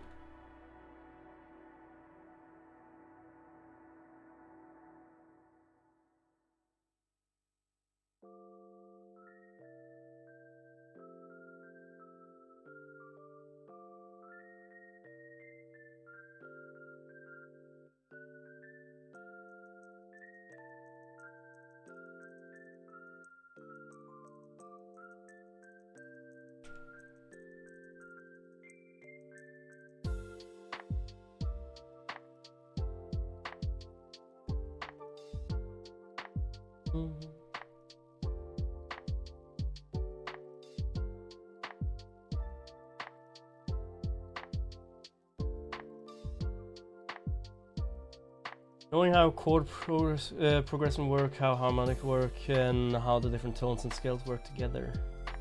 Well, for you should probably have theory and what it takes. Okay, I need to read down a little bit further. It's all the same thing, it's just different on what onboard software you have. Well, for production, you should have the theory and what it takes, and that takes a long time. Do you mean like I should learn it, or that I already have it?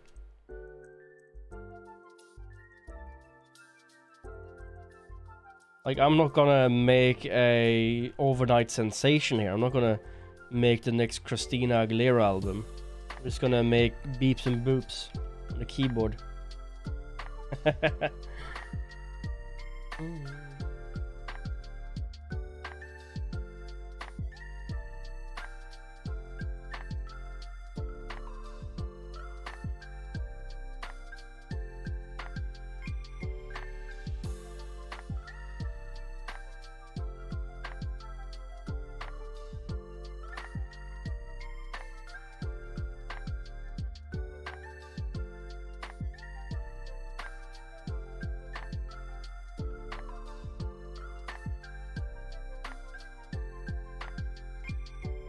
This is also where her head starts to rotate from one side to the other a little bit.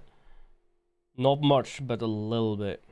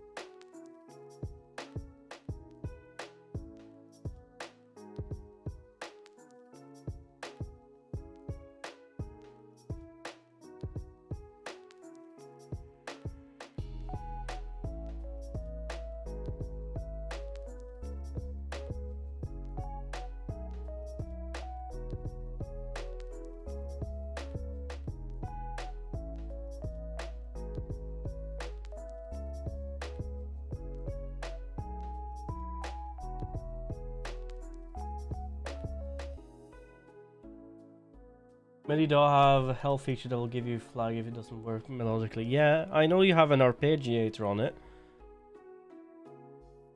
Doesn't really do all that much, but it's there if you need it.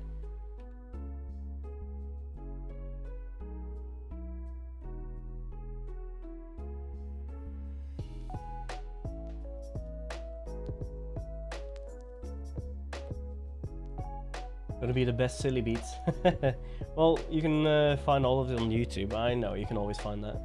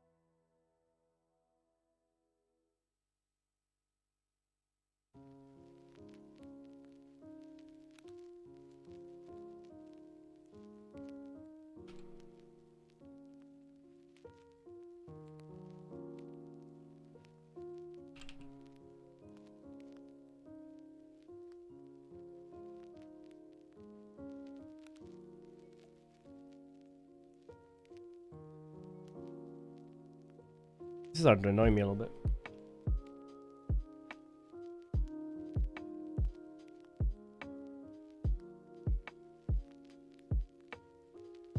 Definitely starting to annoy me a little bit.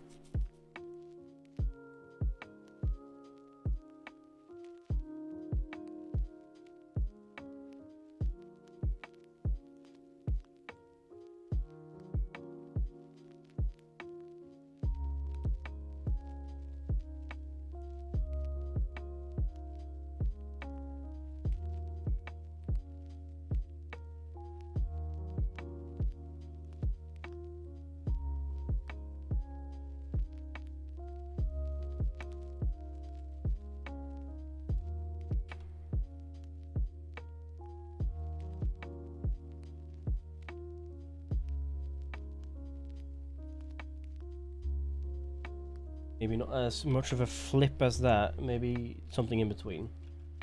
Does the armor going from down to up like that? So this is what we're trying to kind of resemble. Whack. Hi Zerg, how you doing? Welcome to animation. For producing music, you don't even need to have an instrument. If you pay for pro version of either Fruit Loop Studio, Apple Logic, or Cubase, you can get a lot of preloaded MIDI files, beats, etc., and just get on with it. Yeah, I'm aware. I've YouTubed it.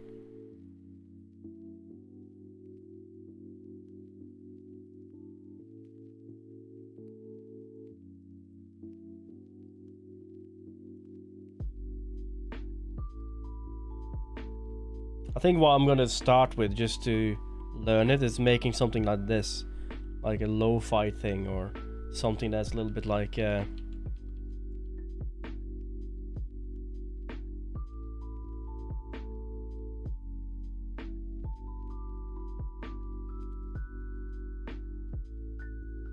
slow.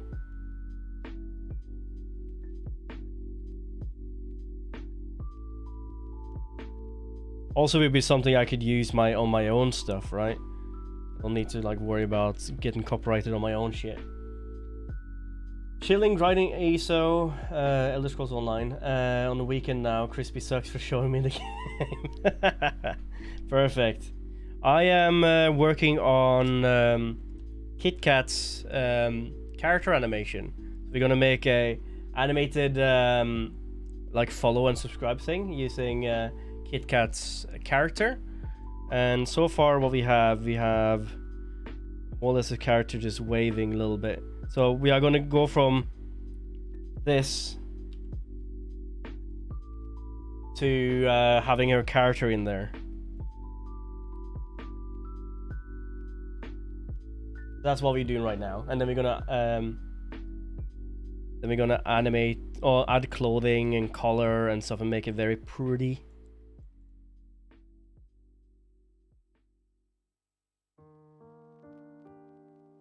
So just join in, listen to some lo-fi with me, and just hang out if you want to while you're grinding. I don't mind that.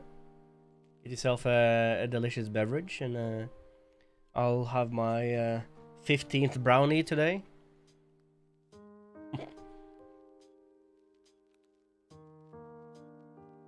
How was the game, or was the tracks like any gold gambling man?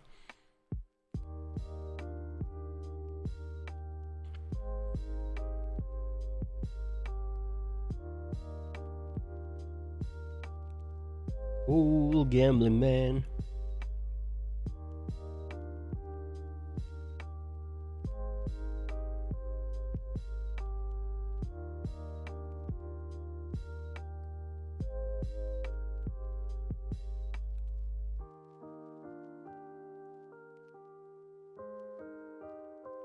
What are we doing here now? We're just retracting the ears. Think of when you have like a string or a piece of clothing in water, it moves with the current, right? So it moves very slowly like this, right? Very like fluid. And that's what happens with like ears and tails. Tails are a little bit different because tails also have that on top of a muscle. So the lower part of the tail will move the rest with a huge whip effect. Okay, friend, I'm gonna take a small nap and let me know the progress. Ah, yes, we will. I don't know if I'm gonna get this done today though, KitKat. So I might do another small stream at some point or whatever we can, and then jump back on it because I cannot stay too late. It's always already 9 o'clock, and I don't want to do this after past midnight today. So we might do this for a 3 more hours, maybe 2.5 more hours, because I need to get my sleep and work tomorrow.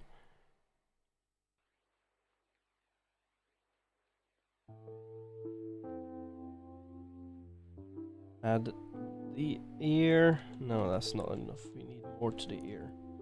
Ear is longer.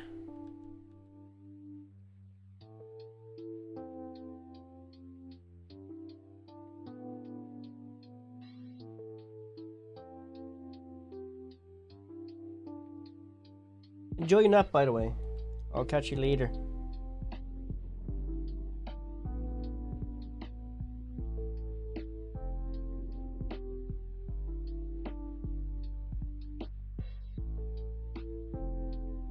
Turn this off. Turn this off, we don't need that. Talk to you soon.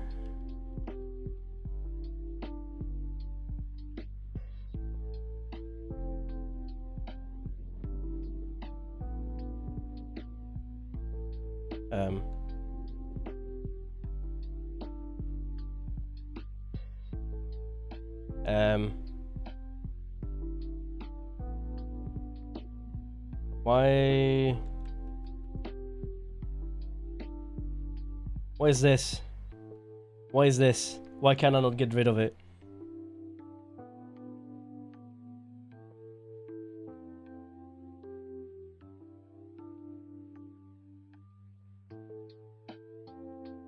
Rage.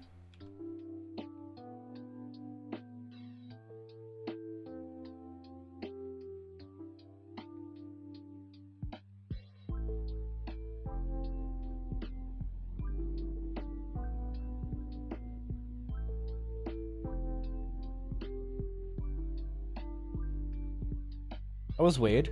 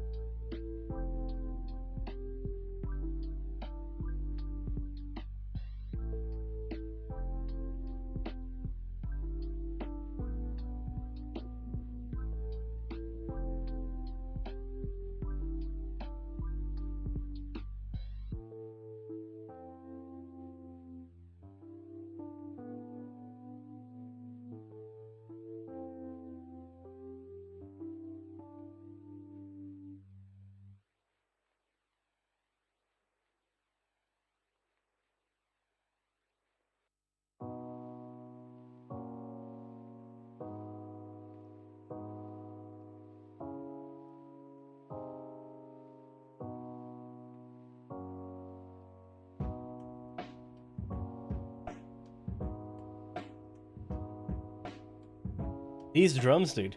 Ooh. I haven't listened to the lo-fi playlist in so long. I can't remember these. Maybe they're new, but they are banging.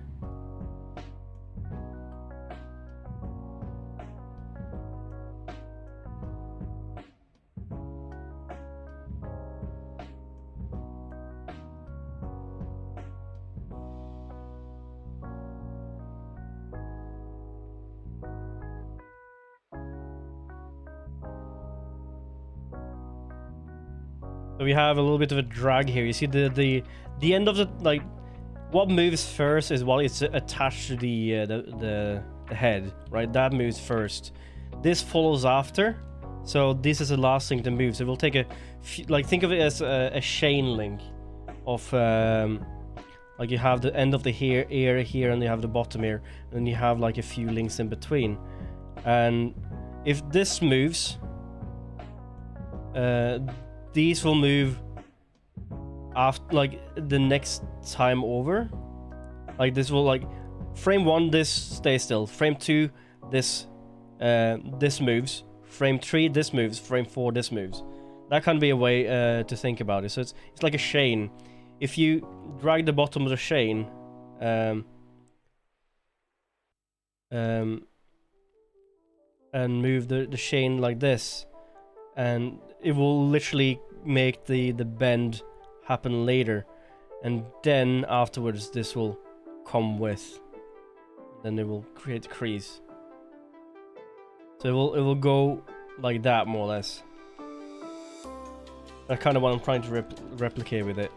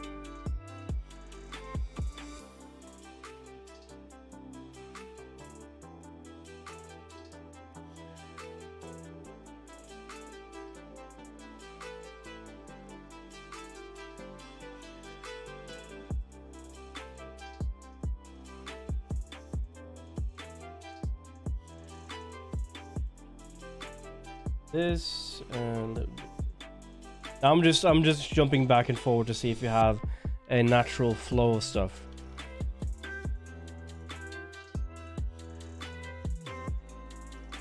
And here is if you have not a natural flow. Look how how spastic this is moving. You don't want that.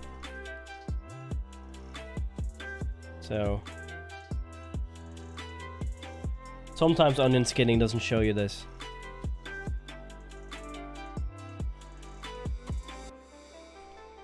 See, that looks better.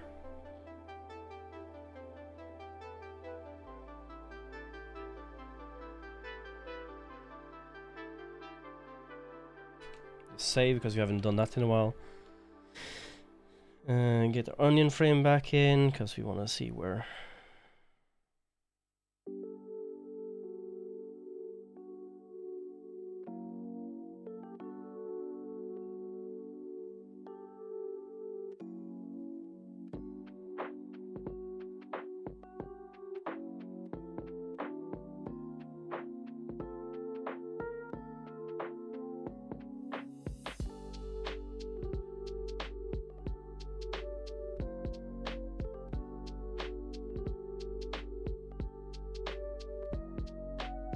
We're gonna be a little bit further up this time.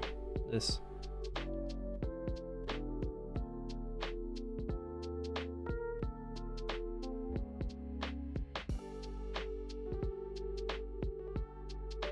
Not there though. It's gonna be. We're gonna be the where we wanted them.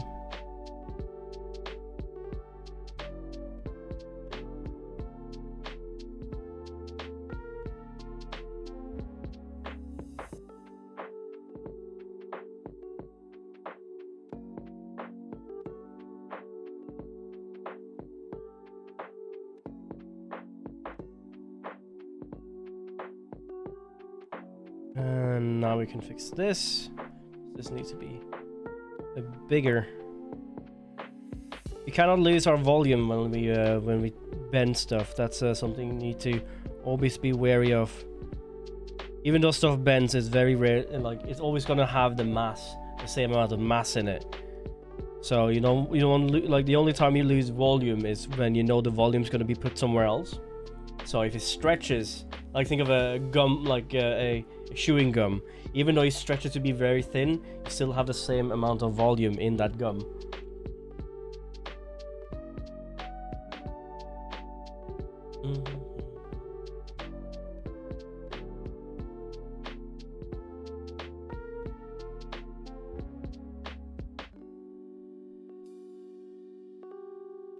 Okay, just save, jump to frame 5, and onion skin it.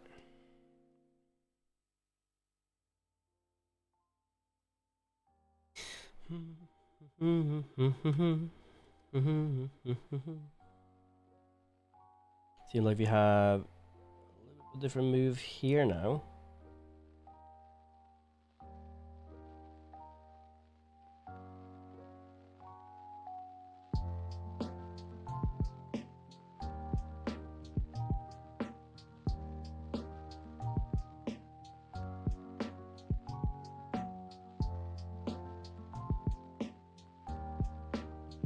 It's gonna be the furthest tilt over before you start moving back again.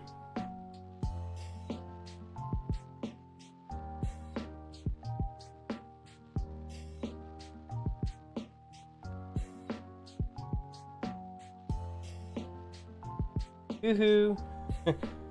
Silly, the little one who paints. Hi, Rata. How you doing? We painting a fox lady waving.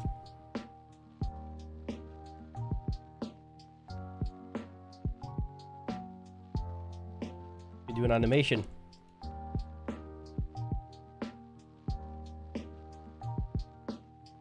Fine, and you? I'm doing great. I'm enjoying this actually.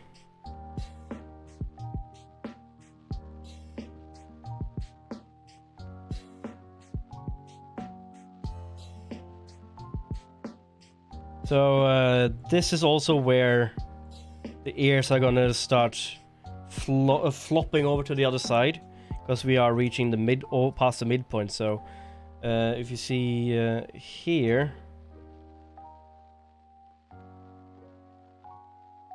this is where the ears gonna be more or less very thick, and the pointy end is not really gonna be there that much. It's just gonna go from one side over to the other like this. This is where it flips over. You can paint Yumi.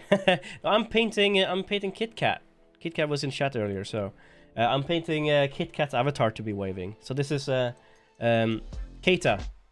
Keita was the avatar's name.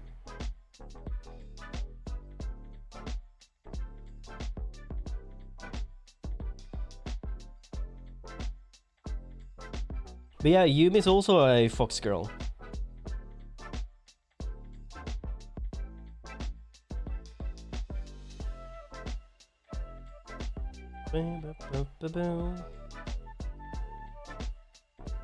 Now we're not gonna have this this curve here. We're gonna have a very smooth curve over that's gonna go all the way out to the fingertips, because we are in the process of tilting the hand over this way.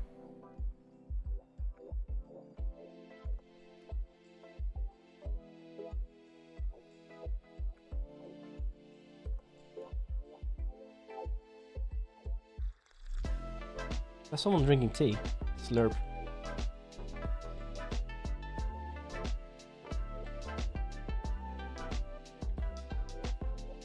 And we're gonna have a very hard angle turn here, like that. Listen.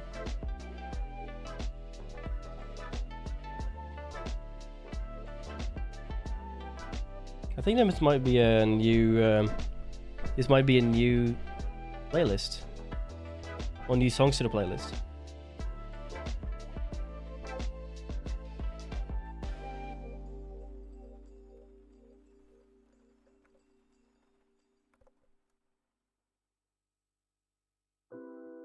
There we go. Clean that line up a little bit. It's gonna be that strong looking, but even though there's muscles there, it's always better to make, like, there's always skin and fat and stuff on top of muscles, so you never have a, like, I see that so many times people are making characters, they tend to be stuck in muscle and anatomy, and anatomy is not really the first thing you see. There will be muscles, yes, but you will have so much going on top of the muscles. So the muscle will be there, but you will more or less just see the contour shape. Muscles are a good way to indicate where the avatar or where the milestones are, but or not milestones, but like landmarks are. But it shouldn't be the way you think of characters.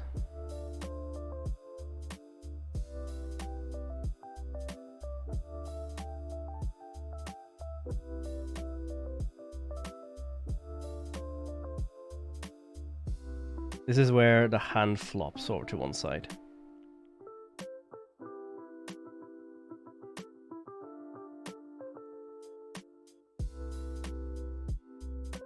I did it again.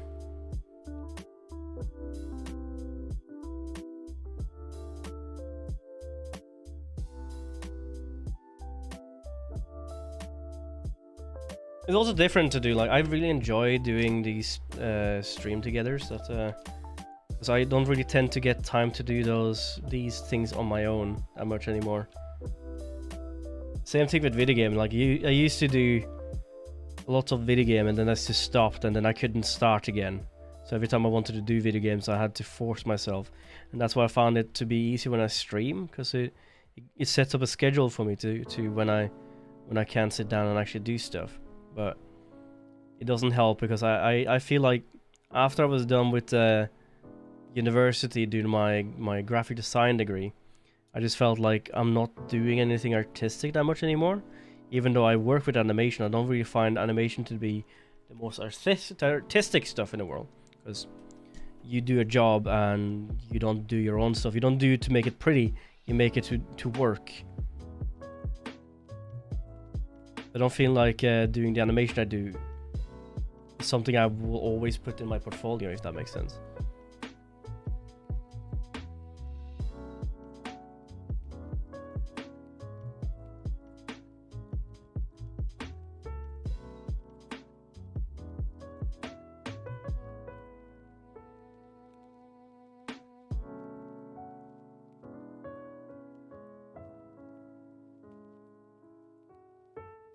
I'm losing form here. Go up, down.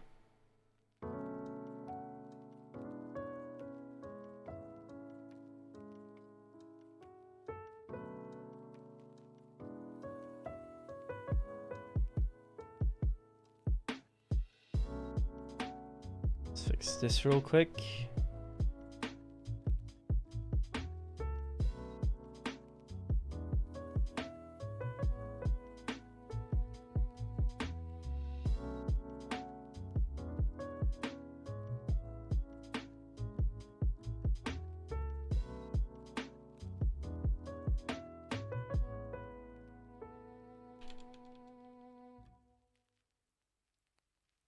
Yeah, same here. I need to fix this as well.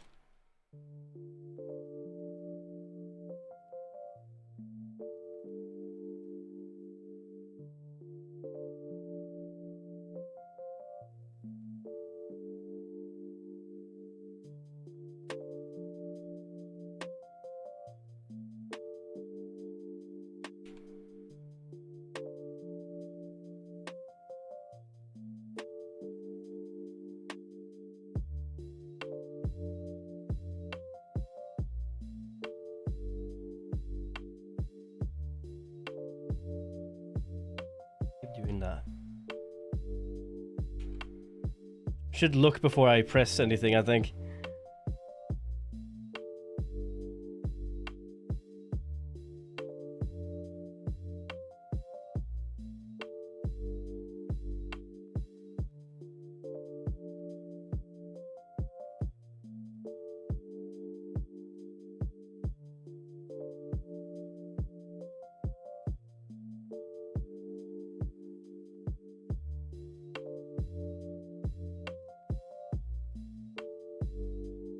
Yeah, I think this is definitely better.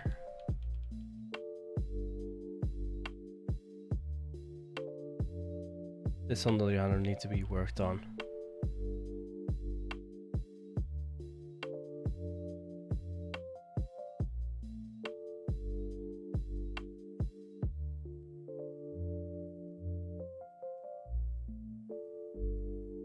Fix this.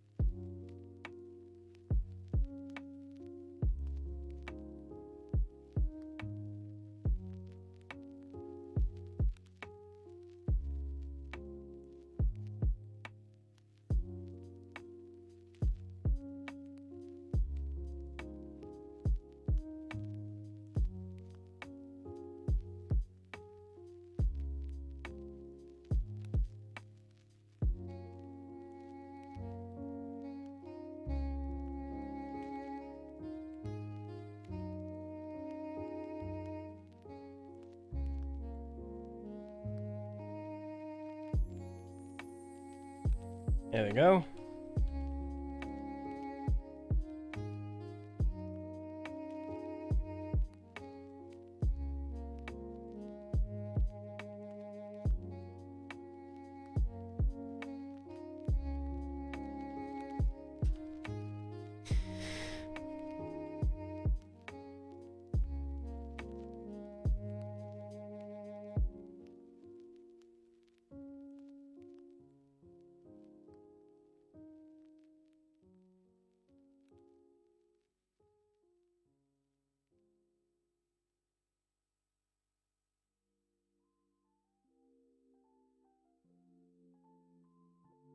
Now we don't need to see this anymore.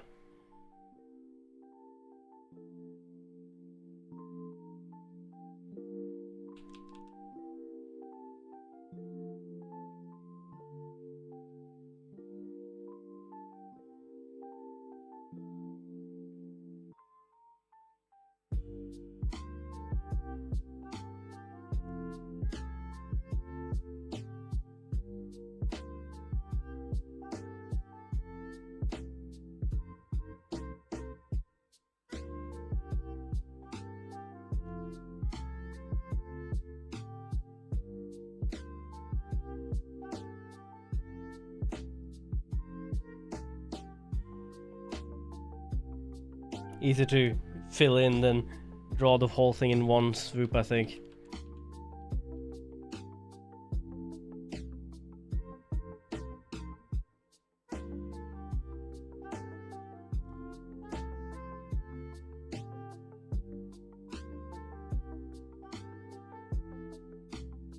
So this is when I'm at work.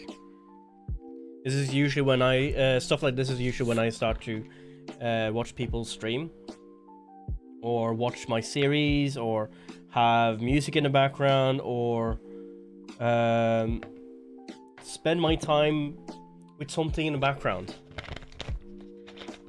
Yes, because this is very much repetition. This is very much something that is continuous. It doesn't change. It doesn't require me to think too much. It just follow the process, right? It's brain dead stuff, really.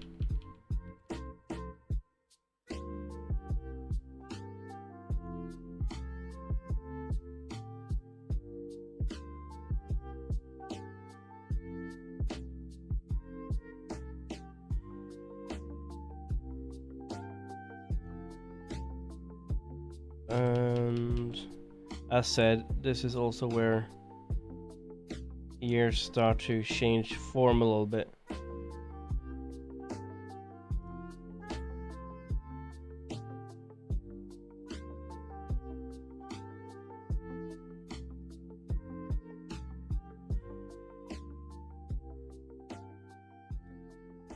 So instead of the end being here, the end should be somewhere around here, which means... Oh.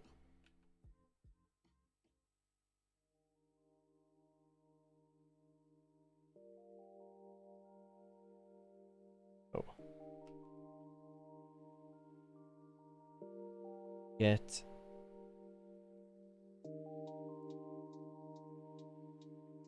weird fill, right?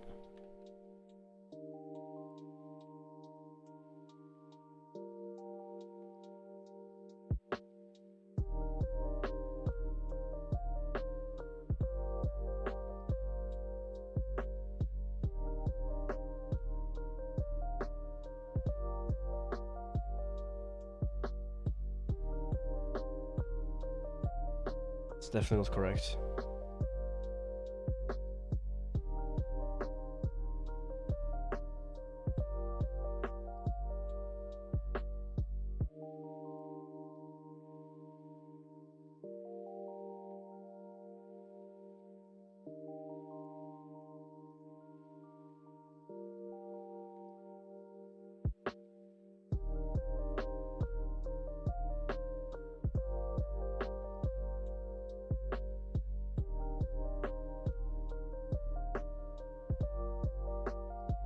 What file format do you have to be for uploading emotes? For emotes, just regular pictures, you just use PNG or whatever. For GIFs, Oh, for animated, you can use GIFs, GIFs or GIFs. They work. I don't know if MP4s would be a thing, but the ones I've uploaded so far was GIFs.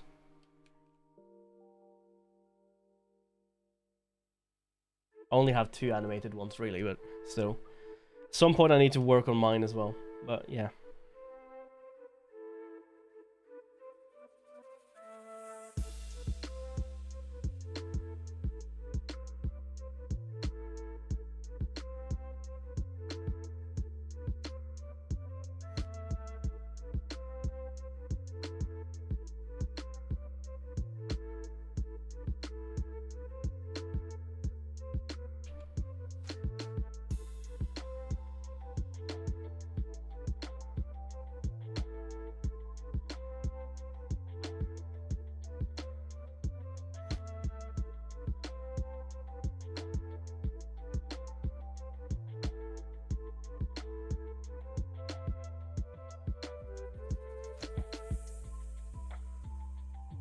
Doesn't feel right, it needs to be thinner.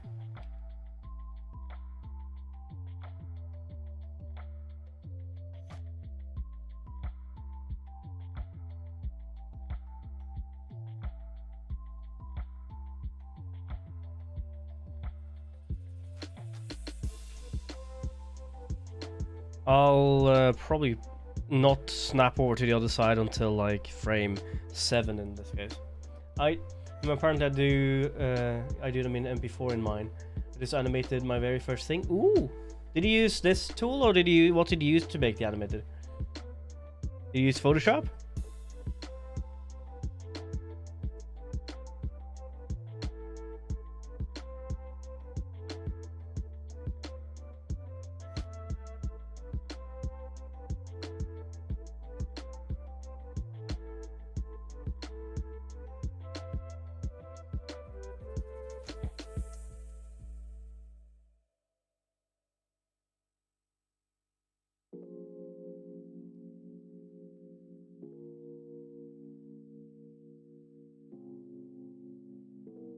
It's too sharp, that's too early. Be more out.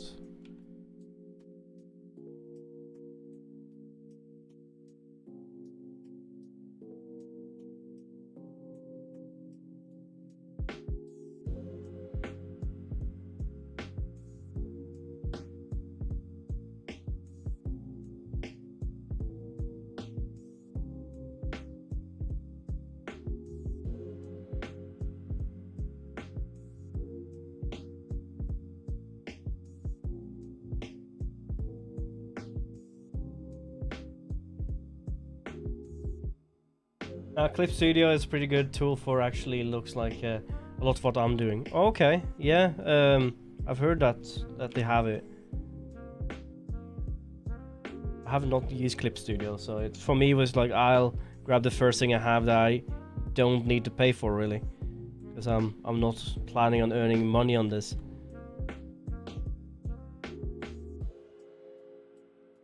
I'm just planning to learn more than earn, right? I was elected to learn, not to earn.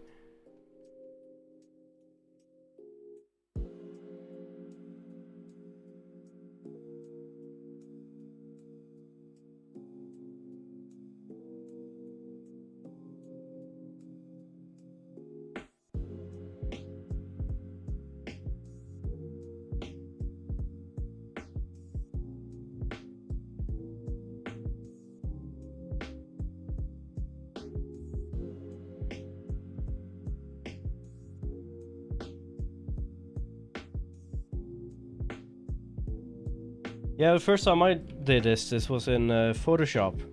Photoshop has a very limited animating tool, but it's literally just Photoshop with a timeline. And for what I've done so far, I don't really need anything else.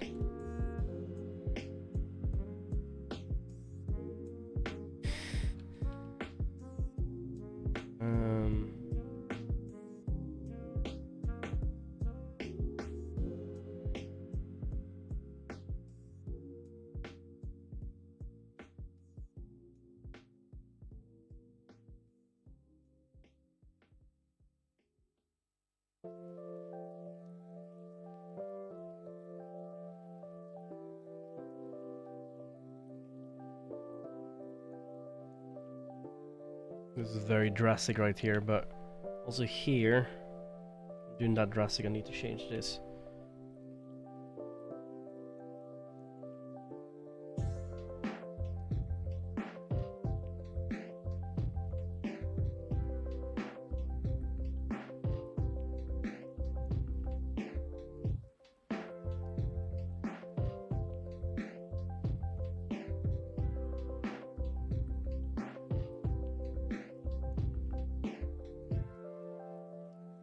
If Studio has a pretty good tool. Oh, okay, so I've read that already.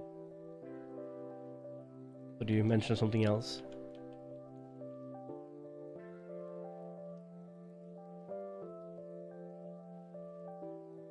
We shared it in the art Discord, by the way. The Discord.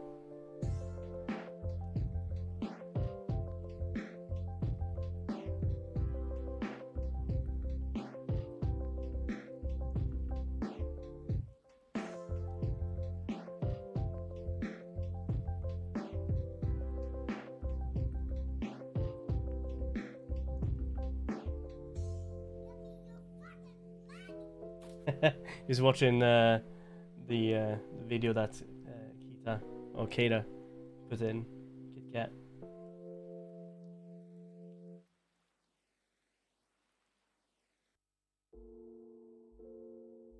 Let's see here.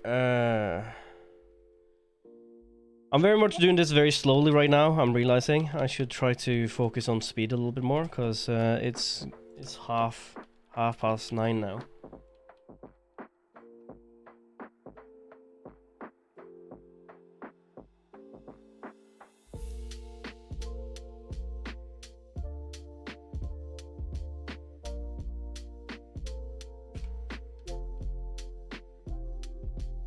Seems better.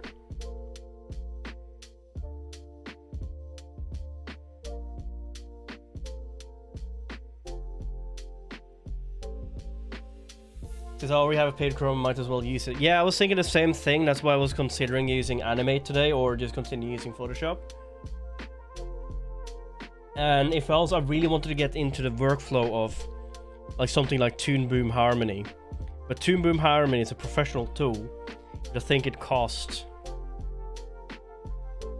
Why is it like? How much is Toon Boom? I think it's like over 100 a month or something, isn't it?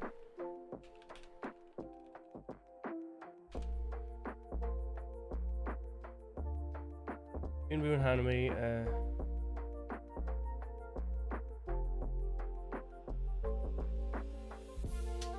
See price, please.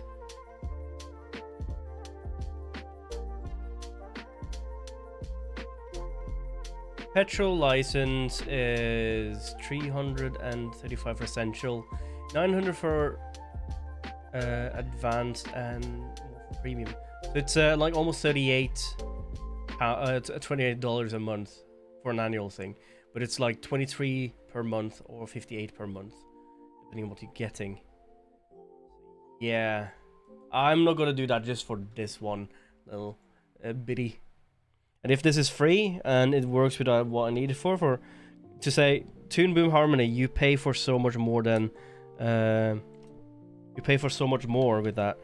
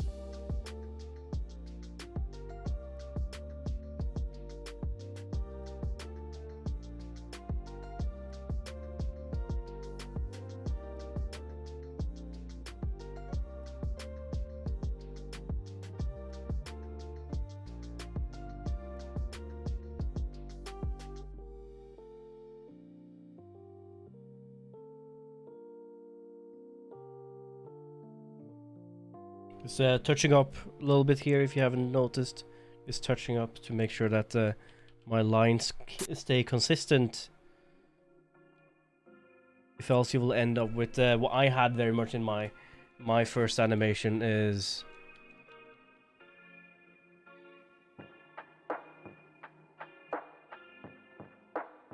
lines seeming very wobbly, and I don't want that.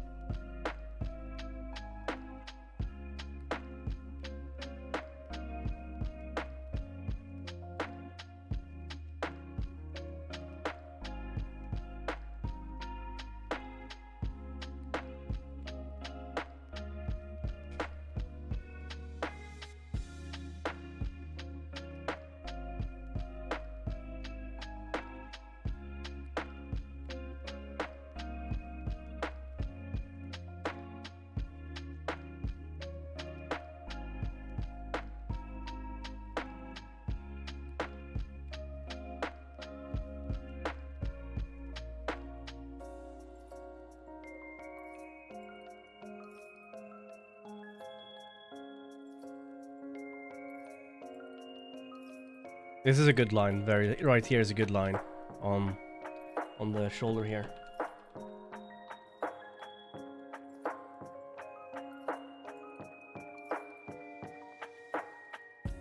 It's getting there, right?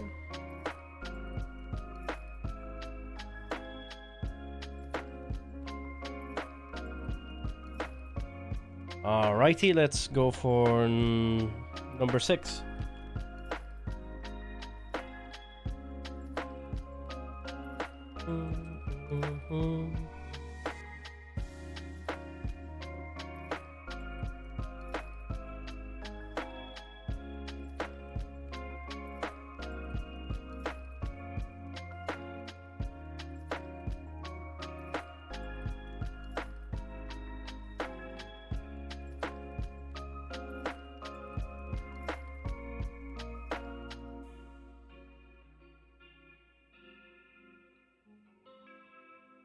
We need that smooth curve we had, don't we?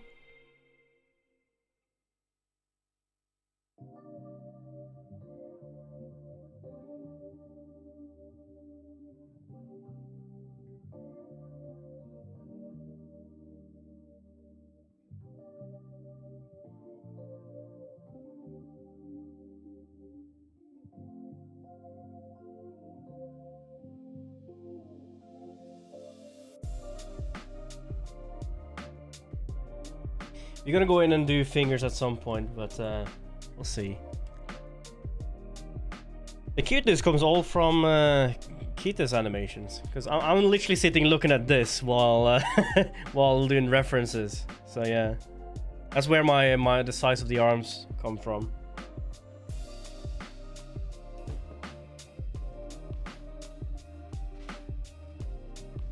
You might have to do like a Tuesday thing to make sure that we can get this done.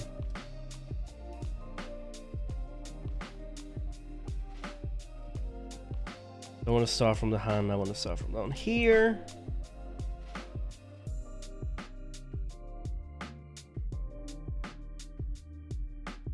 Arm goes up, arm goes down.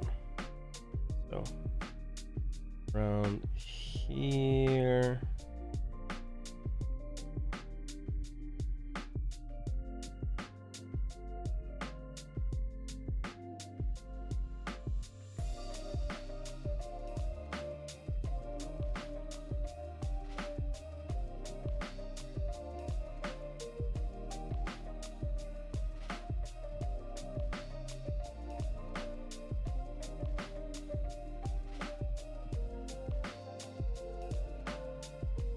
She is adorable, that's true.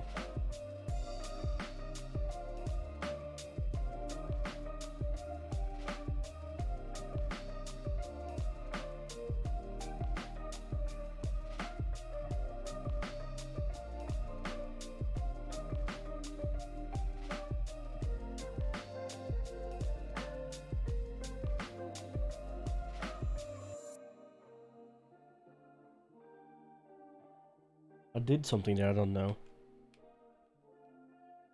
Or you can paste in using Q and W. That's cool.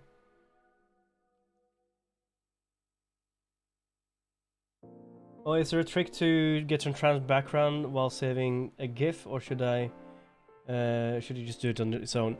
If you have a background color, it will save a background color. If else, you have something called translucent, interlaced, or transparent. When you export your GIF. I don't know how to do that in Krita though. I wouldn't know. You have to excuse me very much. I'll be back in 2 seconds. I'll have to make sure something is not burning. No. It is my fault, actually. How about no? How about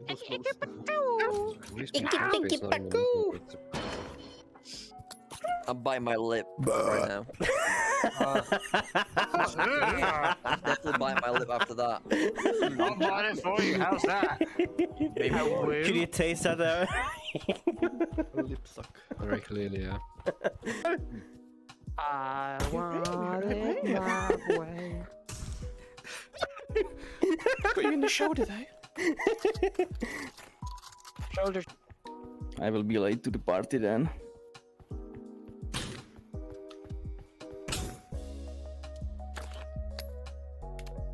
Nice line, huh? Not this time. You sure about that?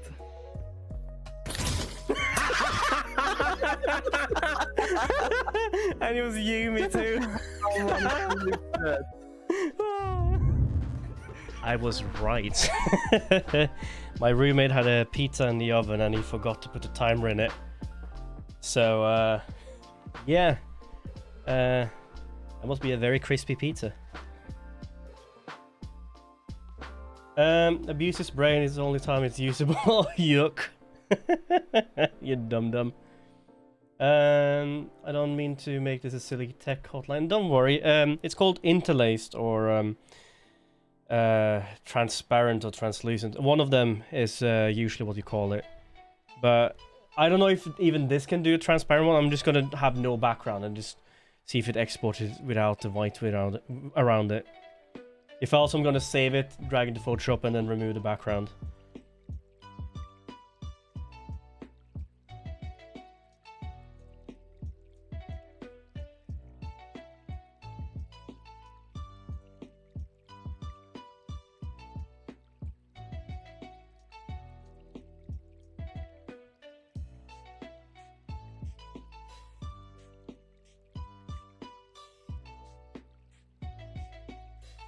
I swear I smelled toast and I was like, am I having a stroke?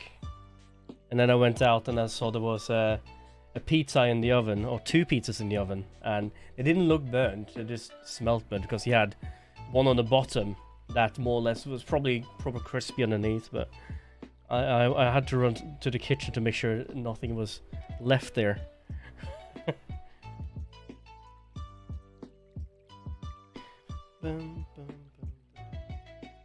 Lift talk.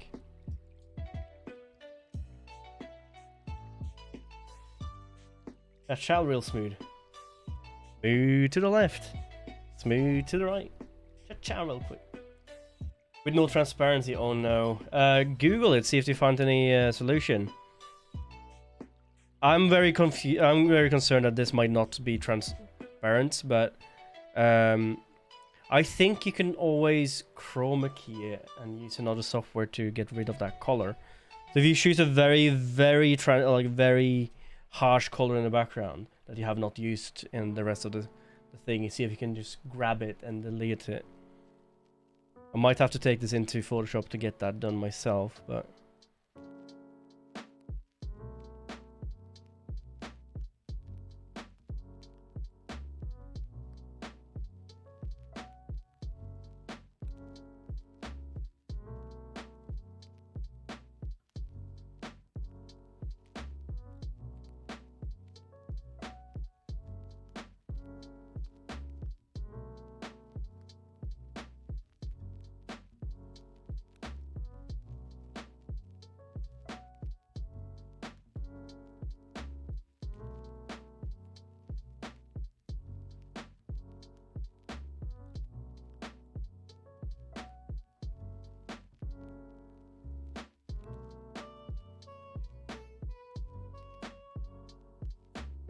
Oh, this it's not a nice curve here.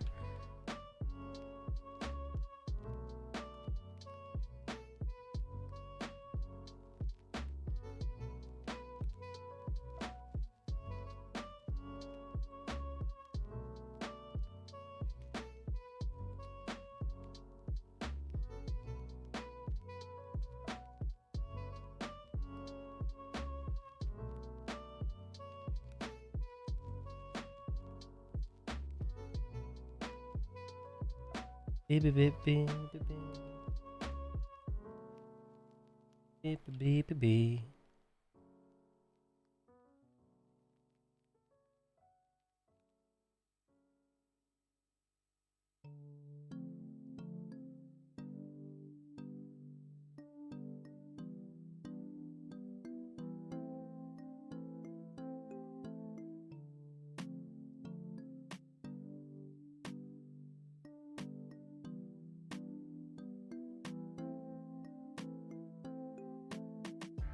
At this point, it's more or less just tracing over what you've already done.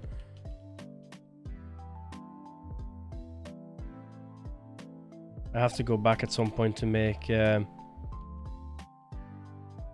arm bigger again, because it's getting very small. Which I could do by just doing...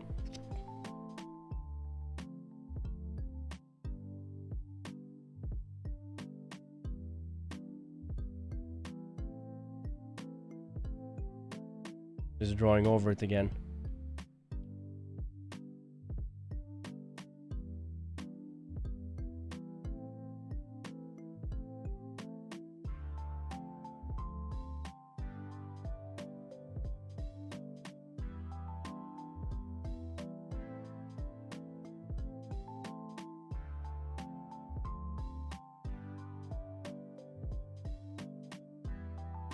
Nope.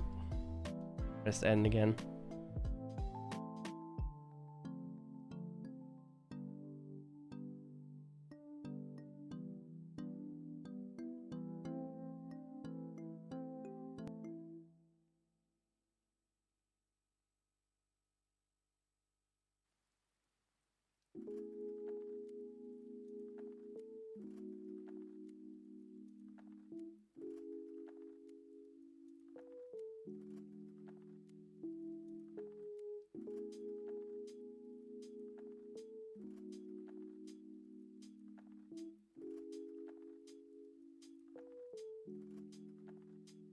Mine saves in transparency black. Yes, if you don't have black anywhere, but black is not a color, black is a hue. So if you do that, you might grab almost any color, really, right?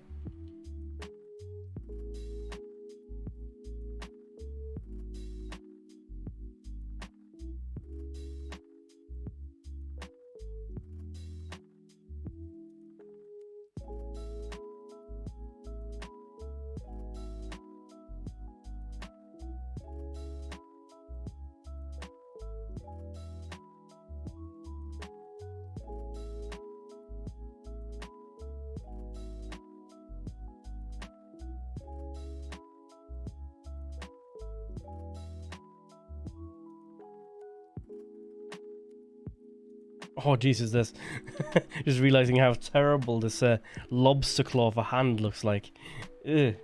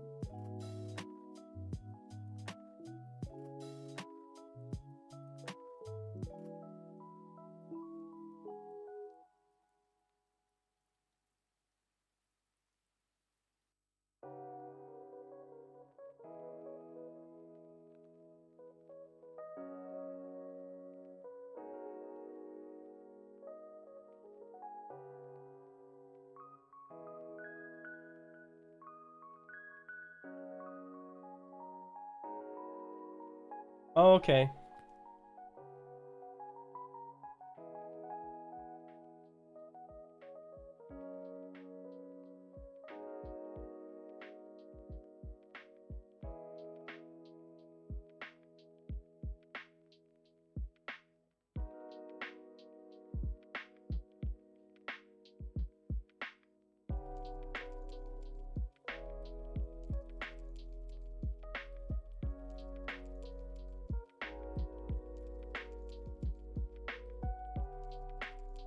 Jesus, with the N, I'm almost tempted to go into the preferences and remove that to Shift N or something like that.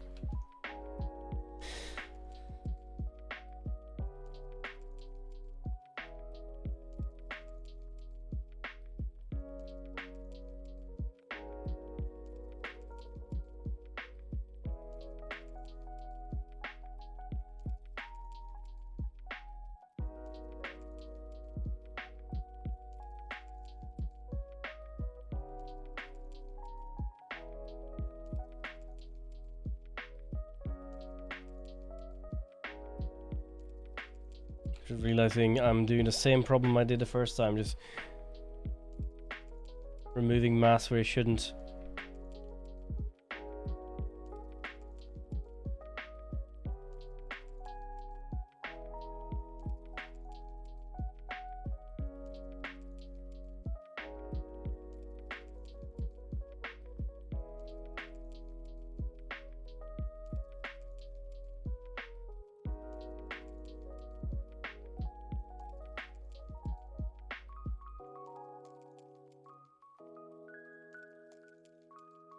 See that? You don't want that.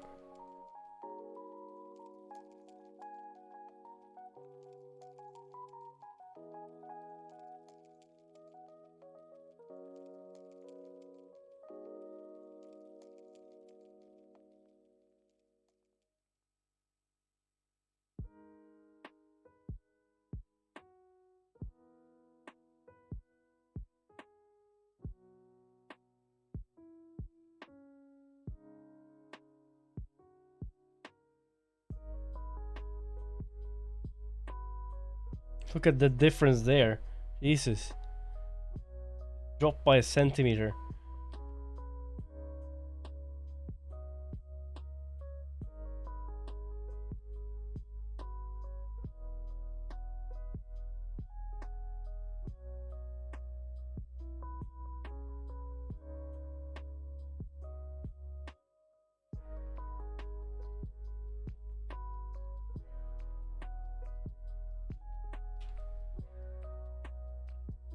I think this is yeah,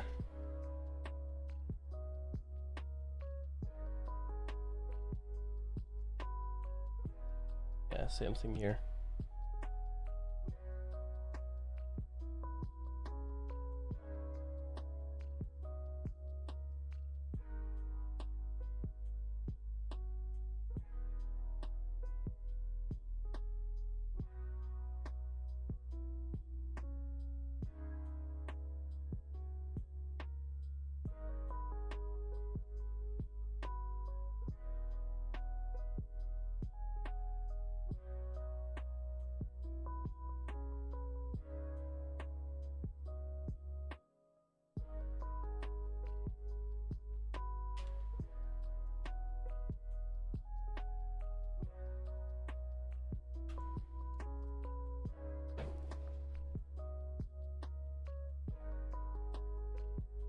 Okay, back to the head then.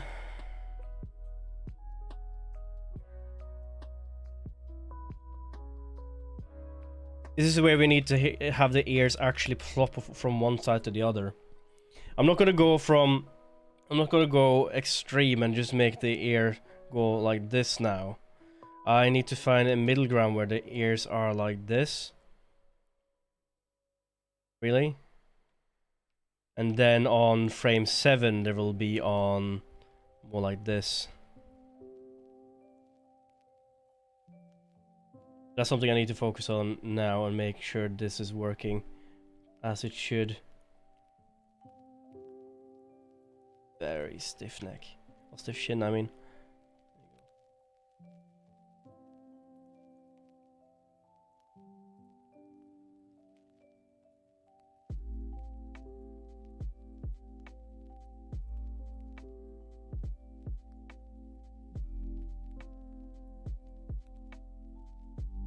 By the way, Shaya, if you do want to, if Krita doesn't do it for you, you can always save all your images out as PNGs, like transparent PNGs, and then you can use different software to compilate them together say for example Photoshop, or you can use GIF Maker, which is a online tool. Actually, you can literally edit and make GIFs there. Just upload the images and go from there, really. So there's multiple ways to get where you want to be.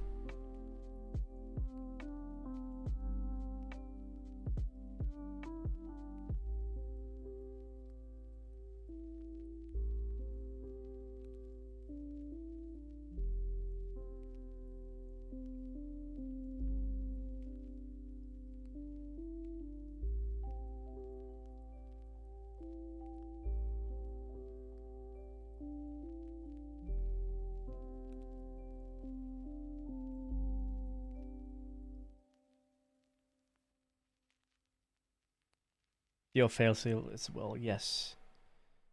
That's probably what I'm gonna do with this. Take it into Photoshop or something. Or GIF Maker or whatever. See if I can get it working there. I don't think this actually will do what I want it to when I export it, but we'll see.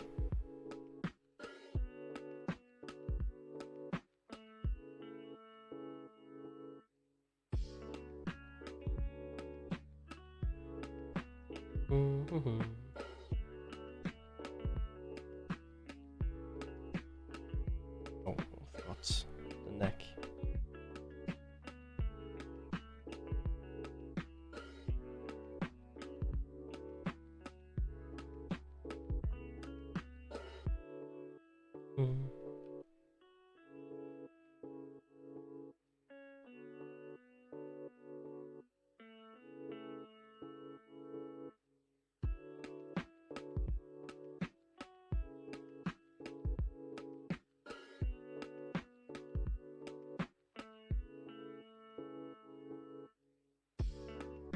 Not what I want. Different.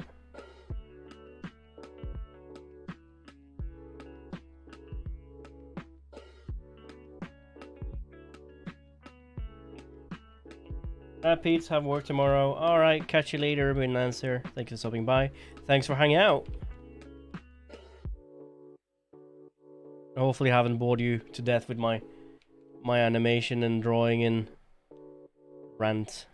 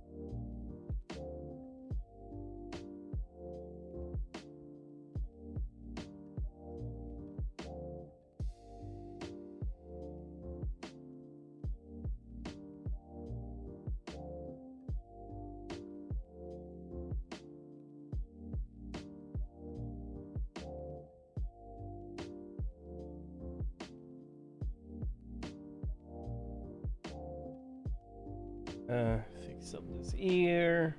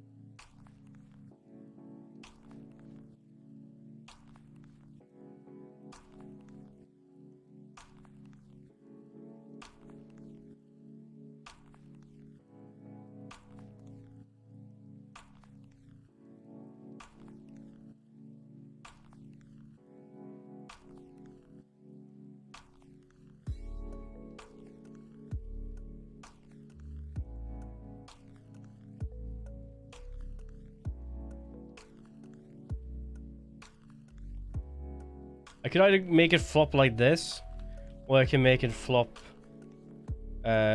cross, like it flops upwards. This is what I'm considering to do. I don't think I really like this way here too much.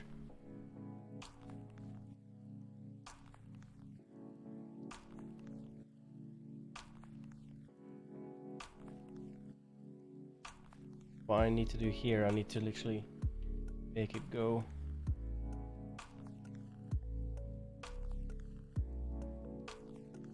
upwards.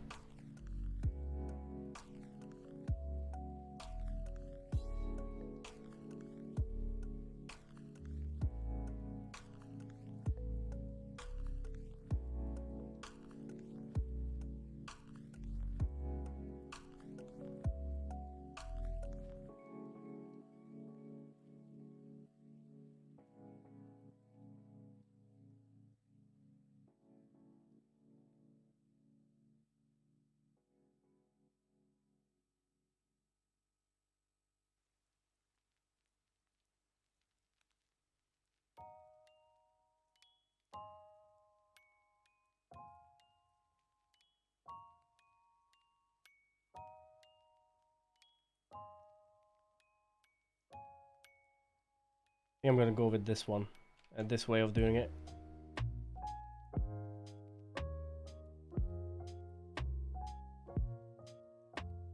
It's easier to envision it in shapes rather than overlapping itself. One big blob, I mean.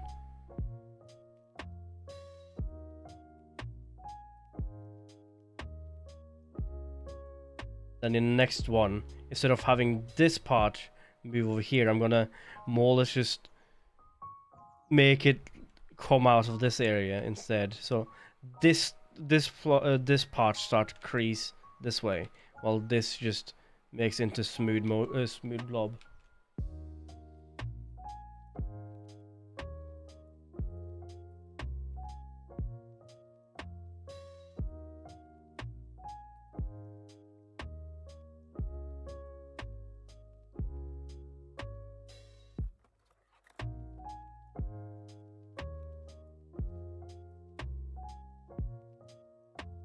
Next frame.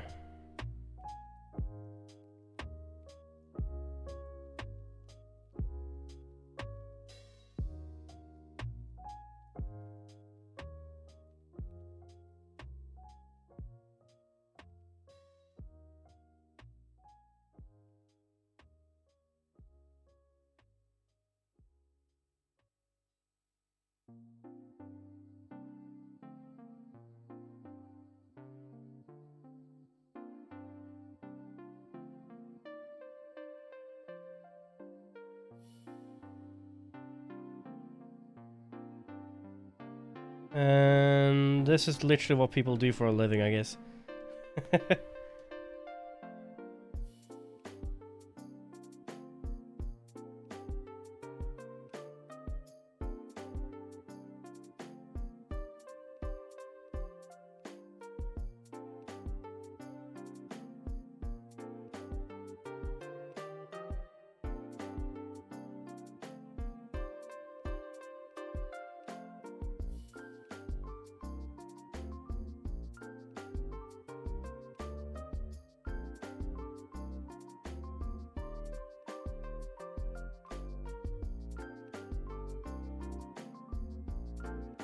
I might not be able to do that much detail work today. I will probably get done with the line work and then splash in some colors or something like that, or maybe see if I can get the quick clothing on her, and then we can go over to probably doing the rest of it during a different stream.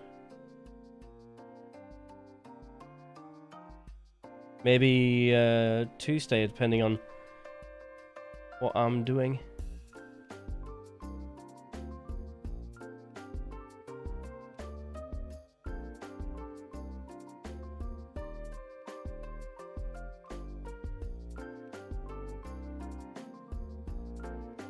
My arm is going back up again, my bad.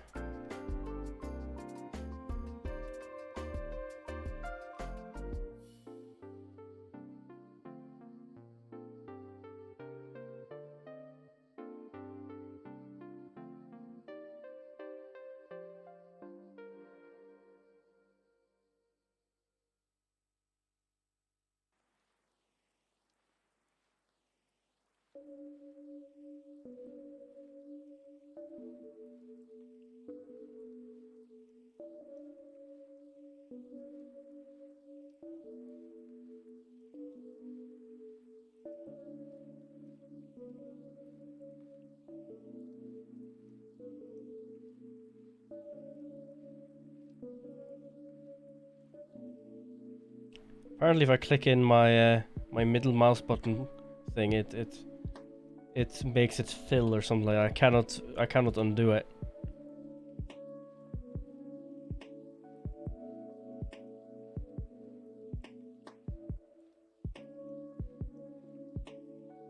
That this is even a feature is beyond me.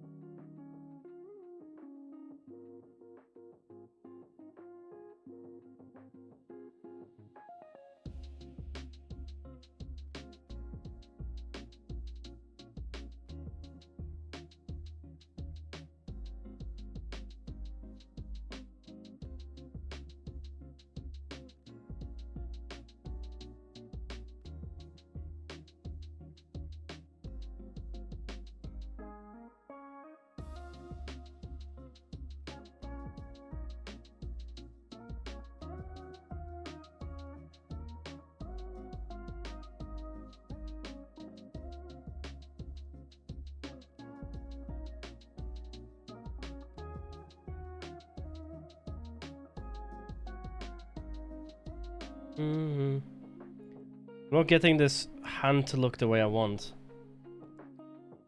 Pretty sure what I'm doing wrong. I think it's just perspective, really.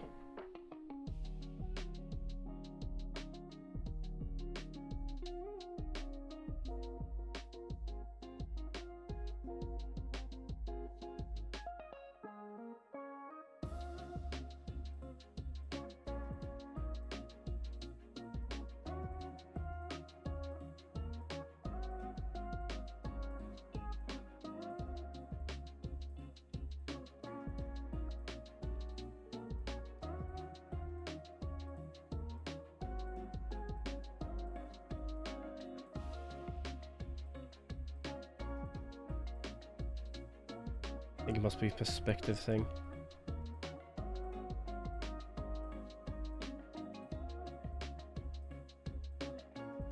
That's kind of doing what I want.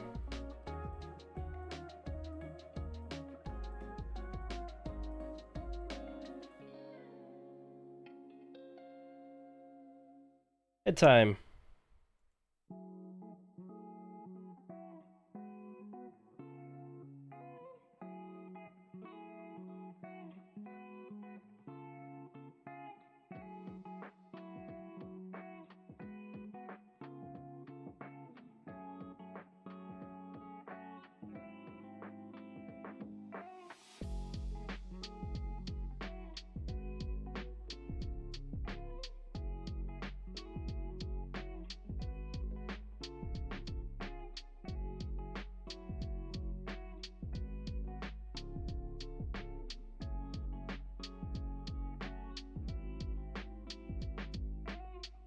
you ever finish up that a drawing of yours, the Ursula drawing, by the way, Shy?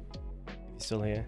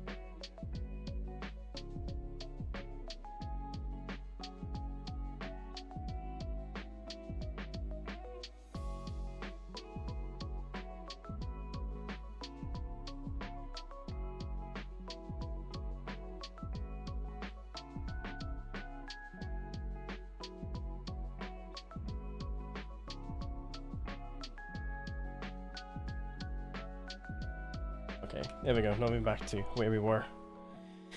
And now it's getting these ears to work. Now, this time, we're gonna get the ears to do a flop on the other side. Start doing this instead.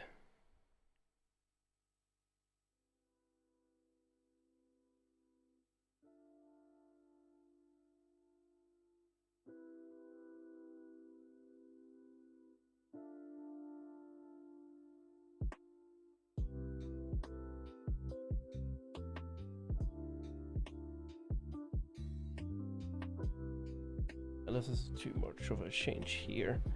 Kind of need this to be like that. An S curve.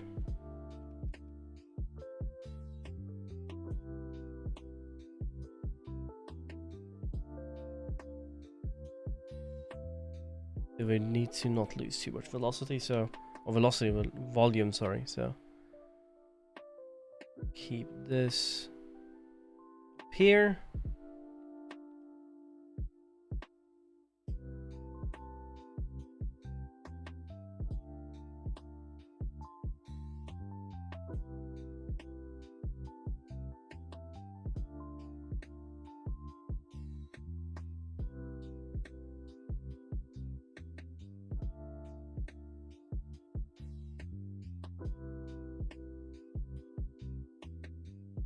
Yeah, that looks good.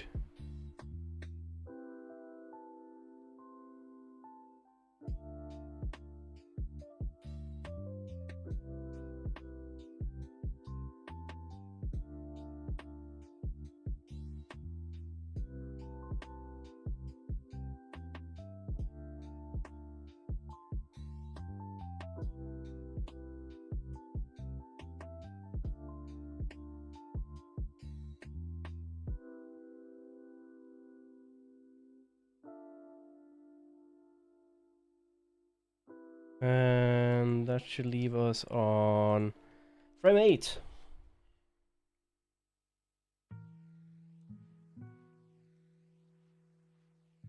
We are getting there slowly but surely.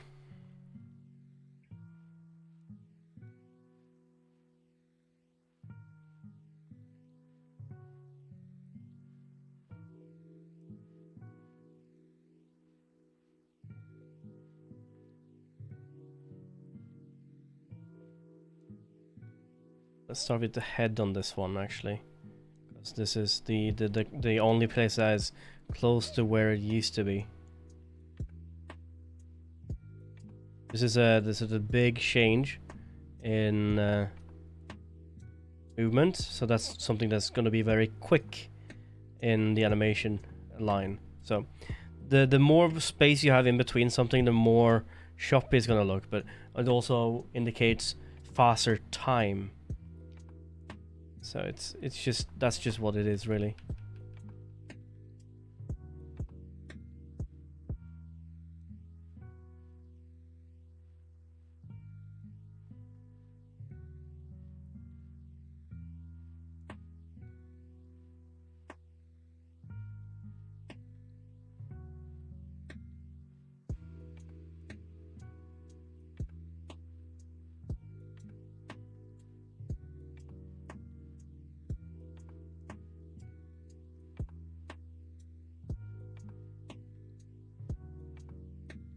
Head was looking very thin, and for a second I had to make sure that that is where it's supposed to be. Now the head goes from, it started showing a little bit more that way to in the center and then on the other side, but now we're going back to this side again, so we are slowly moving the eyebrows back to where it used to be.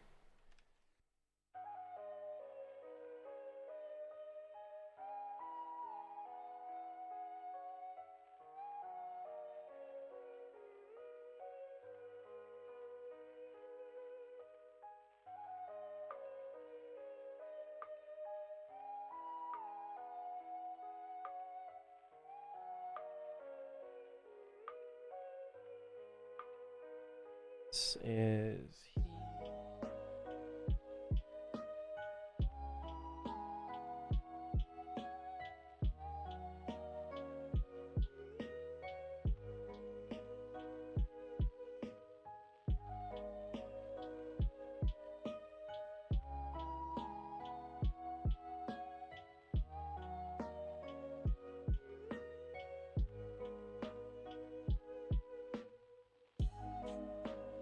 is stuff like this that makes me like realize I'm not really talking too much. I hope that's okay. Just enjoy the music and let's get in progress with this, shall we?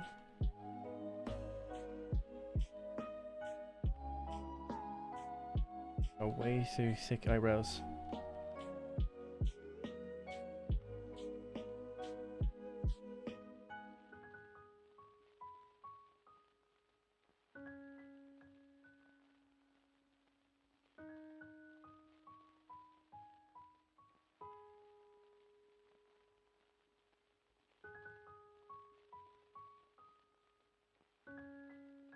This is where we're gonna have the major issue with where should the shoulder be. It should still be starting here, but it should also be coming from over here. We don't really want it to be just a straight line either, so I'm gonna start it here. That.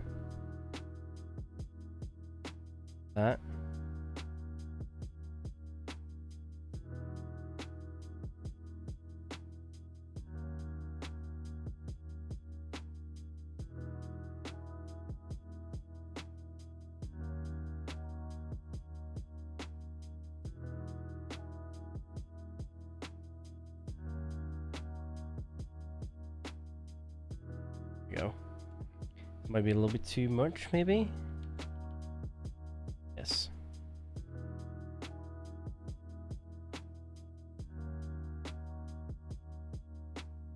There you go. Still a little bit too much, but that we can smooth out here.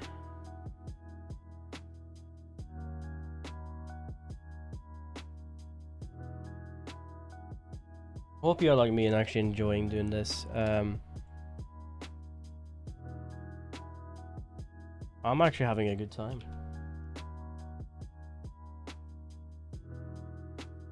It just takes a long time with any kind of animation, art and so on. It takes time, and a lot of it is, especially if you've done it for a while, it's just repetition. And animation is very much repetition. Like you have to wait for the ending and end result to feel like you've actually done stuff. Like that's something I really felt when started with pixel art.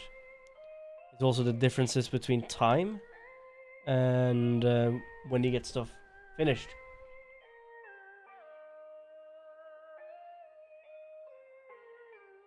Because when I started 3D, like, you would think it would take a month before you would get characters done. Like, this last week, I spent all week just skinning and rigging a character I'm gonna animate. Because it needs to be done. And that's taken a whole week where I would rather be animating rather than doing what I'm doing, but it has to be done sometimes.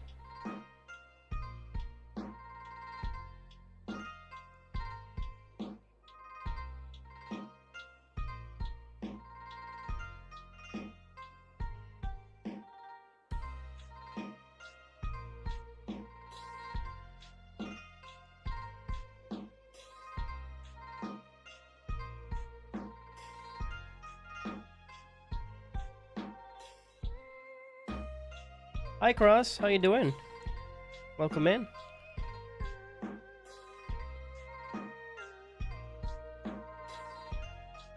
It's way too thin. Add a little bit more size to that. Welcome to animation.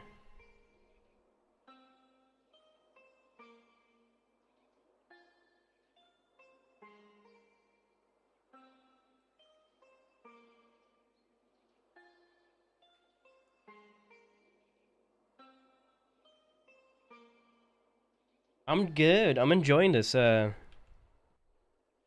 an animation right now. This is what we've been making.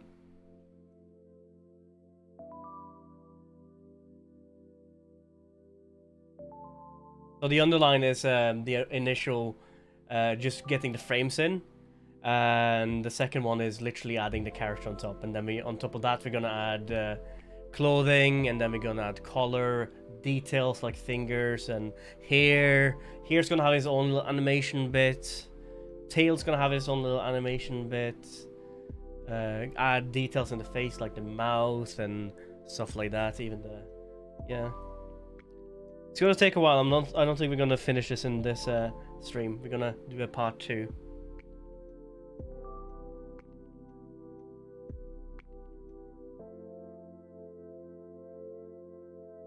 I'm very much adding or switching out the issues I had with my previous animations and trying to make that work in here.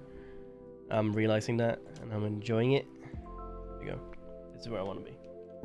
Add the ears, because the ears start to go flippity floppity on the opposite sidey.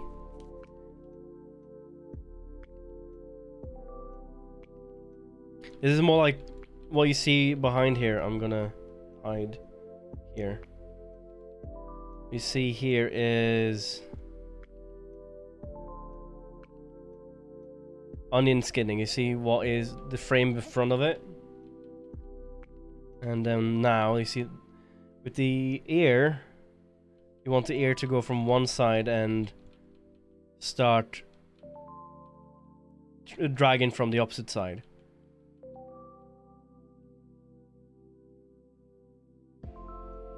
Let's just start with that.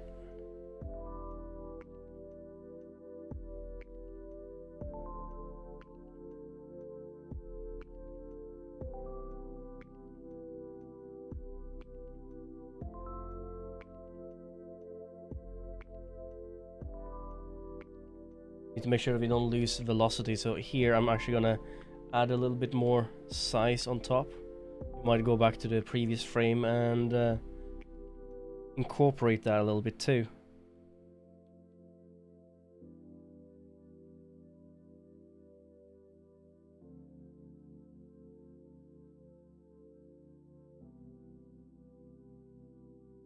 So here, switch this and we add taller line on top.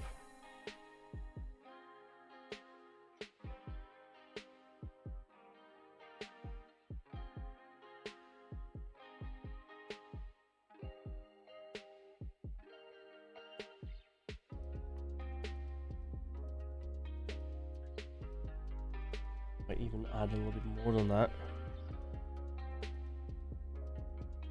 Just because what you see here, this is so far up. It's probably gonna be from here, here, so probably gonna be all the way up here.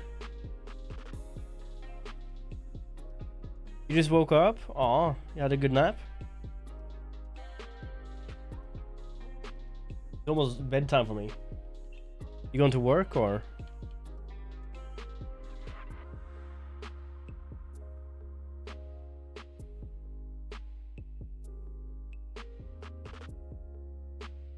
Oh, you're gonna be late for work. Oh, that's not good.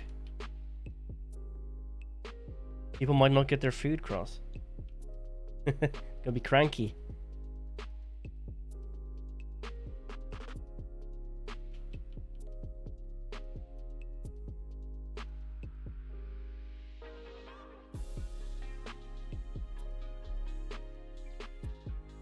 Oh well.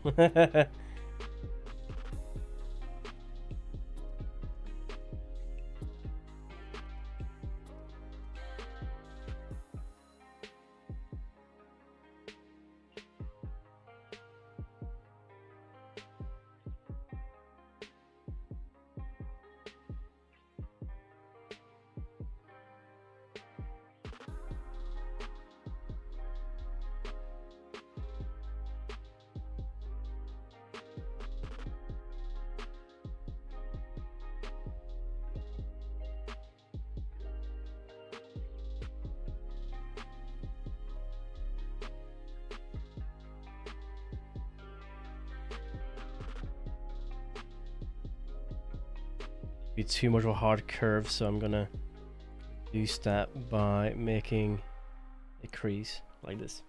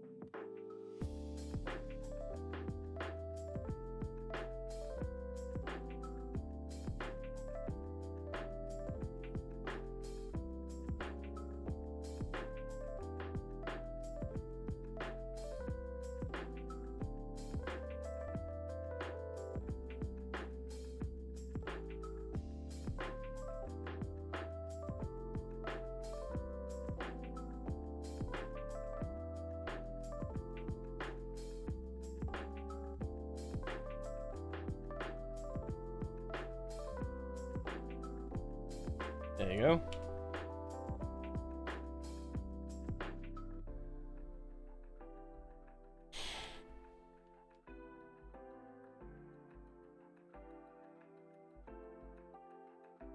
Now we need to do the arm.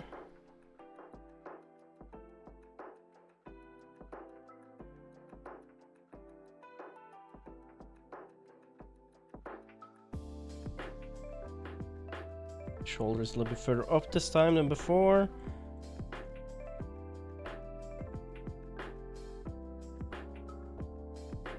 Okay. Enjoy your shower if you're gonna jump out now.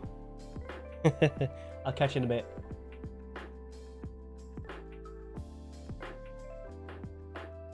Thank you. I'm probably gonna do the last frames and then I'm gonna head off. Catch you later.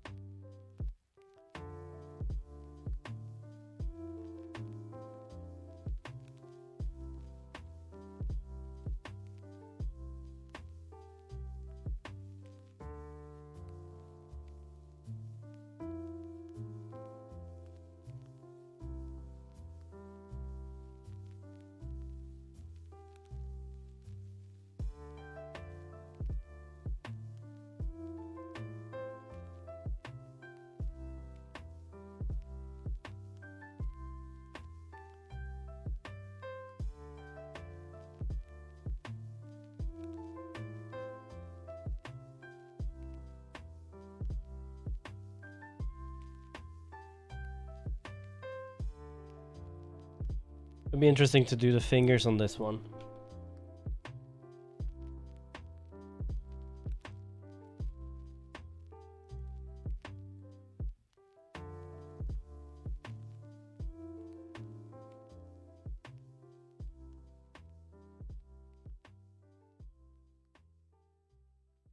And on 9, 10, and 11, it's going to go back to the initial pose. So it's going to go from down and then up again.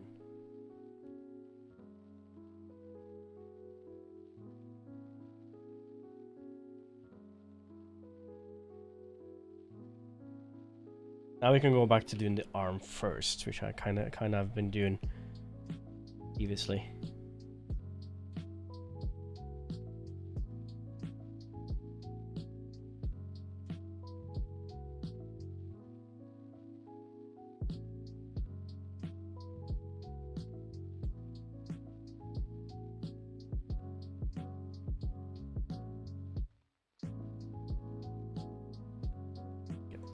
to view here.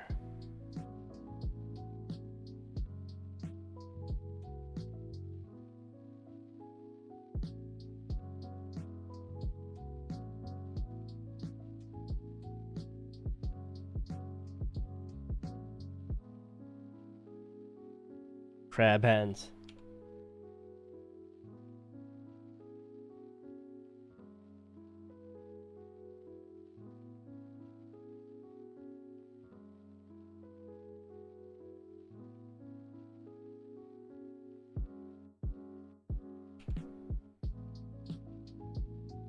There we go. We're slowing down the animation right now, so we're getting to the end of the fall when the arms start coming up again. So this is where the arm very much stands still and then slowly goes back up again. So this is around this point. So that means that we have more cluster of frames in one area, which means that in between here is going to be quick, and then it's going to spend less. Like it's going to spend more time at the end poses or the extreme poses, or around the keyframes really.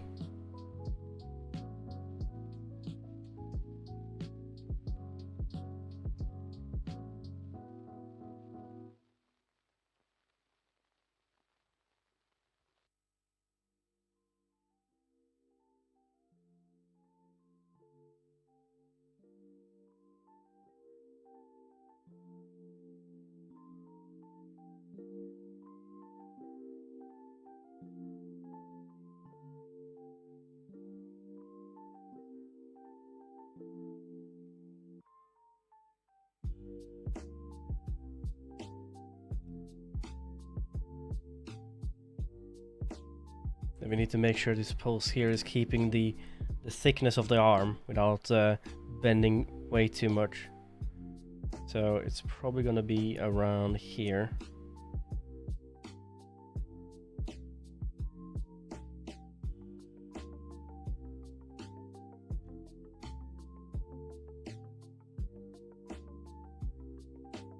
But I think we're actually gonna start to curve up a little bit here, because we get into the point where armpits goes up here and down again. So we're gonna have a little bit of dent down with the deltoid, so triceps, sorry, the triceps, and you can see that bounce a little bit there. Then we go down to what we already know. Now we're gonna actually have an armpit for that. And if the arm's gonna go like further down than this is where you would start getting these the actual sharp edges, which you probably won't get at all with this animation, at least on that arm.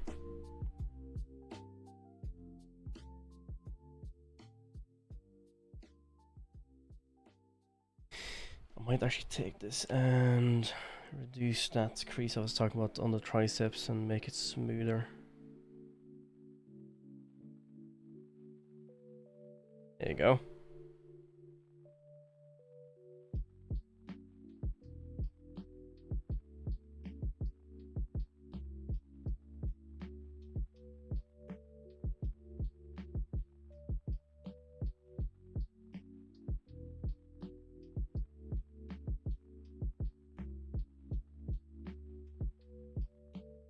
Try to keep the shape and size of the head.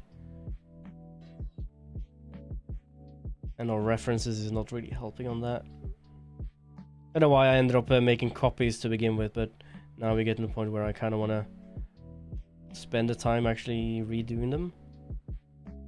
Where I initially cut corner, I want to kind of just do that for me, learning a little bit. Because repetition makes you better, right? And now, instead of the eyes being here, it would be here. So, eyebrow now would start here.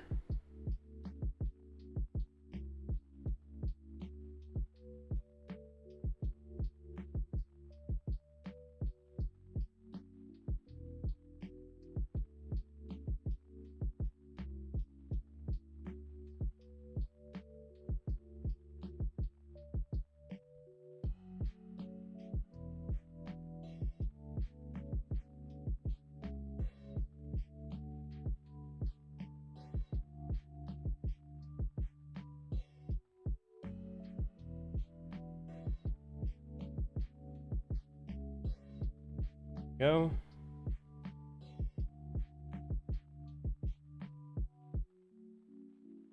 And now we take the other side. So we'll be around here, I reckon.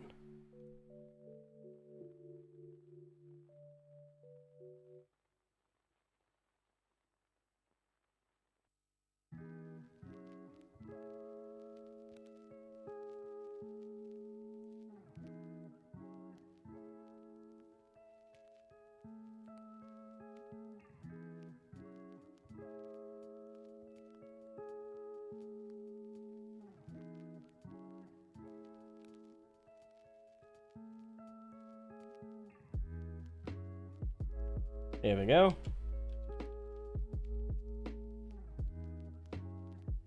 And this needs to be fixed.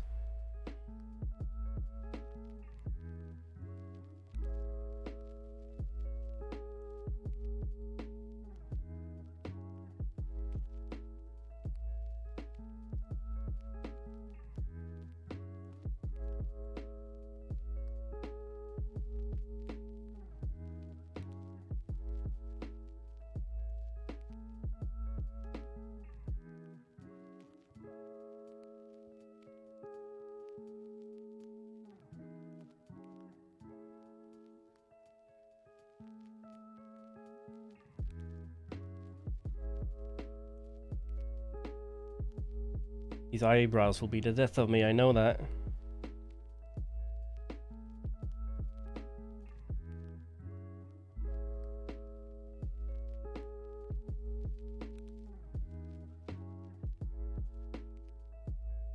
But I'm not the best actual artist. You don't really need to be to do animation, you just need to follow your principles, really. Just another medium.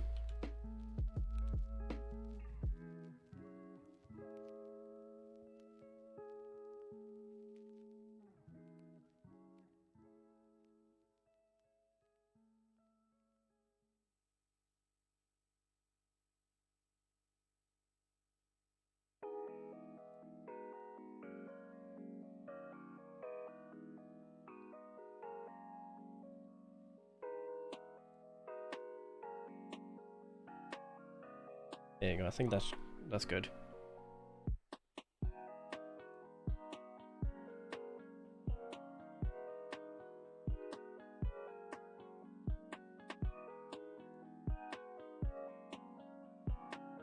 We're losing this crease now because this shoulder is going back up again. So we're losing this crease, and the arm here is going down, which means that the smooth curve we have here is going to go back into being like a bend instead of a straight smooth curve, which means this shoulder here is going down. Therefore, we'll go back from being very straight on one side and this crease on the other side to going back to like having a curve on both sides, so they will equal each other out more or less.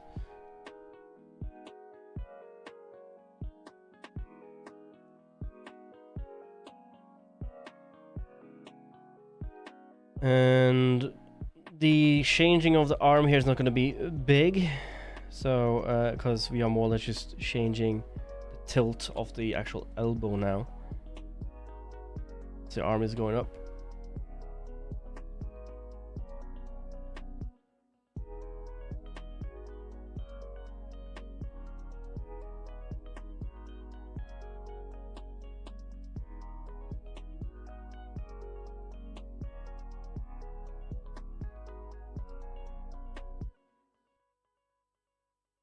This is where this curve is gonna be ending here-ish.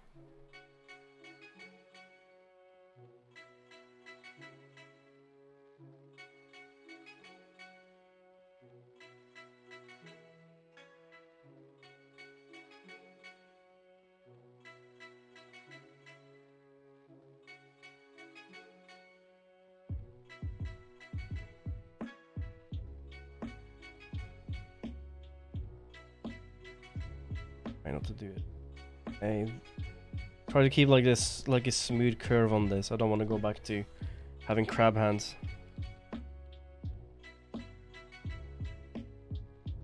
This curve here needs to be changed.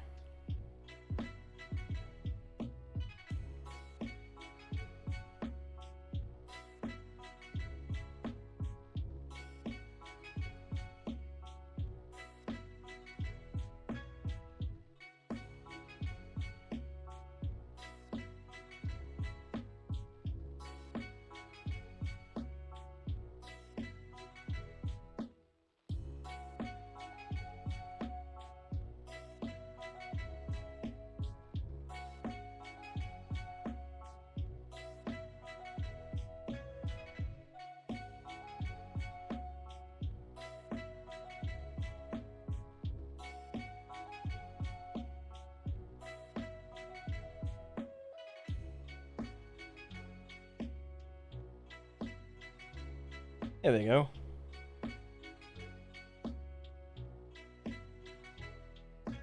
You're getting that nice little bounce on the arm. Liking that. This arm is looking good. Don't have any issues here, it seems like. We have like this...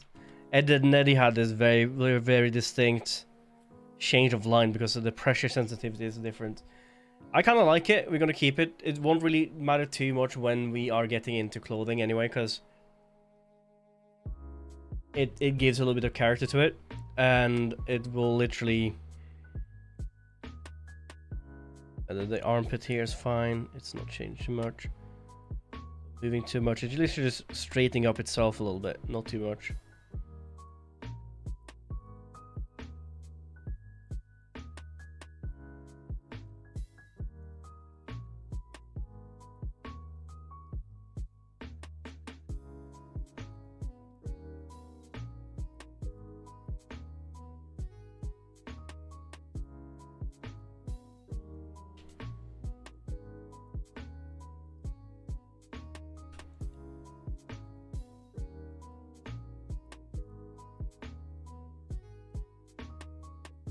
I have a few frames missing here, but that's fine.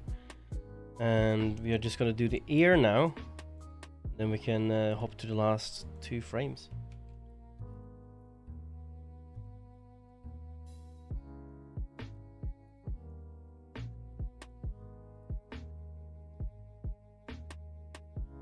They're not gonna move too much here. The ear is gonna just extend more or less than anything, from being like blobs to being actual ear shapes again.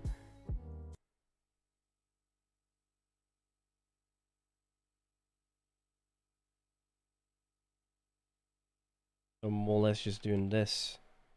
Doing like small changes, small creases.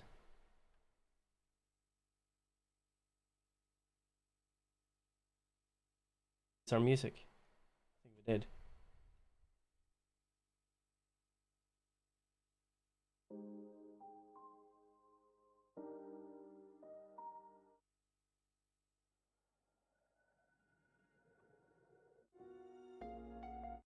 We're gonna change from low file to some ambient music instead. A little bit chill time.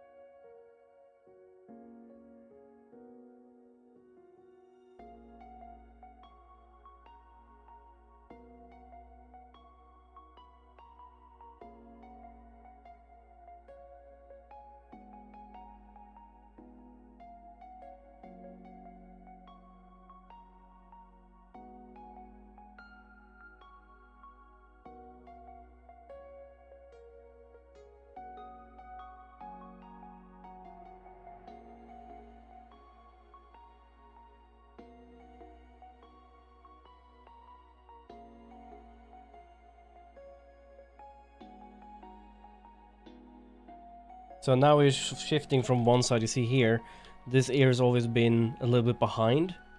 And now this is taking dominance, and now the other ear is gonna get a little bit more pushed behind now.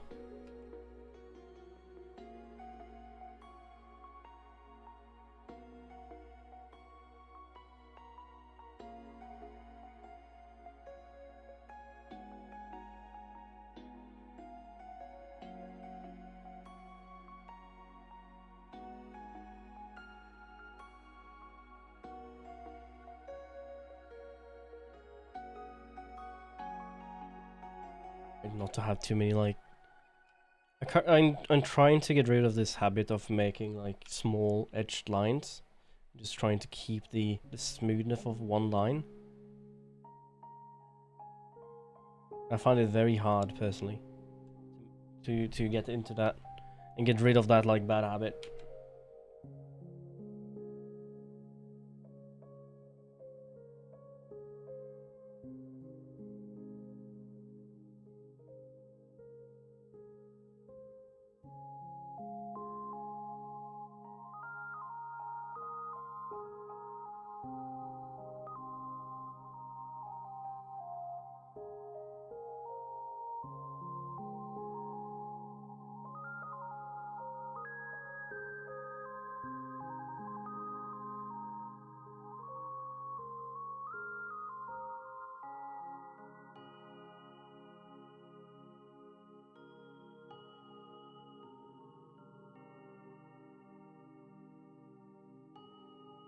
Here, the ears need to be up here again.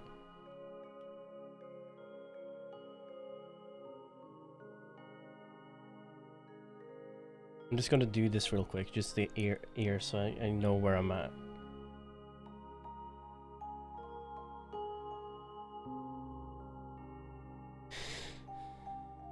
Because we need to have 11, we need to have 11 there.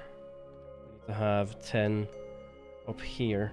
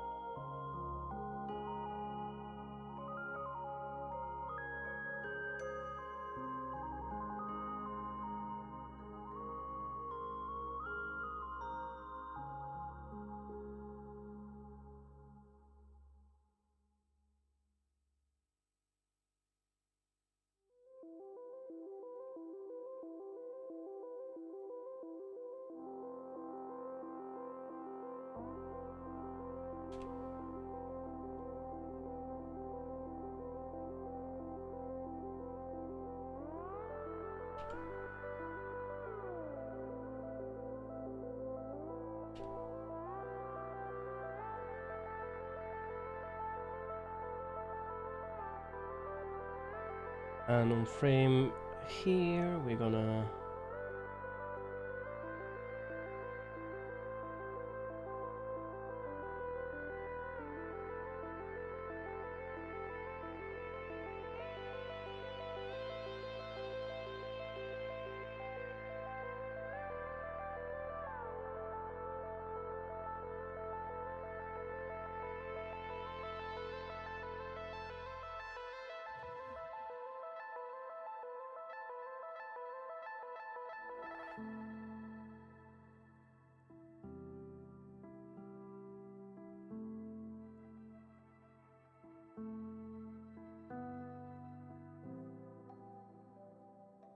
to be bigger here.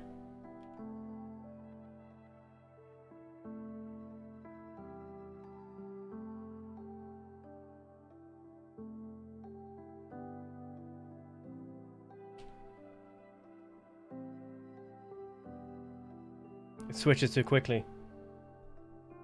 Lurking and working, nice. Same. Yeah, I'm trying to get the ear working. Think we need to switch this one up. We need to literally remove here and make that work up here instead. So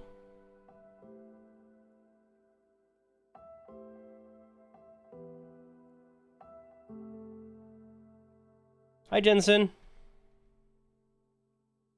That's very much of a big change here. We don't want that.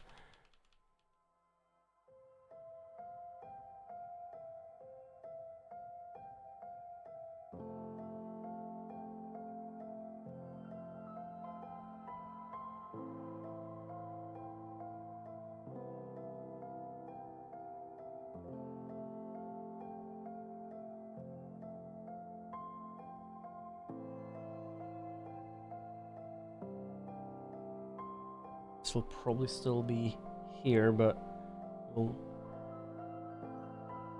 add it more rounded here, so there we go. This seems more like it.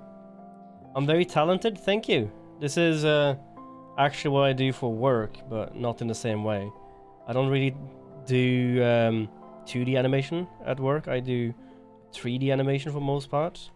So this is something I'm a little bit familiarized with, and I was asked by a friend of mine on the POG Discord to help her out making an animation, and I obliged, and here we are.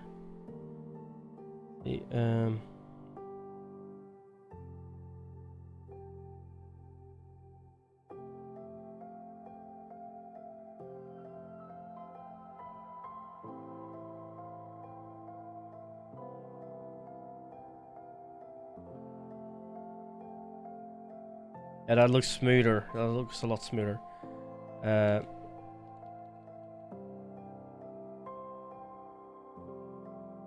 You might do a little bit of an in-between here, actually. We still need to fix this one up, because this is not perfect at all.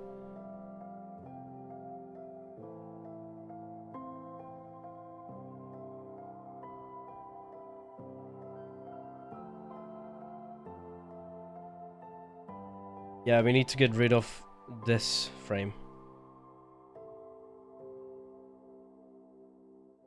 Need to make this frame more like this.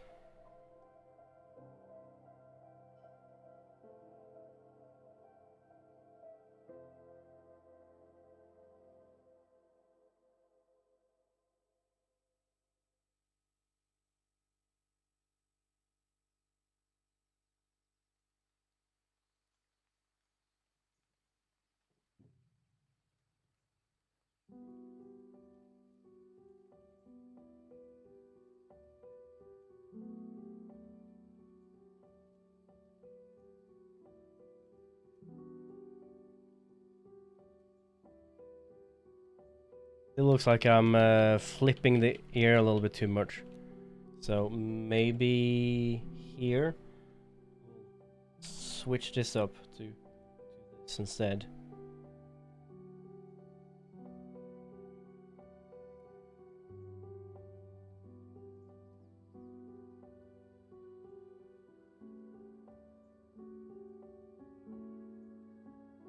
We're missing an arm there, so I think if I keep this like this, I might be able to save it a little bit. Or I could always go back to this frame and change this to be more in line with this here. It's kind of what I'm thinking of doing. If I do this and I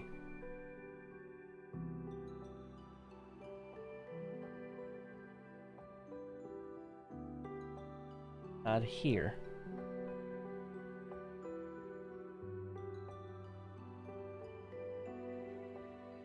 Yeah, I think that will work better.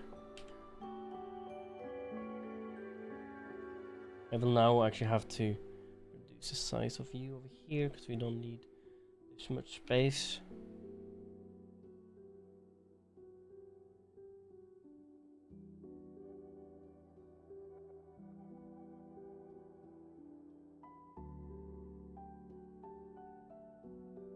You're middle of a Star Wars watch. Ooh, which one are you watching?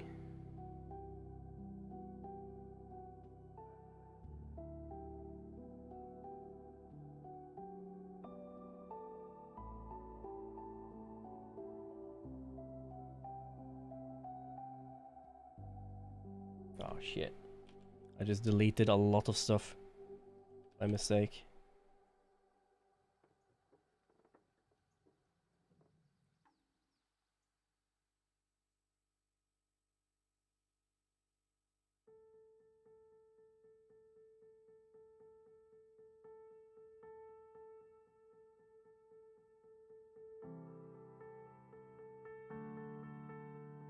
No, not going to watch a sequel trilogy, I just finished the prequels. So you're doing a full new watch?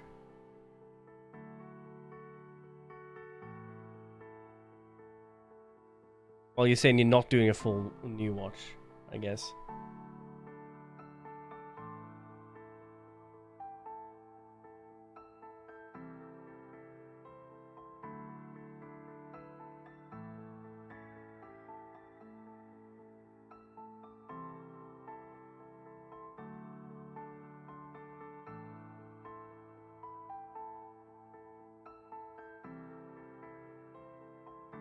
These two need to be switched. So this one, I'll loosen up here. B and B here, so I need to make this in between. I need to make an in between here.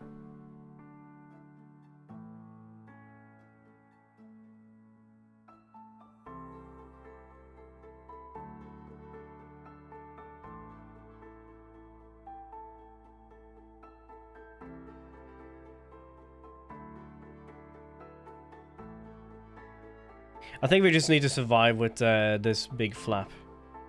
It flaps too quickly. I should have not moved this. I should have had done this quicker. Giving more frames to do the other part.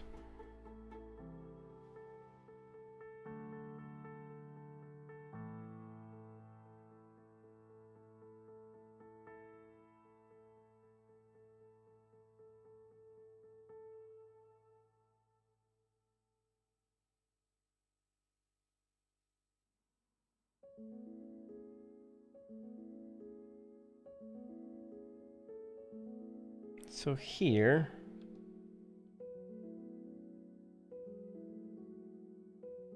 should have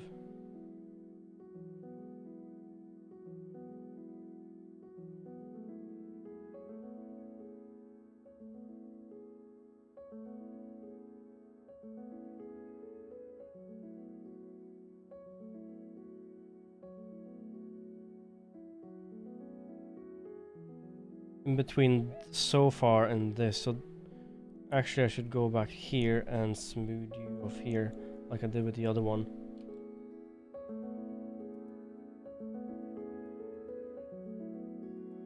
Now I need one in between here. Yeah, in here.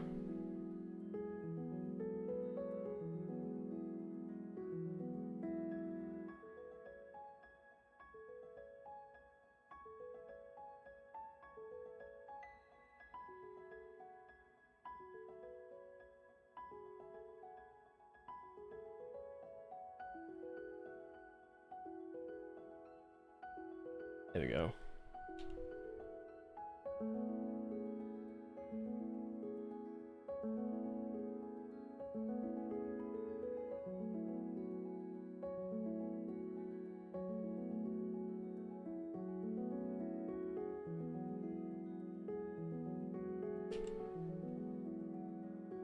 There we go. Let's just get the head in while we're at it. Need you anymore?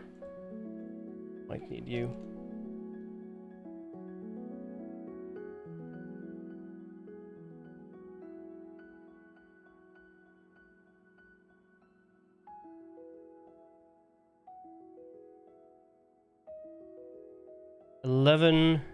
We might get done with just the outline today. And then we'll come back again, maybe Tuesday. It all depends when I have time.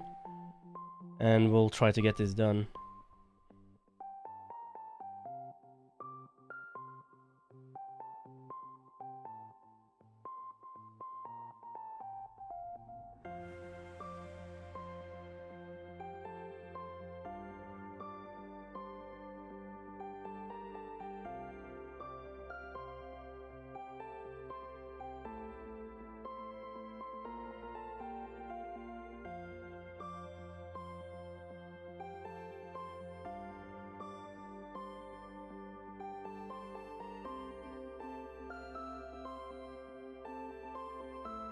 And the other side.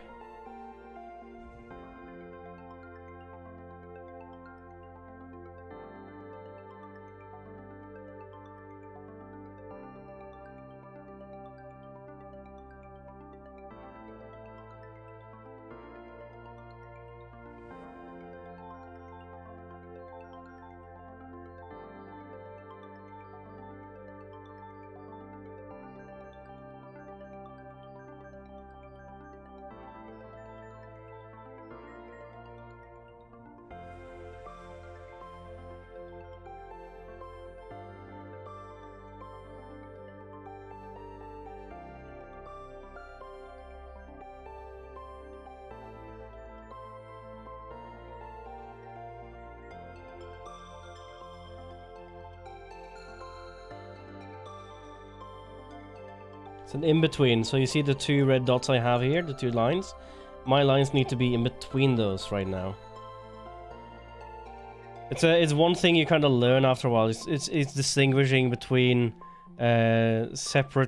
multiple separate like lines, which is it gives you a headache. Even gives me a headache after so many years of looking through wireframe and meshes and so on.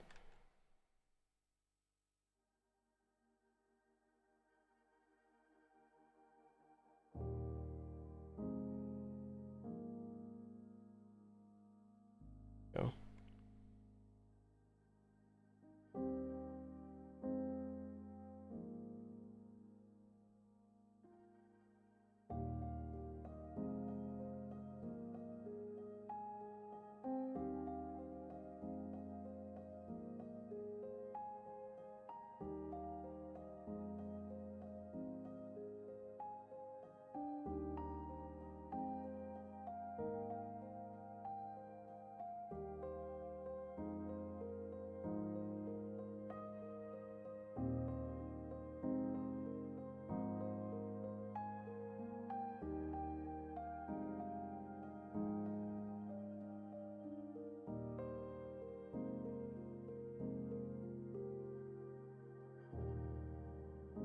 We'll fix this eyes at some point. As long as it looks good, right? Like this. The eyes looks cool. They look a little bit wobbly, but they are where they're supposed to be-ish. They do not look out of place.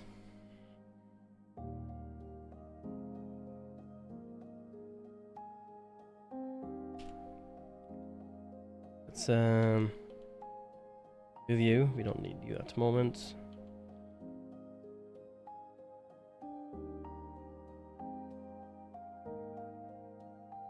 But we do need you.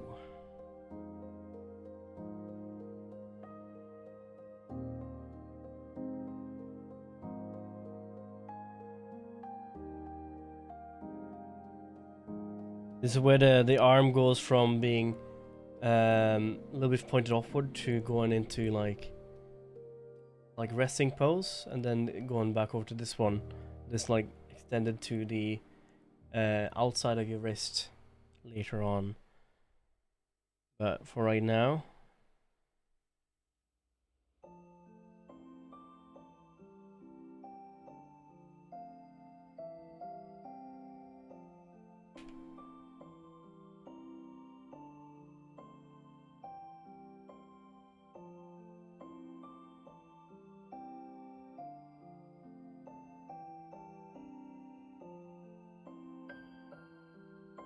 my share is always like I bought this share not too long ago, right? Like it's kind of a little bit long ago. It's like half a year now, but I only owned it for like a few weeks where I've started feeling like I'm sinking, like my share keeps sinking down, and it's terrible. I paid a lot of money for it and it didn't really work at all. The hydraulics is just flattening out. Also, what it's supposed to do, right? Is it?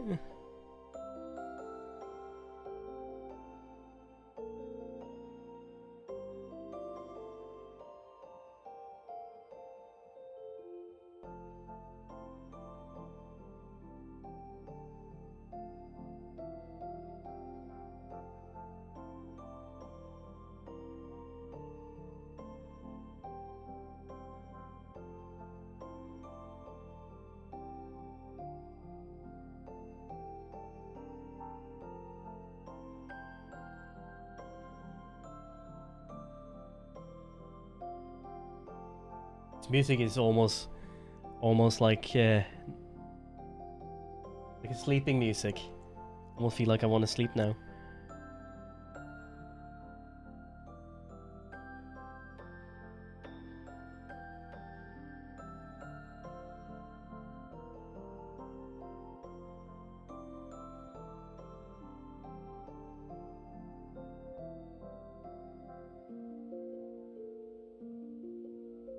Also need to figure out this avatar, because currently looks like she's a bunny and not a a fox, right?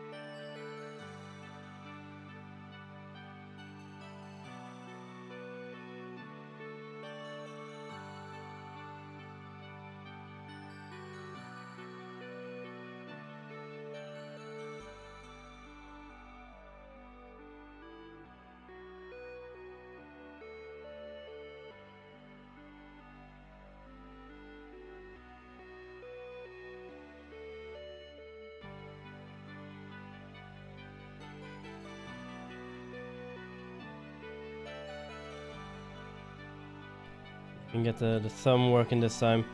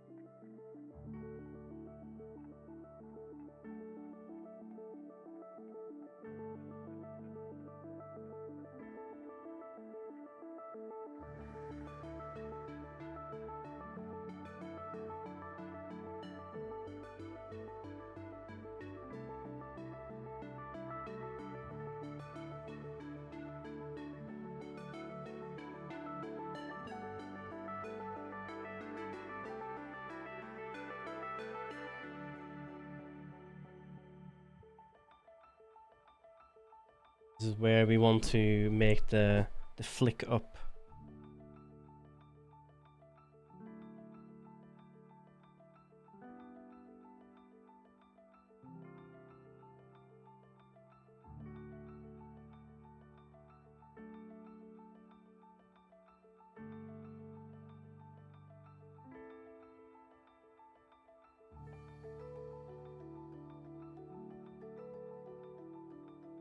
Go, flick up.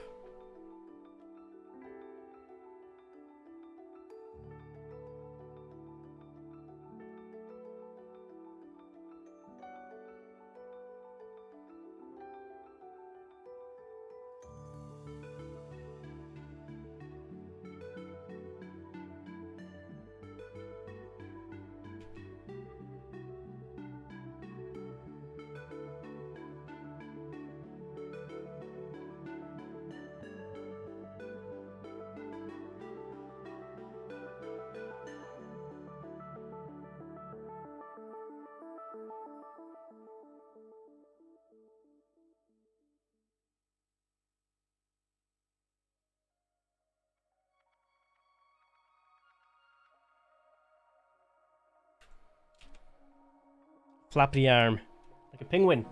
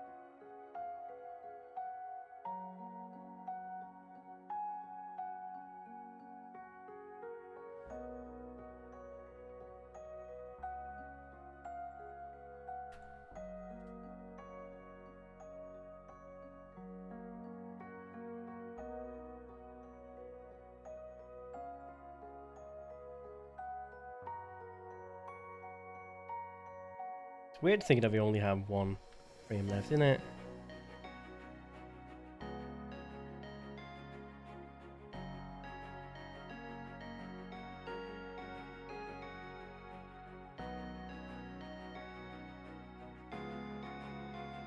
An arm goes back to where he used to be.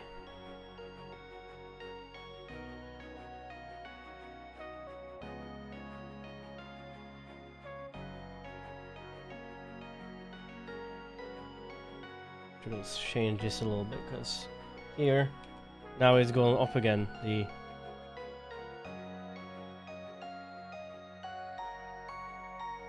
the fingers kind of push back a little bit just to add a little bit of a flick up while the arm races. It doesn't really follow through the same time rate that your upper arm does.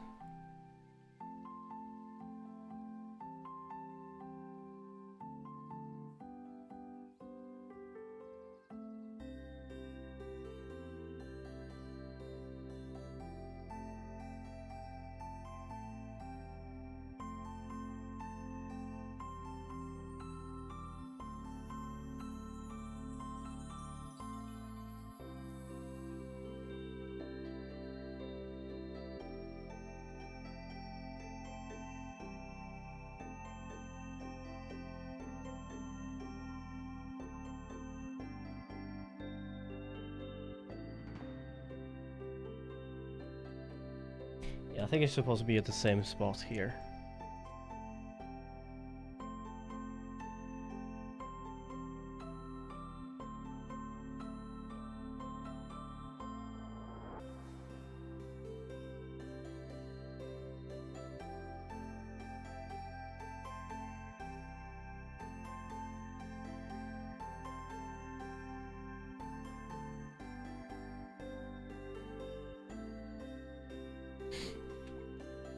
And that's a wave. Oh, pen down. That's gonna be as far as we go today. If you haven't seen yet, we are going to add onto this animation and create an animation using this avatar, which was provided by KitKat, or Kata, which is the avatar's name. She wanted a follow subscription animation, so I thought, why not just give it a go? It was a good chance for me to learn a new tool, because I've never actually opened up this animation software before, and I'm very much unfamiliar with 2D animation, hand-drawn animation. I have done a few of them in the past, and that was when I made my own oak avatars, the ones you see whenever you follow or subscribe to me. Those I made, and those need to be redone at some point, and I thought, I need to have another tool than Photoshop to make these, and I might actually use something like this. It might be a reason for me to do some more art at my own time. And just move this avatar a little bit, and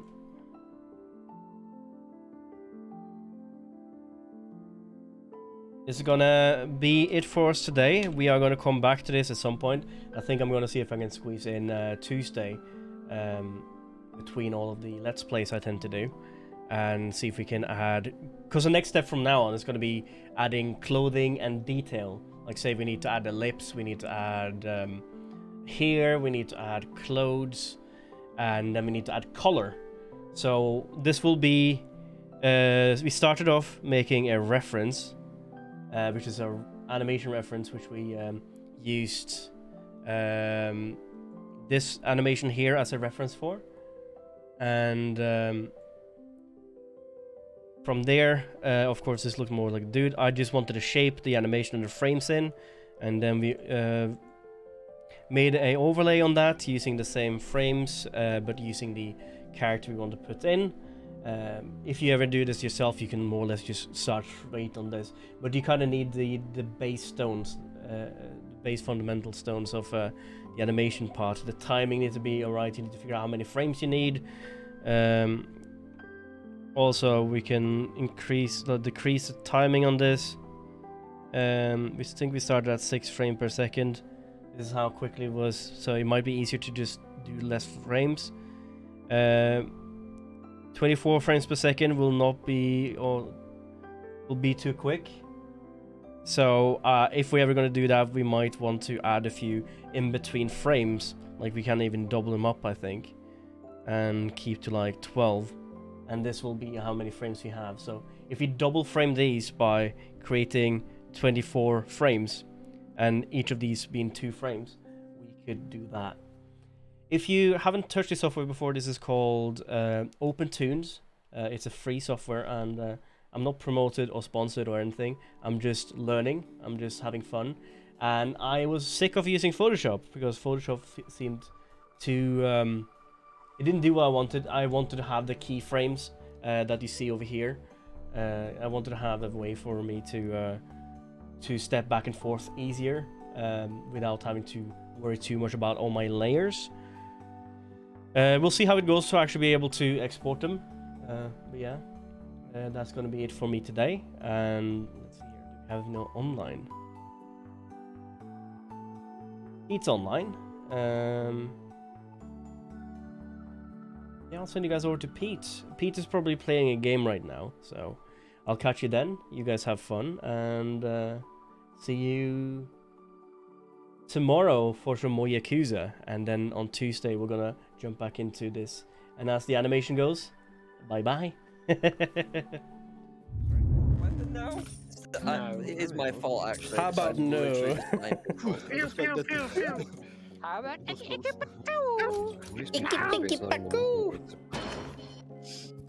I'm biting my lip right now. Definitely bite my lip after that. I'll bite it for you. How's that? Can you taste that there? Lip suck. Very clearly, yeah. I want it my way. Got you in the shoulder though. Shoulders. I will be late to the party then.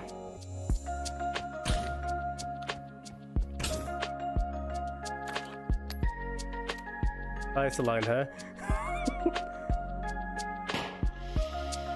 Not this time. You sure about that?